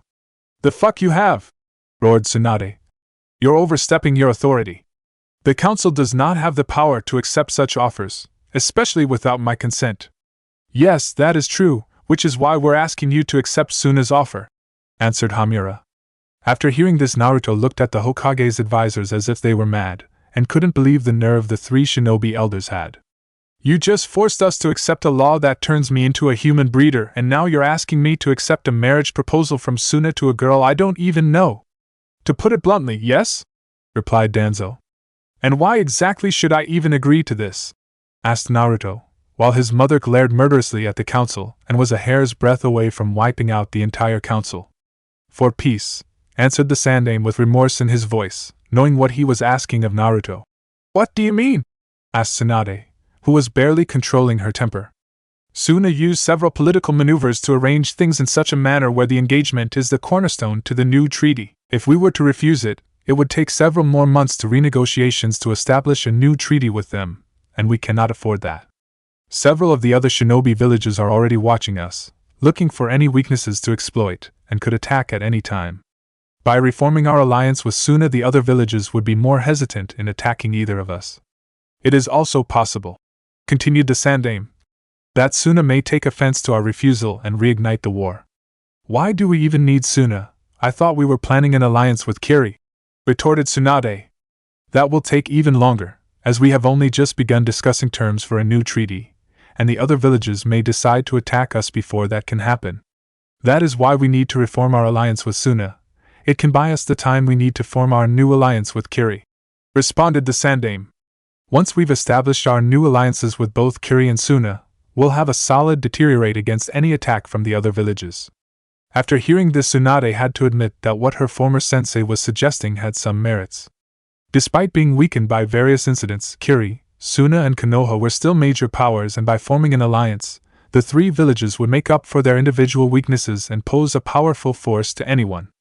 In fact, only a fool would risk taking on all 3 villages by themselves. But still, despite understanding what her teacher was trying to do, Tsunade did not agree with the plan, especially with how it involved offering up her only son to some tramp from Suna. Suna claims that building this new alliance on the union of 2 people from our respected villages could help improve relations with each other, and at the same time make them stronger. Since both your son and his betrothed, along with any children that they may have later on, will become a symbol of unity between us and Suna, they're also hoping that this marriage will help ease the tension and resentment that has now built up in Konoha after their invasion," said Danzo. Now normally Danzo would be all for wiping out Suna for its betrayal and attack on Konoha. But given the damage done to the village and the loss of manpower, a war with Suna would be costly, where they would be weakened even further, presenting a very tempting target for the other villages. Who would just sit back and watch the 2 of them fight and wait, and see who won, and then finish them off? How do we know that this isn't some scheme made up by Suna in the hope of stealing Naruto's Mokuton bloodline limit? Tsunade asked, knowing that this would not be the first time that one village tried to steal another's bloodline limit using underhanded means. That possibility has occurred to us, stated the Sandaime.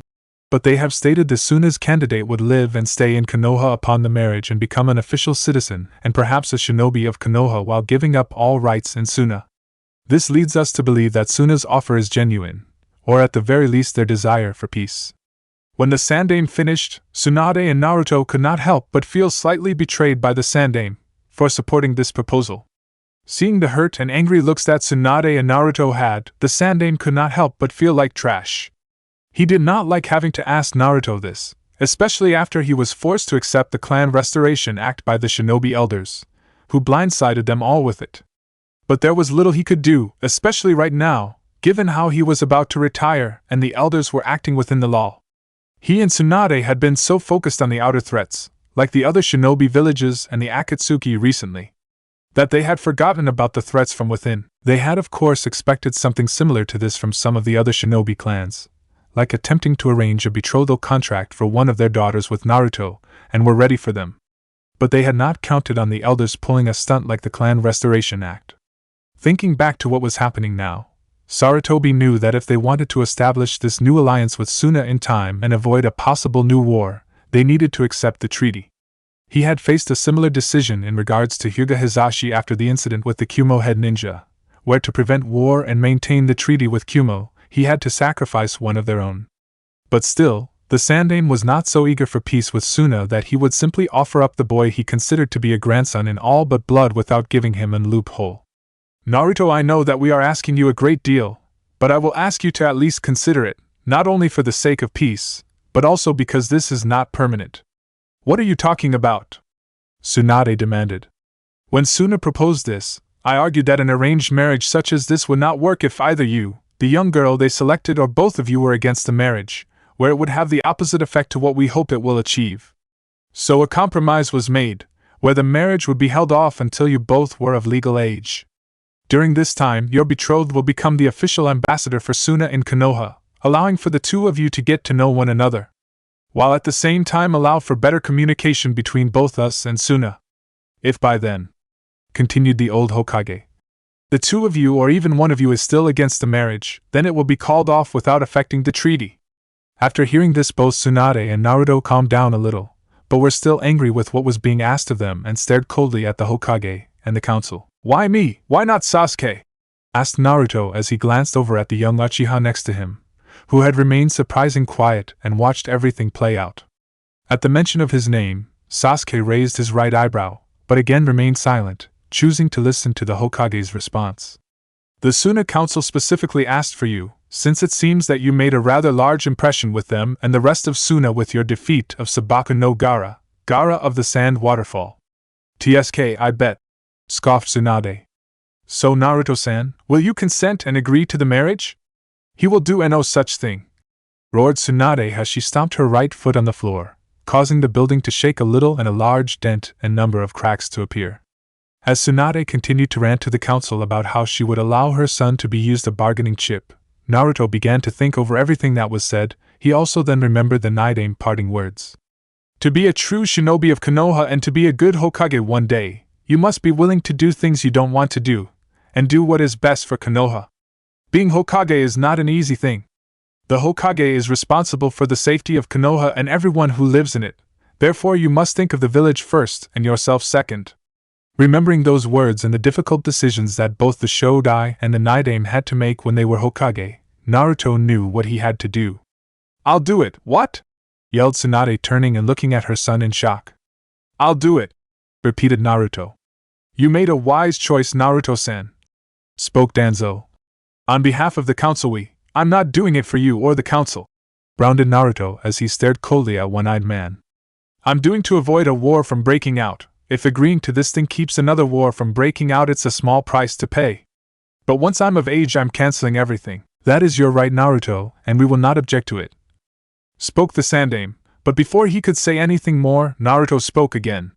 "If that's all, I would like to excuse myself. Naruto, you don't have to do this. We can find another way," Tsunade cried, as she wasn't going to let the council trying and manipulate her son into doing what they wanted. "It's fine, Kachan. Like the Sandaime said, I'll end this once I'm of age, so there is no harm done, and this way at least we can avoid war and no one will have to get hurt," replied the blonde boy. This of course did not settle Tsunade. Ever since the incident with the Akatsuki, Naruto had been haunted by the images he saw when under Itachi's Tsukuyomi. She had of course eased the mental trauma of the genjutsu to the best of her abilities and even had Inoichi Yamanaka, who was an expert on the mind, seal the memories off. But even then, Tsunade knew that the damage done to her son could not be undone so easily. The Yamanaka had explained to her that even though he had sealed off the memories of the event, there was a strong possibility that Naruto would have flashbacks of the event from his psyche, since the mind was funny that way. Not long after, Inoichi was proven to be right when on more than one night, Naruto had woke up screaming from nightmares of watching everyone being killed. Other times Tsunade had found her son twisting and turning in his sleep, mumbling their names and begging Itachi to leave them alone. After the incident with the Akatsuki, Tsunade also noticed a sudden change in her son's personality, especially when he saw the state Kushina was in, where he blamed himself over what happened, believing that if he had been stronger he could have done better and prevented it. Tsunade and the others had, of course, tried to convince him he was not at fault, and that the ones to blame were the Akatsuki, but Naruto would not listen to them, and seemed to feel like everything that had happened was his fault. She also noticed that Naruto seemed to be more reluctant if not afraid to fight. It was as if he lost something after his battle with Itachi. During a spar with him, Tsunade had seen Naruto hesitate and freeze suddenly as if he was afraid. This was of course something that worried Tsunade, since hesitation was something that could get a shinobi killed. "Damn you, Itachi!" Tsunade thought angrily, as she swore that the next time she saw the elder Uchiha, he'd be dead. And damn the council for using Naruto like this. Knowing that there was little she could do right now, given how Naruto had accepted the proposal, Tsunade decided to hold in her anger and frustration for later. But it did not mean she had given up, as she planned to watch the kunoichi that Suna selected closely, where if she didn't like her or if she tried anything suspicious, the Senju mother would kick the girl out of the village faster than Naruto could eat ramen, treaty or no treaty. She also planned to make sure that Suna held up their end of the deal when Naruto became of age and cancelled the marriage, and not try any other tricks to make the marriage happen. "Do you know who Suna chose?" Naruto asked, since if he was going through with this charade he thought he might as well know who he was betrothed to. "Actually, you already know her. In fact, you fought her in the Chunin exam finals. Her name is Temari, the elder sister to Sabaka no Gaara." "Fangirl?" shouted Naruto in surprise. Yes, that would be her," answered Sarutobi, while the elders and some of the council members gave him disapproving looks. "The Suna council believed that she would be a fitting match for you, given how she is the daughter of the now deceased Yondaime Kazekage and your mother is to become the Godaime Hokage." Upon hearing this, an annoyed Naruto began to grumble about how he should have seen this coming. After a few more minutes, the three shinobi were finally allowed to leave the council chambers, but before the large doors to the council chambers could open, Tsunade's frustration finally got the better of her, and she shattered the double doors with a single punch. After which the two Senju left the council chambers more annoyed and frustrated than they were when they first entered. Like his mother, Naruto was frustrated over the whole event, but managed to rein in his temper better than her, since he had decided this himself. But what irritated him the most right now was the fact that his betrothed was fangirl, i.e., Temari. Although he knew it didn't matter in the long run, since he would be calling off the engagement in about 5 years' time. It still irked him that for the next 5 years he would probably have to spend time with her, and given how she was the type that would probably hold a grudge, he knew that hanging out with her would be a barrel of fun. At the same time, the young Senju could not help but wonder what his fiancée's reaction to the news would be, if she didn't know it already. A few days later in Tsunade. "I'm T.O.B. what?" An angry female voice cried from the Kazekage's mansion. The yell was so loud that it was heard clearly halfway across Suna. Inside the Kazekage mansion was a small audience chamber which was currently occupied by the only daughter of the late Yondaime Kazekage, Temari. With her in the chamber was her brother Kankuro, in his usual all-black outfit, only the hood was down, and his brown hair was free, although he still had on his purple face paint. Next to him was his younger brother Gaara, who Kankuro cast a look at. The red-headed boy was stoic as ever, with the only difference being that he was currently reading a book and only looked up from it when he heard his sister's angry yell. Ever since that fight with the blonde-haired Senju, he had changed. He wasn't ready to kill at the drop of a hat. In fact, the usual terror that people normally felt around him had greatly diminished. After his return, most people expected him to be on a killing spree, filled with bloodlust and rage over his defeat at the Senju heir's hands. But amazingly, Gaara had been relatively calm and quiet ever since they were released from Konoha and allowed to return to their village. He could also be often seen sitting by himself reading the book that Senju Naruto had given him before they left Konoha. Even more miraculously, some people said they saw Gaara smile, a small one that could barely be seen, but a smile nonetheless. Kankuro, of course, just couldn't figure out what happened to his brother during their time as prisoners of Konoha. Sure, it was the first and only time Gaara had been defeated, but there had to be something more to it. Gaara had for years been unstable, and now he seemed to be calm and controlled. He wasn't sure what was more creepy, the old monster Gaara that would kill you if he suddenly felt like it, or this new calm and collected Gaara that you didn't know what was going on in his head and who actually smiled from time to time. He couldn't even figure out why his younger brother was so interested in the book that he was reading. He could tell he was, because this was the 6th time Gaara had read it. Gaara was rarely seen without it and kept it close to him at all times, never letting it out of his sight. From what Kankuro knew about it, the book was named The Tale of the Utterly Gutsy Shinobi. It was an old book and wasn't even a very popular one from what Kankuro had heard, and yet his brother couldn't get enough of it. He kept reading it over and over again. Eventually, though, the puppet user decided to let the matter go for now and enjoy the show in front of him before he missed it. They had all been called into the room by their Jonin sensei Baki. The man had looked a little nervous about something when they entered, which was odd since he was hardly the nervous type. But they soon learned why he was nervous. Apparently the Suna Council had entered into an agreement with Konoha, something about an arranged marriage to smooth things over with them. Naturally, they had been surprised by the news at first. Sure, they had heard of arranged marriages between other nations and even certain shinobi clans, who were from the same village. But they had never heard of an arranged marriages between shinobi villages. But after the news sank in and as they thought about it more, an arranged marriage between Konoha and Suna did make sense, regardless of how unusual it was. It was obvious that the Suna Council was hoping to not only mend fences with Konoha, but to rebuild their alliance with their former ally, and make it stronger, as well as create a lasting peace between them. Even though it was caught off guard and was outnumbered, Konoha had won and was in better shape than their village was from what they had heard. Temari had of course asked what this had to do with them, where Baki then told her that she was the one that the council had put forth for the arranged marriage. That was when the yelling started and Kankuro started to snicker, since he knew that the only thing that came close to Gaara's temperament was his older sister's, and in some ways it was more terrifying. The tall blonde-haired girl actually looked like she wanted to reach for her large battle fan on her back and beat her sensei over the head with it, and then go to the Suna Council and do the same thing to them. "Temari, this is an order by the council. I had nothing to do with it. I was just told to tell you of what is going on and to help prepare you. So I get no say in this? Why the hell are they sending me anyway?"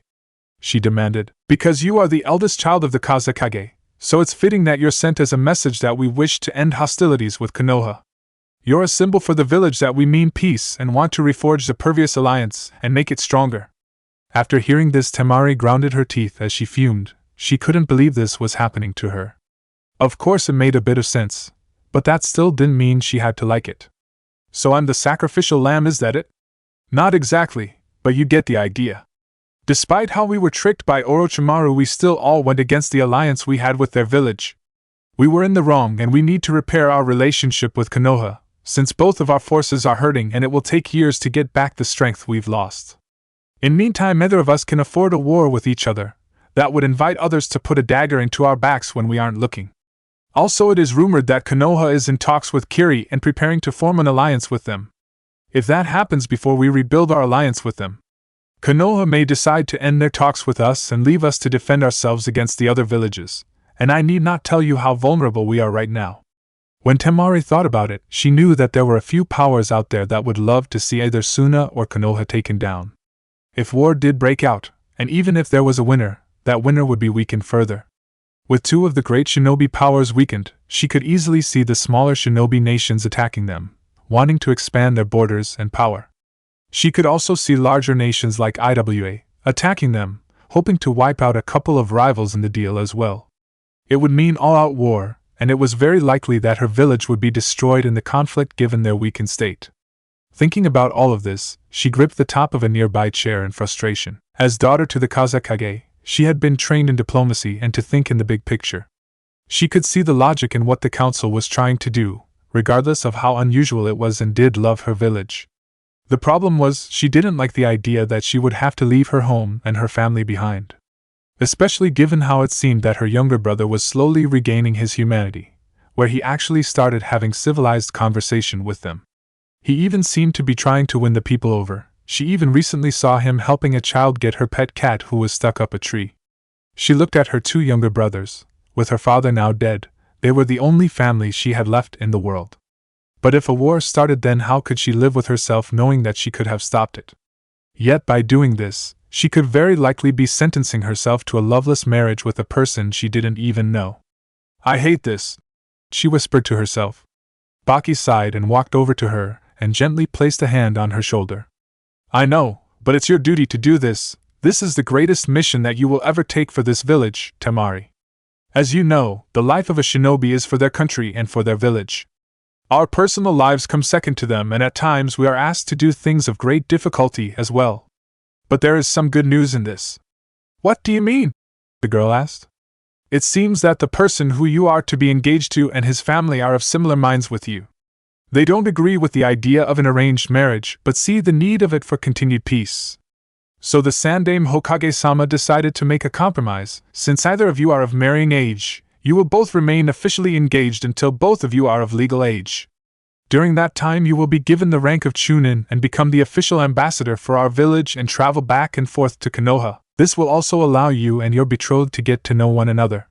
In the event that either one of you or both of you do not wish to marry when you both reach legal age, the engagement will be dissolved, but the treaty will stay intact. But why would he do that, since the marriage is supposed to improve relations between us and them? Temari asked, even though she was grateful for this possible escape from the arranged marriage. She did not understand why the Sandaime Hokage would make this compromise. According to the council, the Sandaime Hokage-sama argued that the marriage is a symbol of unity, and if you and the person you're engaged to are against the marriage, then the whole point of the marriage would be nothing more than a sham, and would have the opposite effect of what we are hoping for. This is why you will be given the ambassadorial position for Konoha, since not only does it allow you and your betrothed to get to know one another, and possibly warm up to the idea, it will also allow for better communication and understanding between our two villages, where it is possible even if the marriage doesn't happen, the new alliance will still be strengthened and avoid another disaster like before. When Baki finished explaining everything, Temari took the seat she was next to and sat down, and then brought her hands to her face and went over everything she had been told in her head. After a minute or two the Suna Konochi spoke. Who is it that I'm to be engaged to? I do not know yet. The council said that they would tell you themselves once they have arrived. Baki answered. After hearing this, Temari leaned back into the chair and let out another long sigh. Then she began to wonder who the council had chosen for her to marry. She of course figured it had to be a shinobi from a family or a clan of high standing, since her village wouldn't let just anyone marry her. Not to mention the Sandaime Hokage had gone to great lengths to make this compromise suit not only her, but her suitor and his family. That of course meant that the person's family or clan had to have a great deal of political clout in Konoha, and she could only think of a few shinobi clans and families that had that kind of standing in the village. As Temari thought who could be her new fiancé, the blonde teen was suddenly brought out of her train of thought when she felt a hand on her shoulder. When she looked, she was surprised to see that it was Gaara, who had closed his book and put it in his side pouch. Despite the fact that his face was void of any emotion, there seemed to be a hint of something in his eyes. "If he hurts you, I will kill him," he said simply. Now normally this wouldn't be anything new with Gaara, but there was a difference. Gaara killed only for himself, never for other people. By saying this, he was basically telling her, in his own strange way, that he would be looking out for her and that if whoever she was engaged to hurt her, he would be there to help and protect her. Now normally such gestures would annoy Temari, since she was a capable kunoichi who could handle herself in a fight and didn't like the idea of men always coming in to save or protect women, making women seem weak and helpless. But given how this was Gaara and how she had never known her brother to offer anything like this before, she decided to let it go, for in a strange way, she was touched by the offer. She even smiled at him and for a moment, and Gaara seemed to be pleased that he had successfully comforted his elder sister. "Thank you, Gaara." "Yeah, well, you're our big sister, what do you expect?" Kankuro said while smiling at her, since like Gaara, if he found out that the guy that his sister was to be engaged to was hurting her in any way, he would probably pull a Sasori on him, too. Gaara nodded. "Family is important, you are important, and I will not let anyone harm those precious to me." When Gaara said this, Temari found that she couldn't speak. She didn't trust herself not to choke at his words. Gaara had not once ever said that they were precious to him. She had no idea what had changed her baby brother, but for the first time in years Gaara had acknowledged her as his sister. To the surprise of everyone, she hugged the younger boy, and to her own surprise his sand did not try to stop her. Gaara was of course shocked by the gesture, and he was trying to make sense of the feelings he was getting. The warm embrace of his sister reminded him of when he was in his sand, but this was different. This was warm and he felt something nice growing inside of him. The closest thing that he could think of that could describe this feeling was something his uncle Yashimaru told him before he betrayed him. Could this be what Yashimaru-aji and Senju-san talked about? Could this be what it is like to care for and love someone? The Suna Jinchuriki thought. He wasn't sure what to do, but something told him to hug her back, and slowly reached up with his arms and wrapped them around his sister. The only time he could remember being hugged in his life by someone was when he was younger, by his uncle Yashimaru, and when he hugged her back it felt nice for some reason. He was still getting used to all these new emotions and feelings, since for most of his life, he had lived for only himself and loved only himself. But Naruto had showed him where real power came from, and although the Senju heir had not suffered the same kind of harshness in his life, he was like him in many ways, and yet he hadn't turned into a monster. He had beaten back the darkness, thanks to the love and support of his family, and had shown Gaara that he didn't have to live in darkness. Gaara was forever thankful for Naruto to opening his eyes to a new world, and right now he suddenly started to understand where Naruto got his strength from. He also now understood what Naruto meant when he said, "When a person has something important they want to protect, that's when they can become truly strong." The feelings he had with his sister hugging him made him want to protect her and Kankuro. He would do anything to protect them, and it felt nicer than anything he had ever felt in the past. Standing only a few feet away from the two Sand siblings, Baki watched on as the two hugged one another. He was of course surprised by what had happened and could not help but smile slightly at the sight. Whatever happened to change Gaara from the time between his capture to when he was returned to Suna had also healed the rift in this family. Baki was of course not the only one who was touched by the scene, as Kankuro too was touched. When Temari looked over at her younger brother, she smiled and said, "Kankuro, are you crying?" When saw her brother rubbing his eyes and his face paint smudging. "And no, of course not, real shinobi don't cry. I just got something in my eye, that's all." Kankuro replied as he quickly rubbed his tears away so they wouldn't be seen, although this ruined his face paint even more. Before Temari could comment, the Sand siblings saw several members of the Suna Council enter the chamber, forcing Gaara and Temari to quickly let go of one another. When the council members entered the chambers, the Sand siblings immediately noticed that the Gokaiidai, honored siblings, were with them. Kankuro was of course very familiar with Chio, since she was the former leader of the puppet brigade and a legend among puppet users, second only to her grandson Akasuna no Sasori of the Red Sand. As Temari watched the council members walk towards her, the blonde-haired girl thoughts turned back onto who her fiancé would be. She figured that her fiancé would be someone close to her own age, since her sensei had stated that the marriage would wait until both were of legal age. The first possibility was the Uchiha clan heir, Uchiha Sasuke, although Temari did find him attractive and had a sort of bad boy appeal to him. Not to mention his clan helped found Konoha, which would give him a lot of clout. The problem though with Sasuke was that there was something off about the Uchiha heir. She had seen it when he fought Gaara. He was strong, there was no question about that, given how he was able to fight toe-to-toe with Gaara and defeated her with little trouble before that. But still there was some sort of darkness surrounding him, something that reminded her of Gaara, before his sudden change, and it frightened her and made her want to stay away from him. The second possibility was Hyuga Neji from the Hyuga clan, who was seemingly the nephew of the Hyuga clan head. Like Sasuke, Temari had to admit he wasn't bad-looking and he was clearly strong given his fight with Senju Naruto, and was from the esteemed Hyuga clan. A noble and powerful clan, who were well-known and highly revered not only in Konoha, but in the rest of the shinobi world. In terms of status in Konoha, the Hyuga clan was second only to the Uchiha and Senju clans. But the thing that turned Temari off about Neji was his personality, which didn't really seem all that great. Not to mention his type of arrogance got old real fast. The third possibility was her former opponent Nara Shikamaru, who defeated her in the Chunin finals, although technically she won the match. It was only because he forfeited the match, something that still annoyed her, since she didn't like to win that way. The reason she thought he might be a candidate was because Shikamaru was the heir of the Nara clan, who were famed tacticians and used a unique brand of ninjutsu, and were highly respected in Konoha. A fourth possibility was Inuzuka Kiba, son to the head of the Inuzuka clan. The Inuzuka clan was a well-respected shinobi clan, who were regarded not only as excellent trackers, but also fierce fighters, especially when working in conjunction with their canine partners. Temari remembered the boy mainly because of his fight with the Kumo Jinchuriki ni Yujito, and how he was defeated by her in the preliminaries. She of course hoped that Kiba wasn't the one she was engaged to, since Kiba was a loud mouth, which was something she didn't like in a guy. The fifth possibility was Aburame Shino, heir to the Aburame clan, a renowned clan in the shinobi world, who were said to be skilled in the art of espionage, and were dangerous adversaries in battle. A fact they proved when they led Konoha to a crushing victory over Iwa when the rival village attempted to invade Konoha.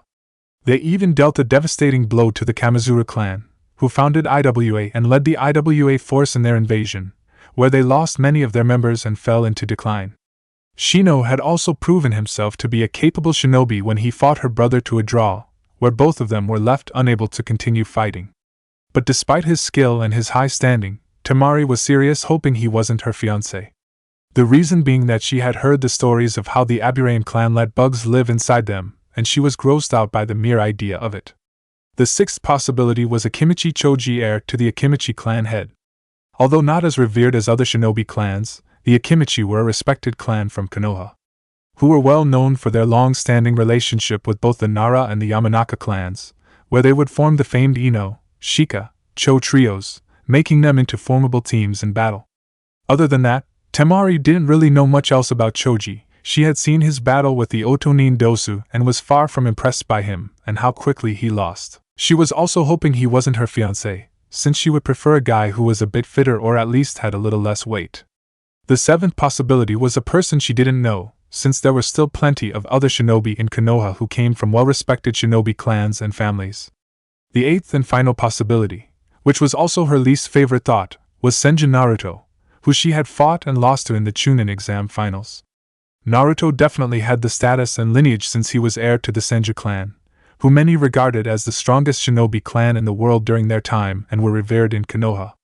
His ancestors were the first two Hokages, and were the main founders of the village and trained the Sandaime Hokage, who in turn trained Naruto's mother Tsunade the Slug Princess, who was now to become the next Hokage, if the rumors she had heard were true. He was even being trained by his mother's teammate Jiraiya the Toad Sage, who had trained the Yondaime Hokage and was regarded as the strongest of the Sannin. When Temari thought about Naruto's lineage and who had trained him, she could easily understand why he was so strong. Yet even now she found it hard to believe that he had defeated her younger brother, who she had always believed was unstoppable. She was especially surprised at how he completely overpowered her brother. Even when he released Shikaku, Naruto was still able to match him, move for move, where he summoned the trademark summons of his mother Tsunade and Jiraiya, and used them to defeat the Shikaku.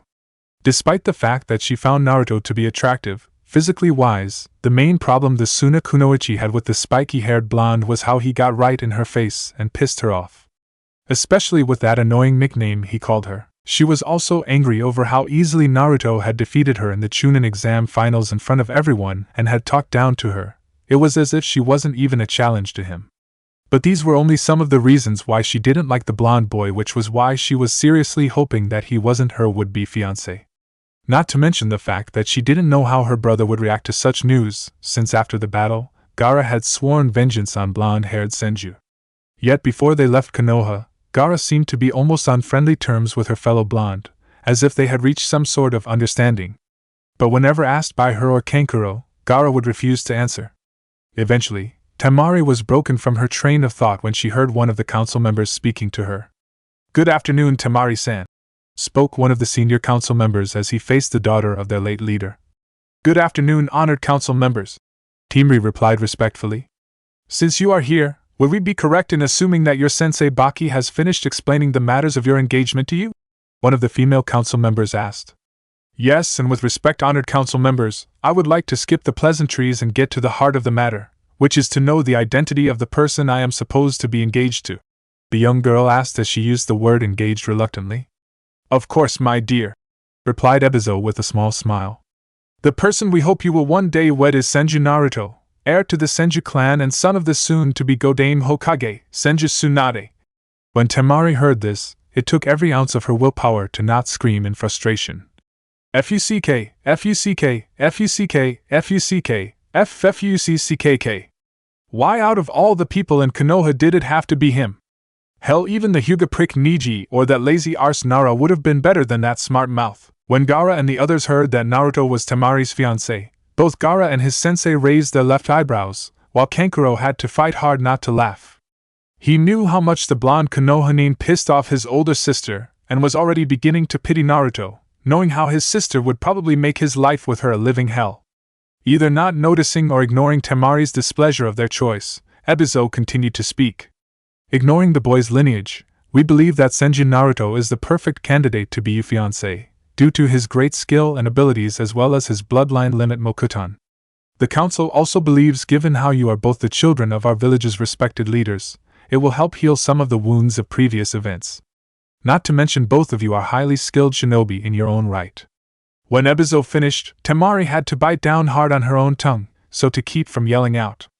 She of course knew she shouldn't be surprised by the council's choice, since as Ebizo said, Naruto was now the son of the new Hokage and was the one who defeated Gaara in the recent failed invasion. He also had the Mokutan bloodline limit of the Shodai Hokage, the most revered bloodline limit in all of Konoha, which was said could challenge even the Uchiha clan's Sharingan bloodline limit. This of course made him the ideal candidate. She was also betting that the council was hoping that if they did go through with this marriage, that one of their children would have Naruto's bloodline limit, and that the child may decide to go to live in Suna later on, or at the very least they would have close ties with Suna. Before Temari could comment on the news, the former Puppet Brigade Commander Chio spoke.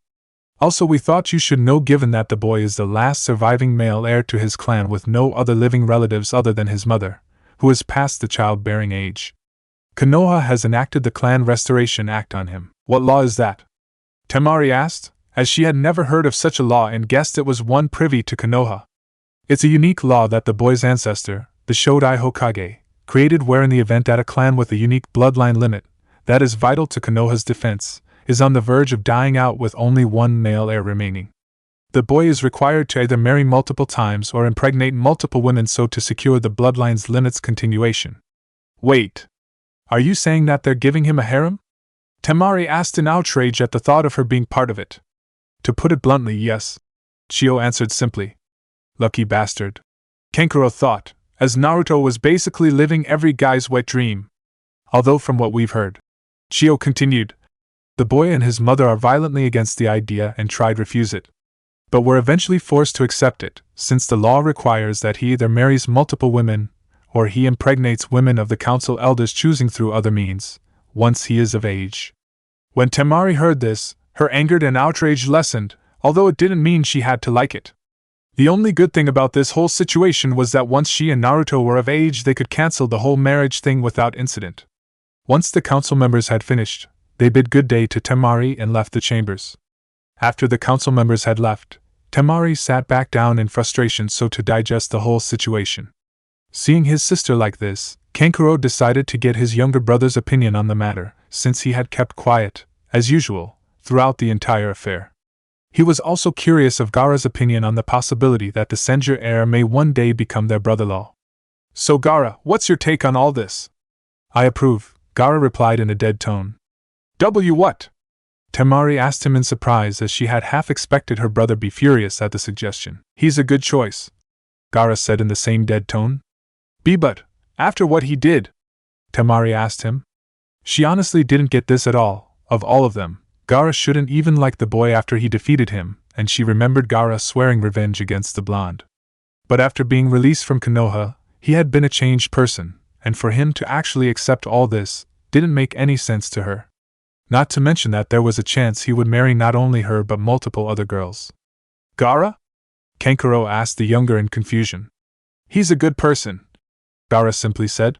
As for the Clan Restoration Act, although I don't approve, I understand Senju-san's situation and know he would not agree to such a ruling unless he had no other choice in the matter.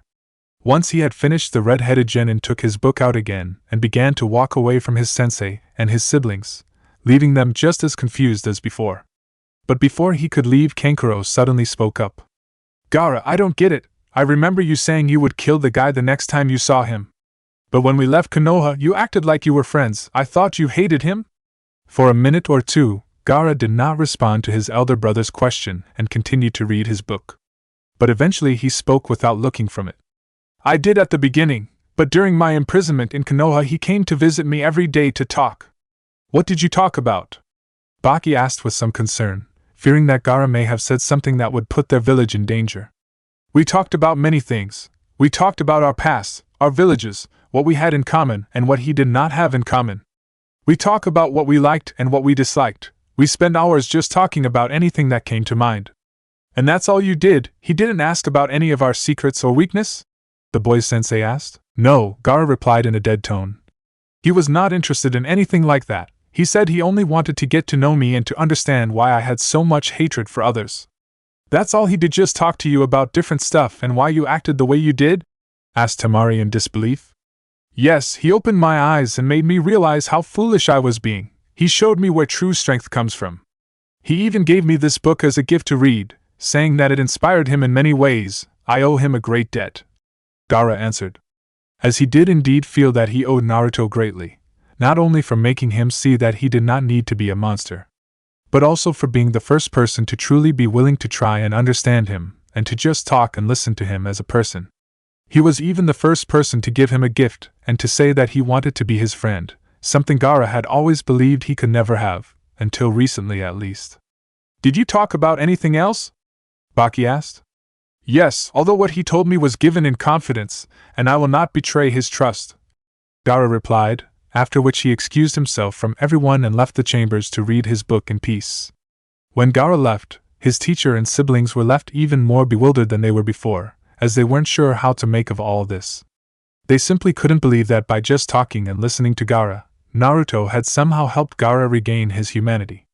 As Baki and Kankuro digested all this, both of them couldn't help but wonder just who the hell Senju Naruto was. While at the same time, the blonde-haired kunoichi near them thought, maybe you aren't as bad I thought, Senju.